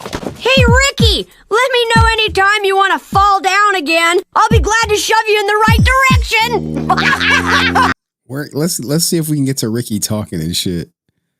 It's like, come on, Ricky. Gotta have some lines. Right here. Back and forth. Cool. Hey, dude, can I listen? Well, I was waiting for Nicole. Well, what do you want, Ricky? What could we possibly have to talk about? We can all discover something important about giving, just like Santa. All right. Let's get back to the Walter. He about to ask him, this guy got plastic surgery. Plastic surgery? Any work done? No, I'm on it. I'm looking at you and I'm thinking 29, 30. I was thinking 35. I was thinking 35. I think I'm 35.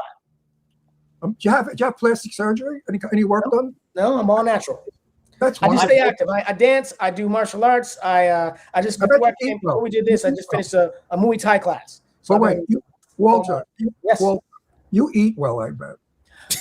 I'm eating well now as I've got. Bro, he is enamored by this black guy. He's like, I've never seen a black guy like this before. He's not famous. He's not rich, but he's educated. He looks young. He eats well. He's the spokesperson for black people. He must be studied. I know that I've needed to eat better, and so I mean, you don't go to McDonald's and eat that shit. No, I don't do McDonald's anymore. I like In-N-Out. Bro, I think he want to take his brain and put in Walter's body and shit on some Get Out type shit. Oh, we like In-N-Out too. Also. That's the healthiest one, though. My doctor said that's the healthiest one out of all of them because it's real. And you drink plenty of water. I drink a lot of water. I've never been a soda guy. No, that's why your skin is so nice. You have no wrinkles. Water puffs you out. Yeah. You look terrific. God bless you. So guys, we're gonna brag a little more. So here's a few, and I didn't write everything down, you guys. He's got so many credits. I picked the ones where I know what the shows are. Here's some of the TV shows he's had guest spots on. All right, I don't really think we care about the guest spots. Spaceship or something, right? It's kind of developed by Bill Mumy and Susan Dietz. It was kind of a Star Trek Lost in Space crossover for kids. We had Bill. Bill's been on our show too. We've had Bill on the show. Awesome. Malibu Shorts, which is like a who's who of like who the next biggest stars in Hollywood are going to be. Yeah, that was Aaron Spelling. Yeah, Aaron Spelling. So here's some other TV shows. Moesha, I love Brandy. Moesha, Buffy the Vampire Slayer, Sabrina the Teenage Witch, The Burn. Yeah, what happened with the Buffy the Vampire Slayer? Somebody be like, hey, you got cast recast mid episode. What happened? Gave her a show to work on. We'll talk about working with like CSI, Family Matters, Early Edition, The Shield. I know there's more, but I wrote those down because everybody knows what all those different films are. And The then Shield was my favorite show to work on. We'll talk about working with like really high quality actors. I mean, NYPD Blue, of course, but The Shield worked with Mike Chiklis. I was his CI, and that I was a drug dealer. So it was a far cry from being a Power Ranger, and it got to show my acting range, which I loved. Yeah, which is really good actually. Which I liked a lot. You also did a movie, and I'm only bringing it up because we've had Malcolm McDowell and Richard Grieco's a pretty good friend of ours. So you did a movie called The Gardener with Angie Everhart, which she's fabulous. Malcolm McDowell is fabulous. And then you did another movie called War Dogs, and we've met almost everybody in it except for Raven Simone, which I would love to meet Raven Simone. She's amazing. She's awesome. We went to an Oscar party a couple years ago with Lauren Hilton Jacobs, and we went to a party with Quentin Aaron and Kadeem Harrison, Michael Beach. I mean, you've really worked with like some big people. Oh, and then let's talk about American Gun a little bit. So American Gun, you got all these like icons, James Coburn, Barbara Bain. I don't think they talk about Power Rangers anymore. What is this? We're at the 36-39 mark. What's this? Oh, it's a fucking video, dog. We're not playing none of that shit. What the hell is this? Somebody else. We're at the 39-minute mark. I'm just trying to see, like, is it worth it for us to keep going? Ex-husband on the show, Antonio Sabato Jr. We haven't got her She's yet. a very understated actress, Virginia. I think so. Yeah. Very understated. Martin Cove and Anthony Carone has also been on our show. So did you get to do any scenes with James? Because James Coburn, I mean, that's like Hollywood royalty. Yeah, no, I never actually got to do any scenes with James. I mean, I just don't see any value going forward. Like, unless this guy's about to say some more racist shit or admire him for being black. What happened with that gun? In my particular story, my best friend ended up dating my girlfriend, and I found out about it and went on a shooting spree on a high school playground, and I eventually committed suicide. Oh God! Wow, that's really intense. You have a couple of really intense movies because you did Memoirs of a Fighter, which is about PTSD, and I brought it up because Eric Roberts, Tara Reid, Vernon Wells, and Kelly Lynn Ryder, they've all been on our show. Yeah, great people. And great people. We did we did a horror movie with Vernon Wells. Yeah, it did peak worth that though. Like I just don't see anything else.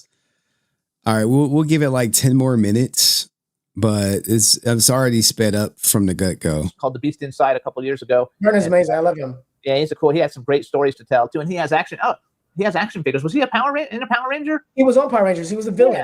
Yeah. I have his action figure. Yeah, that's right. Okay, I forgot about that. So something else I wrote down that and the internet says a lot of people don't know this, but you're a salsa dancer and you won a salsa dancing championship. Yeah, 2004, I was the world champion at the Mayan salsa competition. Basically, it's street salsa. It's not ballroom, but I mean, I don't think we care about this. We've covered it before, but I know I got like new people, but I'm just like, I'm getting bored with it. It's very high. I've been teaching in Los Angeles, and my teacher was a world champion himself. And one year he couldn't compete. And I asked, hey, do you think I should compete? He was like, go for it. And I did, and I won, surprisingly to most people, because they didn't know that I was able to do all the tricks. I did, lifts and dips, and I was also able to pull in some of my gymnastics, where at one point I actually do a front flip over the girl as she's doing a back bend. So that can be seen on YouTube. If you look up Walter Jones, salsa champion, you can find it there. All right. Let's do that. Let's look up Walter Jones, salsa champion. And we found the Jason David Frank interview, but it ain't. I don't know if Walter Jones salsa champion.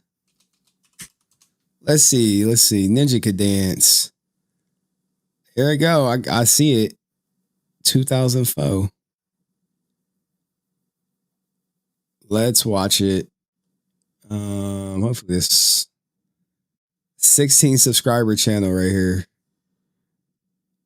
Do we have words? 2004. Yeah, you're not about to do this. You're not about to copyright me though. Hey, he doing the moves. He doing it. I just can't play it with the music because copyright. I mean, I can't do this stuff, so there's that. I remember like my marriage counselor, therapist, whatever, was like, you should learn salsa dancing together. I was like, Ninja, Like, it's free. I do it. I'm like, all right. Here's the front flip over a back bend. No cap right here. He's doing it. He got some moves. Break dancing into it. Okay, I can see why he won. They're like, oh, we've never seen this before. We've never seen a black guy do it. It's always Ricky Martin looking ninjas. All right. We see you on. Let's get back to the interview. Let's finish strong. I know I love Okay, it. question, big question. Talk to Big question. Big question. What is it you can't do? I do most things well. I mean, whatever I put my mind to, I can do. If I really concentrate on it, I can do it. And unfortunately, I wish that there were some things that I would have concentrated on that I didn't. But that's okay. I'm enjoying my life. Oh no, I think it's phenomenal. All the stuff that you've done, and you know. Now wait, you mentioned kids. How many? I have two, a boy and a girl. My boy's 22, my girl's 18, both in college, doing well. Good for them. Are they show business going? My son worked as an actor from 6 months old to about 11. And then my daughter, she's currently doing theater at her school and is minoring in acting. But I don't really want them to be entertainers because I know the road is such a difficult road. It's a difficult road. It's not guaranteed. You either got it or you don't. And your daddy be complaining about money and shit. They're like, I don't know. Hopefully they'll be like, oh, my dad's a Power Ranger. With so many people that, dedicated their lives to being an entertainer and just never. Walter. Yeah. What job isn't difficult? I mean, if you're a doctor, lawyer, it's all difficult. Working it's not the same. It's not the same. As an actor, you get a job, the job ends, and then you got to find another job. There's only one person they're hiring at a time. As a doctor, you have people come to you. Every year you're not out of work. No, that's true. Walter, I had many opportunities in my 86 years of life. Okay. Yeah. I'm acting 65 years. I'm happy I did it. And you're fortunate. Yeah, you've been able to make a living as an actor. Well, I barely got by. I worked as a hairdresser. Wait a minute. I never was given the opportunity. Believe it or not, I was blacker than you when I was young. Holy shit. Hey, yo, what the fuck? Bro. This is the interview. I thought we were done with the black shit. He's like, nah, man, I was blacker than you and shit, dog, when I was young. Believe it or not. Like, what? Hey, wait. Excuse me, say what? Wait a minute. I never was given the opportunity. Believe it or not, I was blacker than you when I was young. My hair was just hard to believe. No, I'm Italian. I had to stay out of the sun. Yeah. Because I look Puerto Rican. Okay. I didn't even look Italian. So when I went down to be casted, they didn't want me. They said, we're not doing Puerto Ricans. I said, but I'm Italian from Brooklyn Mafia. Doesn't matter, right? I'm not even white, by the way. I'm Spanish and Indian, so that's a lie. Do your research, bitch. Bro, this dude. We need to interview this guy. We need him on the show, dog. Walter for what? Do something. So I had that against me. Then came an actor called Sal Mineo. Oh shit, he had racism. Look, we gotta let this breathe one more time. Wait a minute. I never was given the opportunity. Believe it or not, I was blacker than you when I was young. My hair was just hard to believe. No, I'm Italian. I had to stay out of the sun. Yeah. Because I look Puerto Rican. I didn't even look Italian. So when I went down to be casted, they didn't want me. They said, we're not doing Puerto Ricans. I said, but I'm Italian from Brooklyn Mafia. Doesn't matter, right? Can I do something? So I had that against me. Then came an actor called Sal Mineo. And Sal Mineo was as black as I was. He was another darkie. He broke the ice for... He was another darkie? Shit. Wait, no.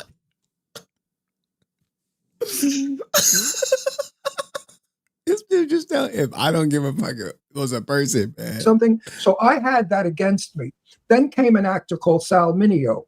And Sal Mineo was as black as I was. He was another darkie. He broke the ice for dark men. In my day when I... All right, here's Sal Mineo, who broke the ice for dark men. I'm about to put him up here for y'all.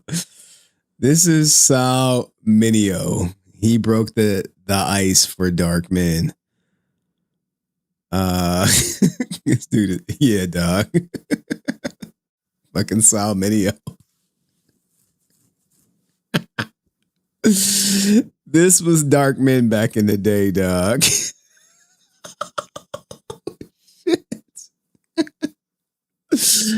Yeah, he's another darky. Y'all see how dark he is, man? Crazy, right? Crazy.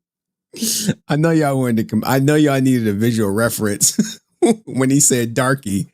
You were probably thinking something different, right? You wasn't thinking that dark. In black and white films, I guess. Black icon. He opened the door for dark-skinned people, man. When I was young, they wanted Tab Hunter, Troy Donahue, all the blonde, blue-eyed boys with the Americana look. Yeah. Any, not only black people, but Hispanic people, Jewish people, ethnic people were out of Hollywood.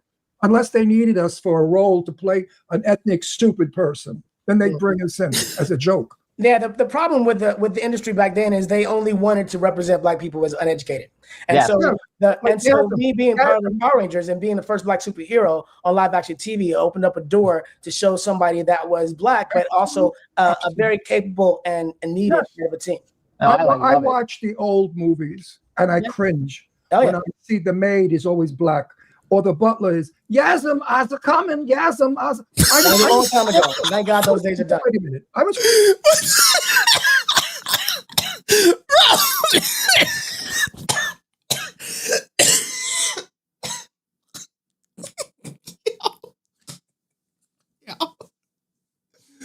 I might have to hit my editor up to make a supercut of this dude.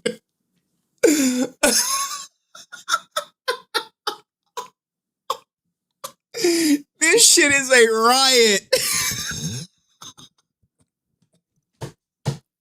You cannot make this up.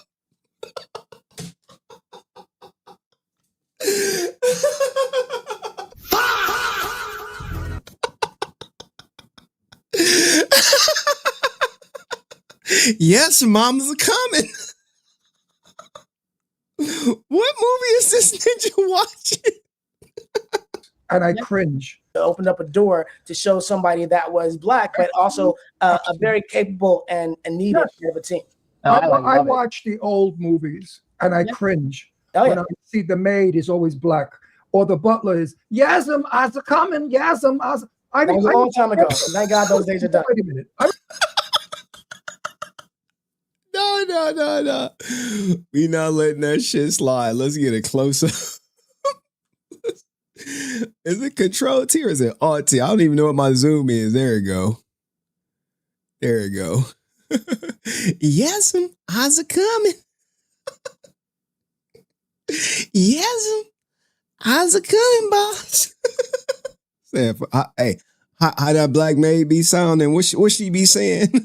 And I cringe when I see the maid is always black. Or the butler is, Yasm, Asa coming, Yasm, Asa. That was a long time ago. Thank God those days are done. Wait a minute. I was from Brooklyn. I grew up with black people. I never heard of black people say Yasm. No. I never heard it. That's coming from a time of slavery and Jim Crow and that was what they wanted to popularize because they wanted people to think that that's all that people were. Of course, there are a lot of educated people, but they didn't put that on TV. They did the same thing with me. Put me in a Guinea t-shirt, throw some sauce on it, and have me. What do you want over there? Man, no God or nothing. Leave me alone. So hang on. I want to switch this now. I want to. Bro. Me no got it. A Guinea t-shirt? What the fuck, dog? Oh my Lord. How's we watching this Walter Jones interview and this is not he is not the whatchamacallit. He is not the show of the interview. Blackest Italian guy ever. Put me in a Guinea t-shirt, throw some sauce on it, and have me. What do you want over there? Man, no God or nothing. Leave me alone. So hang on. I want to switch this now. I want to switch to music a little bit now because all right, we don't give two shits about Walter's music career. I should go in double plastic, man. I think we good, right?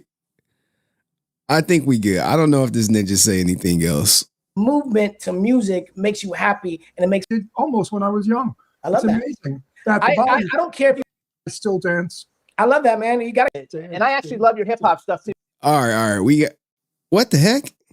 We're not watching none of his fucking video. That's just short. But right here, this old guy talking about he could dance. So when I do my, I'll send it to you when I do my. I love it. It's just feel good. Yeah, right. It's happy.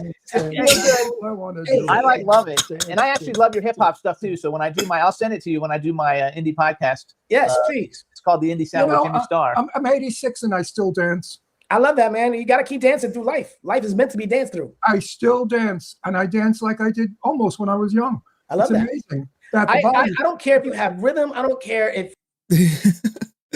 I'm trying to go through the interview just to see when this guy talks now. I'm looking for when he talks. I'm not looking for anything where Walter is saying to see if we got some more good interview moments. I was taught to look at the person, not the color. Right. Person. If the person is a piece of shit, they're a piece of shit no matter Absolutely. what. That's how I was raised. But a lot of my friends were not raised that way. And they said terrible things about black people. And I used to fight with them because I used to say, that's not right. You can't say that. There's a good guy. Actually, you know what I mean? So there were a lot of people in my day helping black people, but never got the recognition. Okay, so all his friends are racist. All right, it's starting to make sense. It was hidden. Like it was hidden. It's like I have thoughts that I keep to myself, but then I have really happening beautiful 70s and 80s. This is a disease, and people are and they believed in equality. Right. All right, we about to get to some meat of him talking about racism. Funny because my parents came in and they were putting lotion on me, and he looked over at me with an armful of lotion and was like, "Look, he's white." And we started laughing because he had never seen lotion on a black person, and my arm was white with the lotion. And I remember we had a laugh about that because he just was unfamiliar with seeing that. My father was a painter decorator, and there was a black fellow that worked with them. And he fell off of a scaffold, and he needed a transfusion. And none of the white men would give him a transfusion because they were afraid the black blood might. But my father did. My father immediately gave him blood. And that's my parents were communists. They were very socialistic and they believed in equality. Okay. And how you know the blood was compatible? I mean, I'm no negative, but you can't just be like, oh, I'm going to just put some blood in you, dog. Like, no. You got to see if the blood is compatible. You got to know the black dude's blood type, the white dude's blood type. We can't just be like, oh, we just gonna add some blood over there. Don't work like that. But hey, this guy is this? I think this is Ron Russell, man. This Ron Russell guy is a character. My dad put some black blood in him. He needed a transfusion.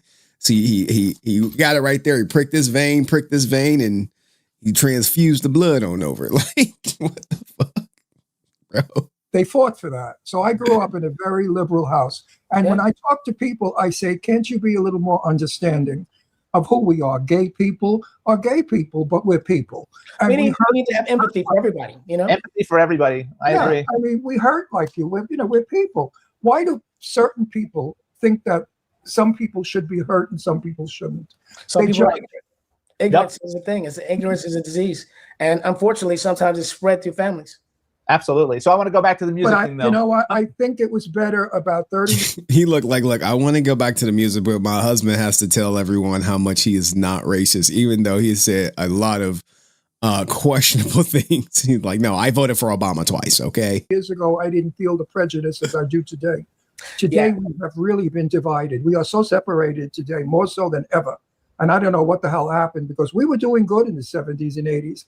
Black was hanging out with white. We were going to the clubs together. We were hanging out together. A lot of my gay friends had black lovers. So it was really happening beautifully. We were all becoming one person. And now, I don't know. I don't know. I think I have friends from all walks of life. I have, black friends, white friends, friends, Asian friends. It doesn't matter. I love people in general. But I think there is a prejudice that lies underneath people sometimes that has been taught to them, that they've learned prejudice. And I think a lot of times it was hidden. Like it was hidden. It was like, I have thoughts that I keep to myself. But then when you get somebody that inspires people to be free to say what they really feel, and they feel like it's a safe place, then that prejudice rears its head. And I think that's No, I was taught to look at the person, not the color. right. That's what Person. it should If be. the person is a piece of shit, they're a piece of shit no matter Absolutely. what. That's how I was raised. But a lot of my friends were not raised that way. And they said terrible things about black people. And I used to fight with them because I used to say, that's not right.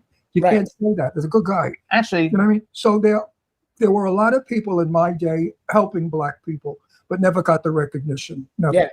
Yeah. I want to go back to the thing you said about your finger real quick because No, I don't want to talk about no, I didn't. You know that I never noticed that though. Like in the power. All right. I think we're good. They talk music.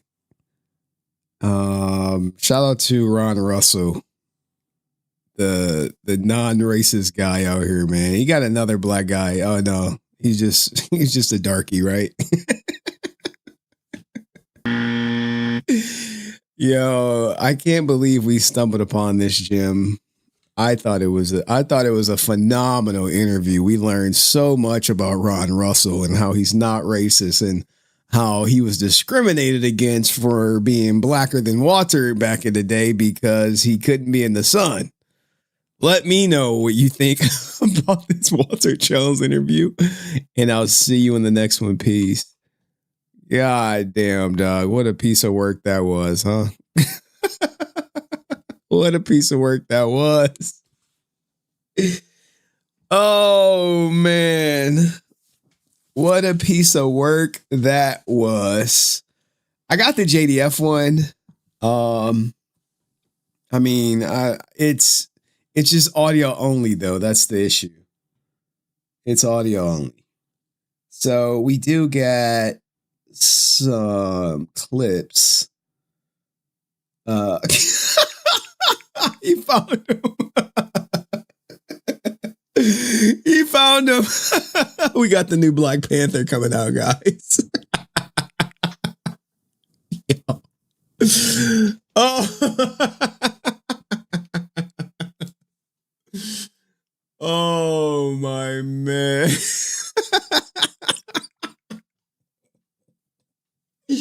We found Chadwick's replacement, man. We found Chadwick's replacement. Oh shit, dog. What is this? Oh my lord. All right, I guess I'll cover all the memes that everyone has made.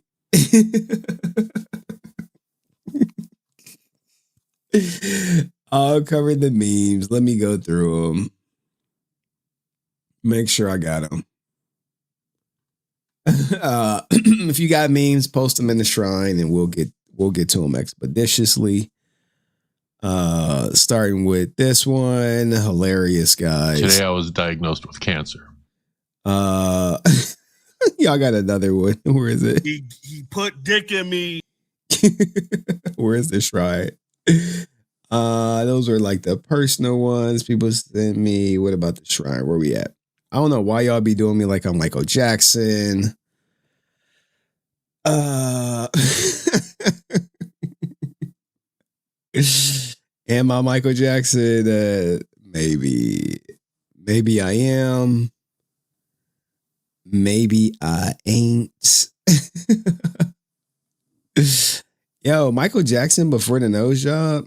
He was a looker. He just was a weirdo.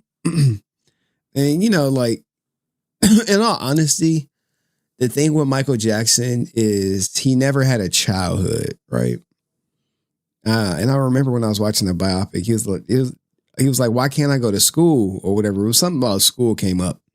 He was like, you know, if I go to school, everyone just want to look at me and take pictures with me.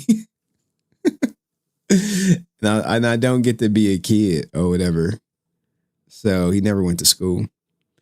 What is this? What is this? Okay. So Snatcher.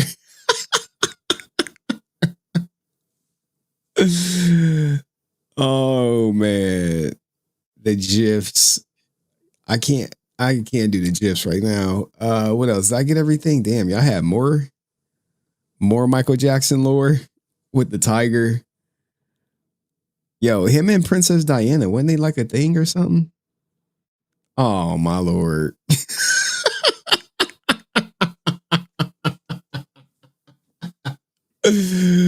Oh man. I wonder if my grandma watching, she's seeing all this stuff, man.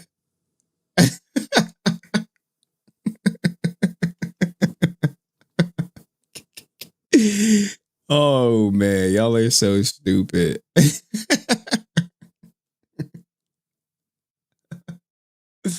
Which Michael Jackson was y'all favorite though? All right, I think I got Henry of Love. Oh my goodness. Oh my lord, who made this shit? I gotta see who did this. Some interesting options. One looks like a sky variant. Get that bitch off my island ASAP, expeditiously. Snakes on a plane. Who made the Henry of Love one? Oh, Jamal Breezy, you talented. Welcome to the meme page. Oh man, I didn't even see these. Or did we cover these already? I think you did.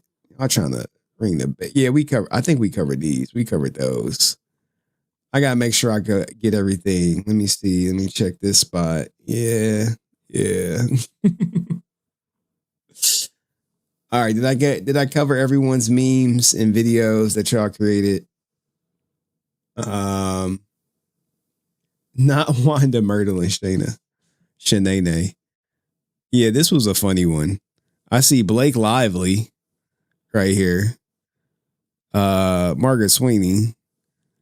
Right here. All right, the 3 is already clapped. And this Sky variant, get her the fuck out of here too.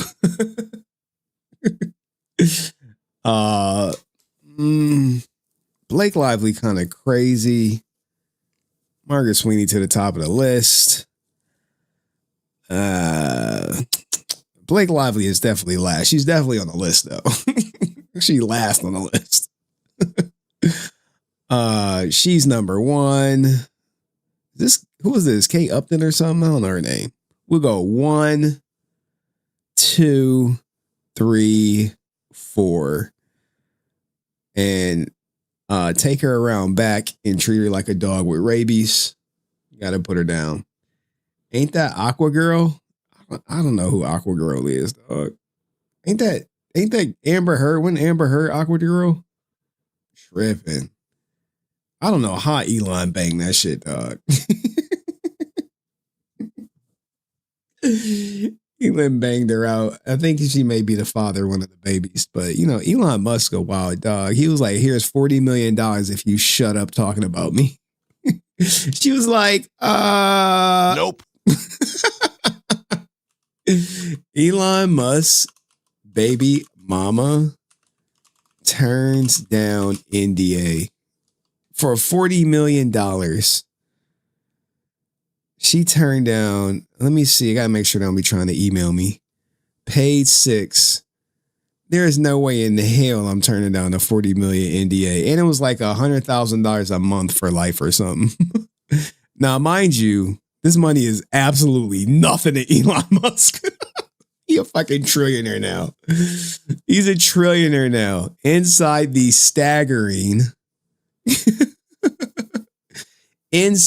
staggering $40 million NDA, Elon Musk ex Ashley St. Clair turned down $40 million. Hey, yo, what the fuck? $40 million.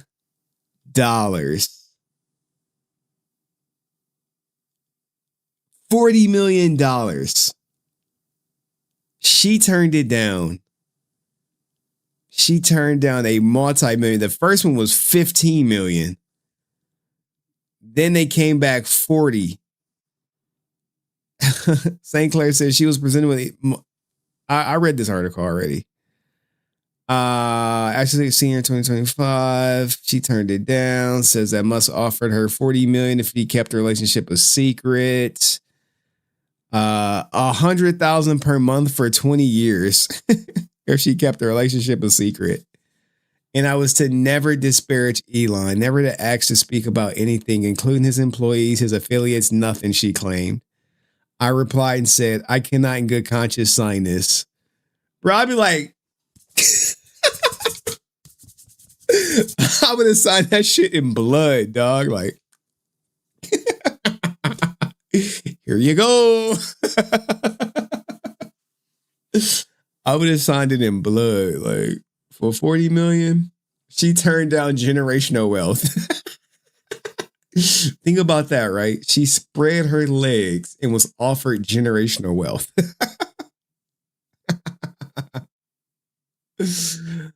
Oh, man.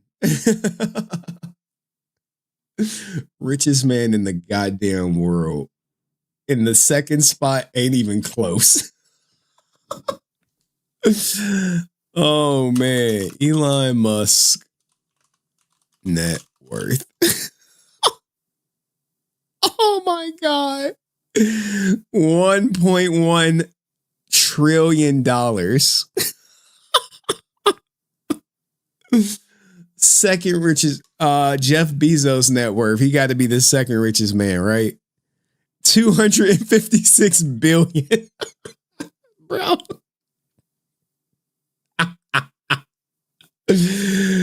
Oh, richest men in the world. Okay. Larry Page is 286 million. Oh, man, bro. Ninja's kid is not in the same stratosphere, dog. 286.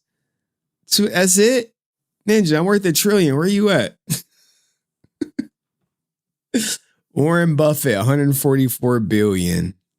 Bezos, 248. Where's Zuckerberg at? 197 billion. I mean, this is more like Elon Musk will never go broke.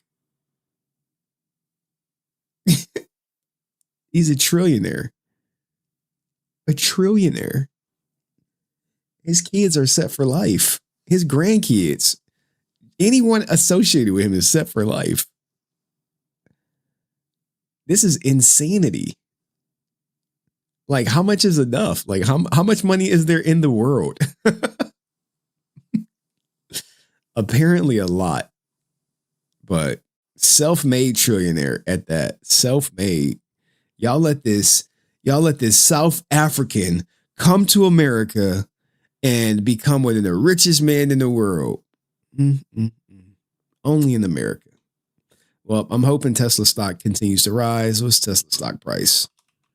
Tesla stock price 405. I mean, I got it at 343 a share. Was it 343 or 243? I have to check. I'm pretty sure it was 343 a share. Can't stop Twitter trolls. I don't think you want to stop the Twitter trolls. Twitter current value. 32 billion. Not bad. How much did Elon buy it for?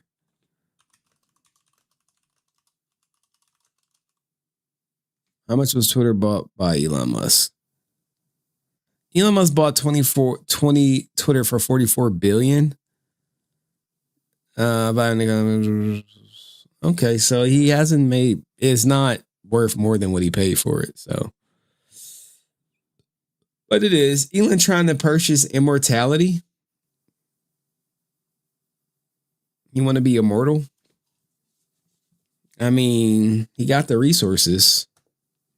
But anyway, great stream tonight, guys. Way to stay strong. Appreciate everyone here. I guess I'll see y'all Wednesday. Maybe Wednesday. I don't know. We'll see. But anyway, peace, love, happiness. Catch you in the next one.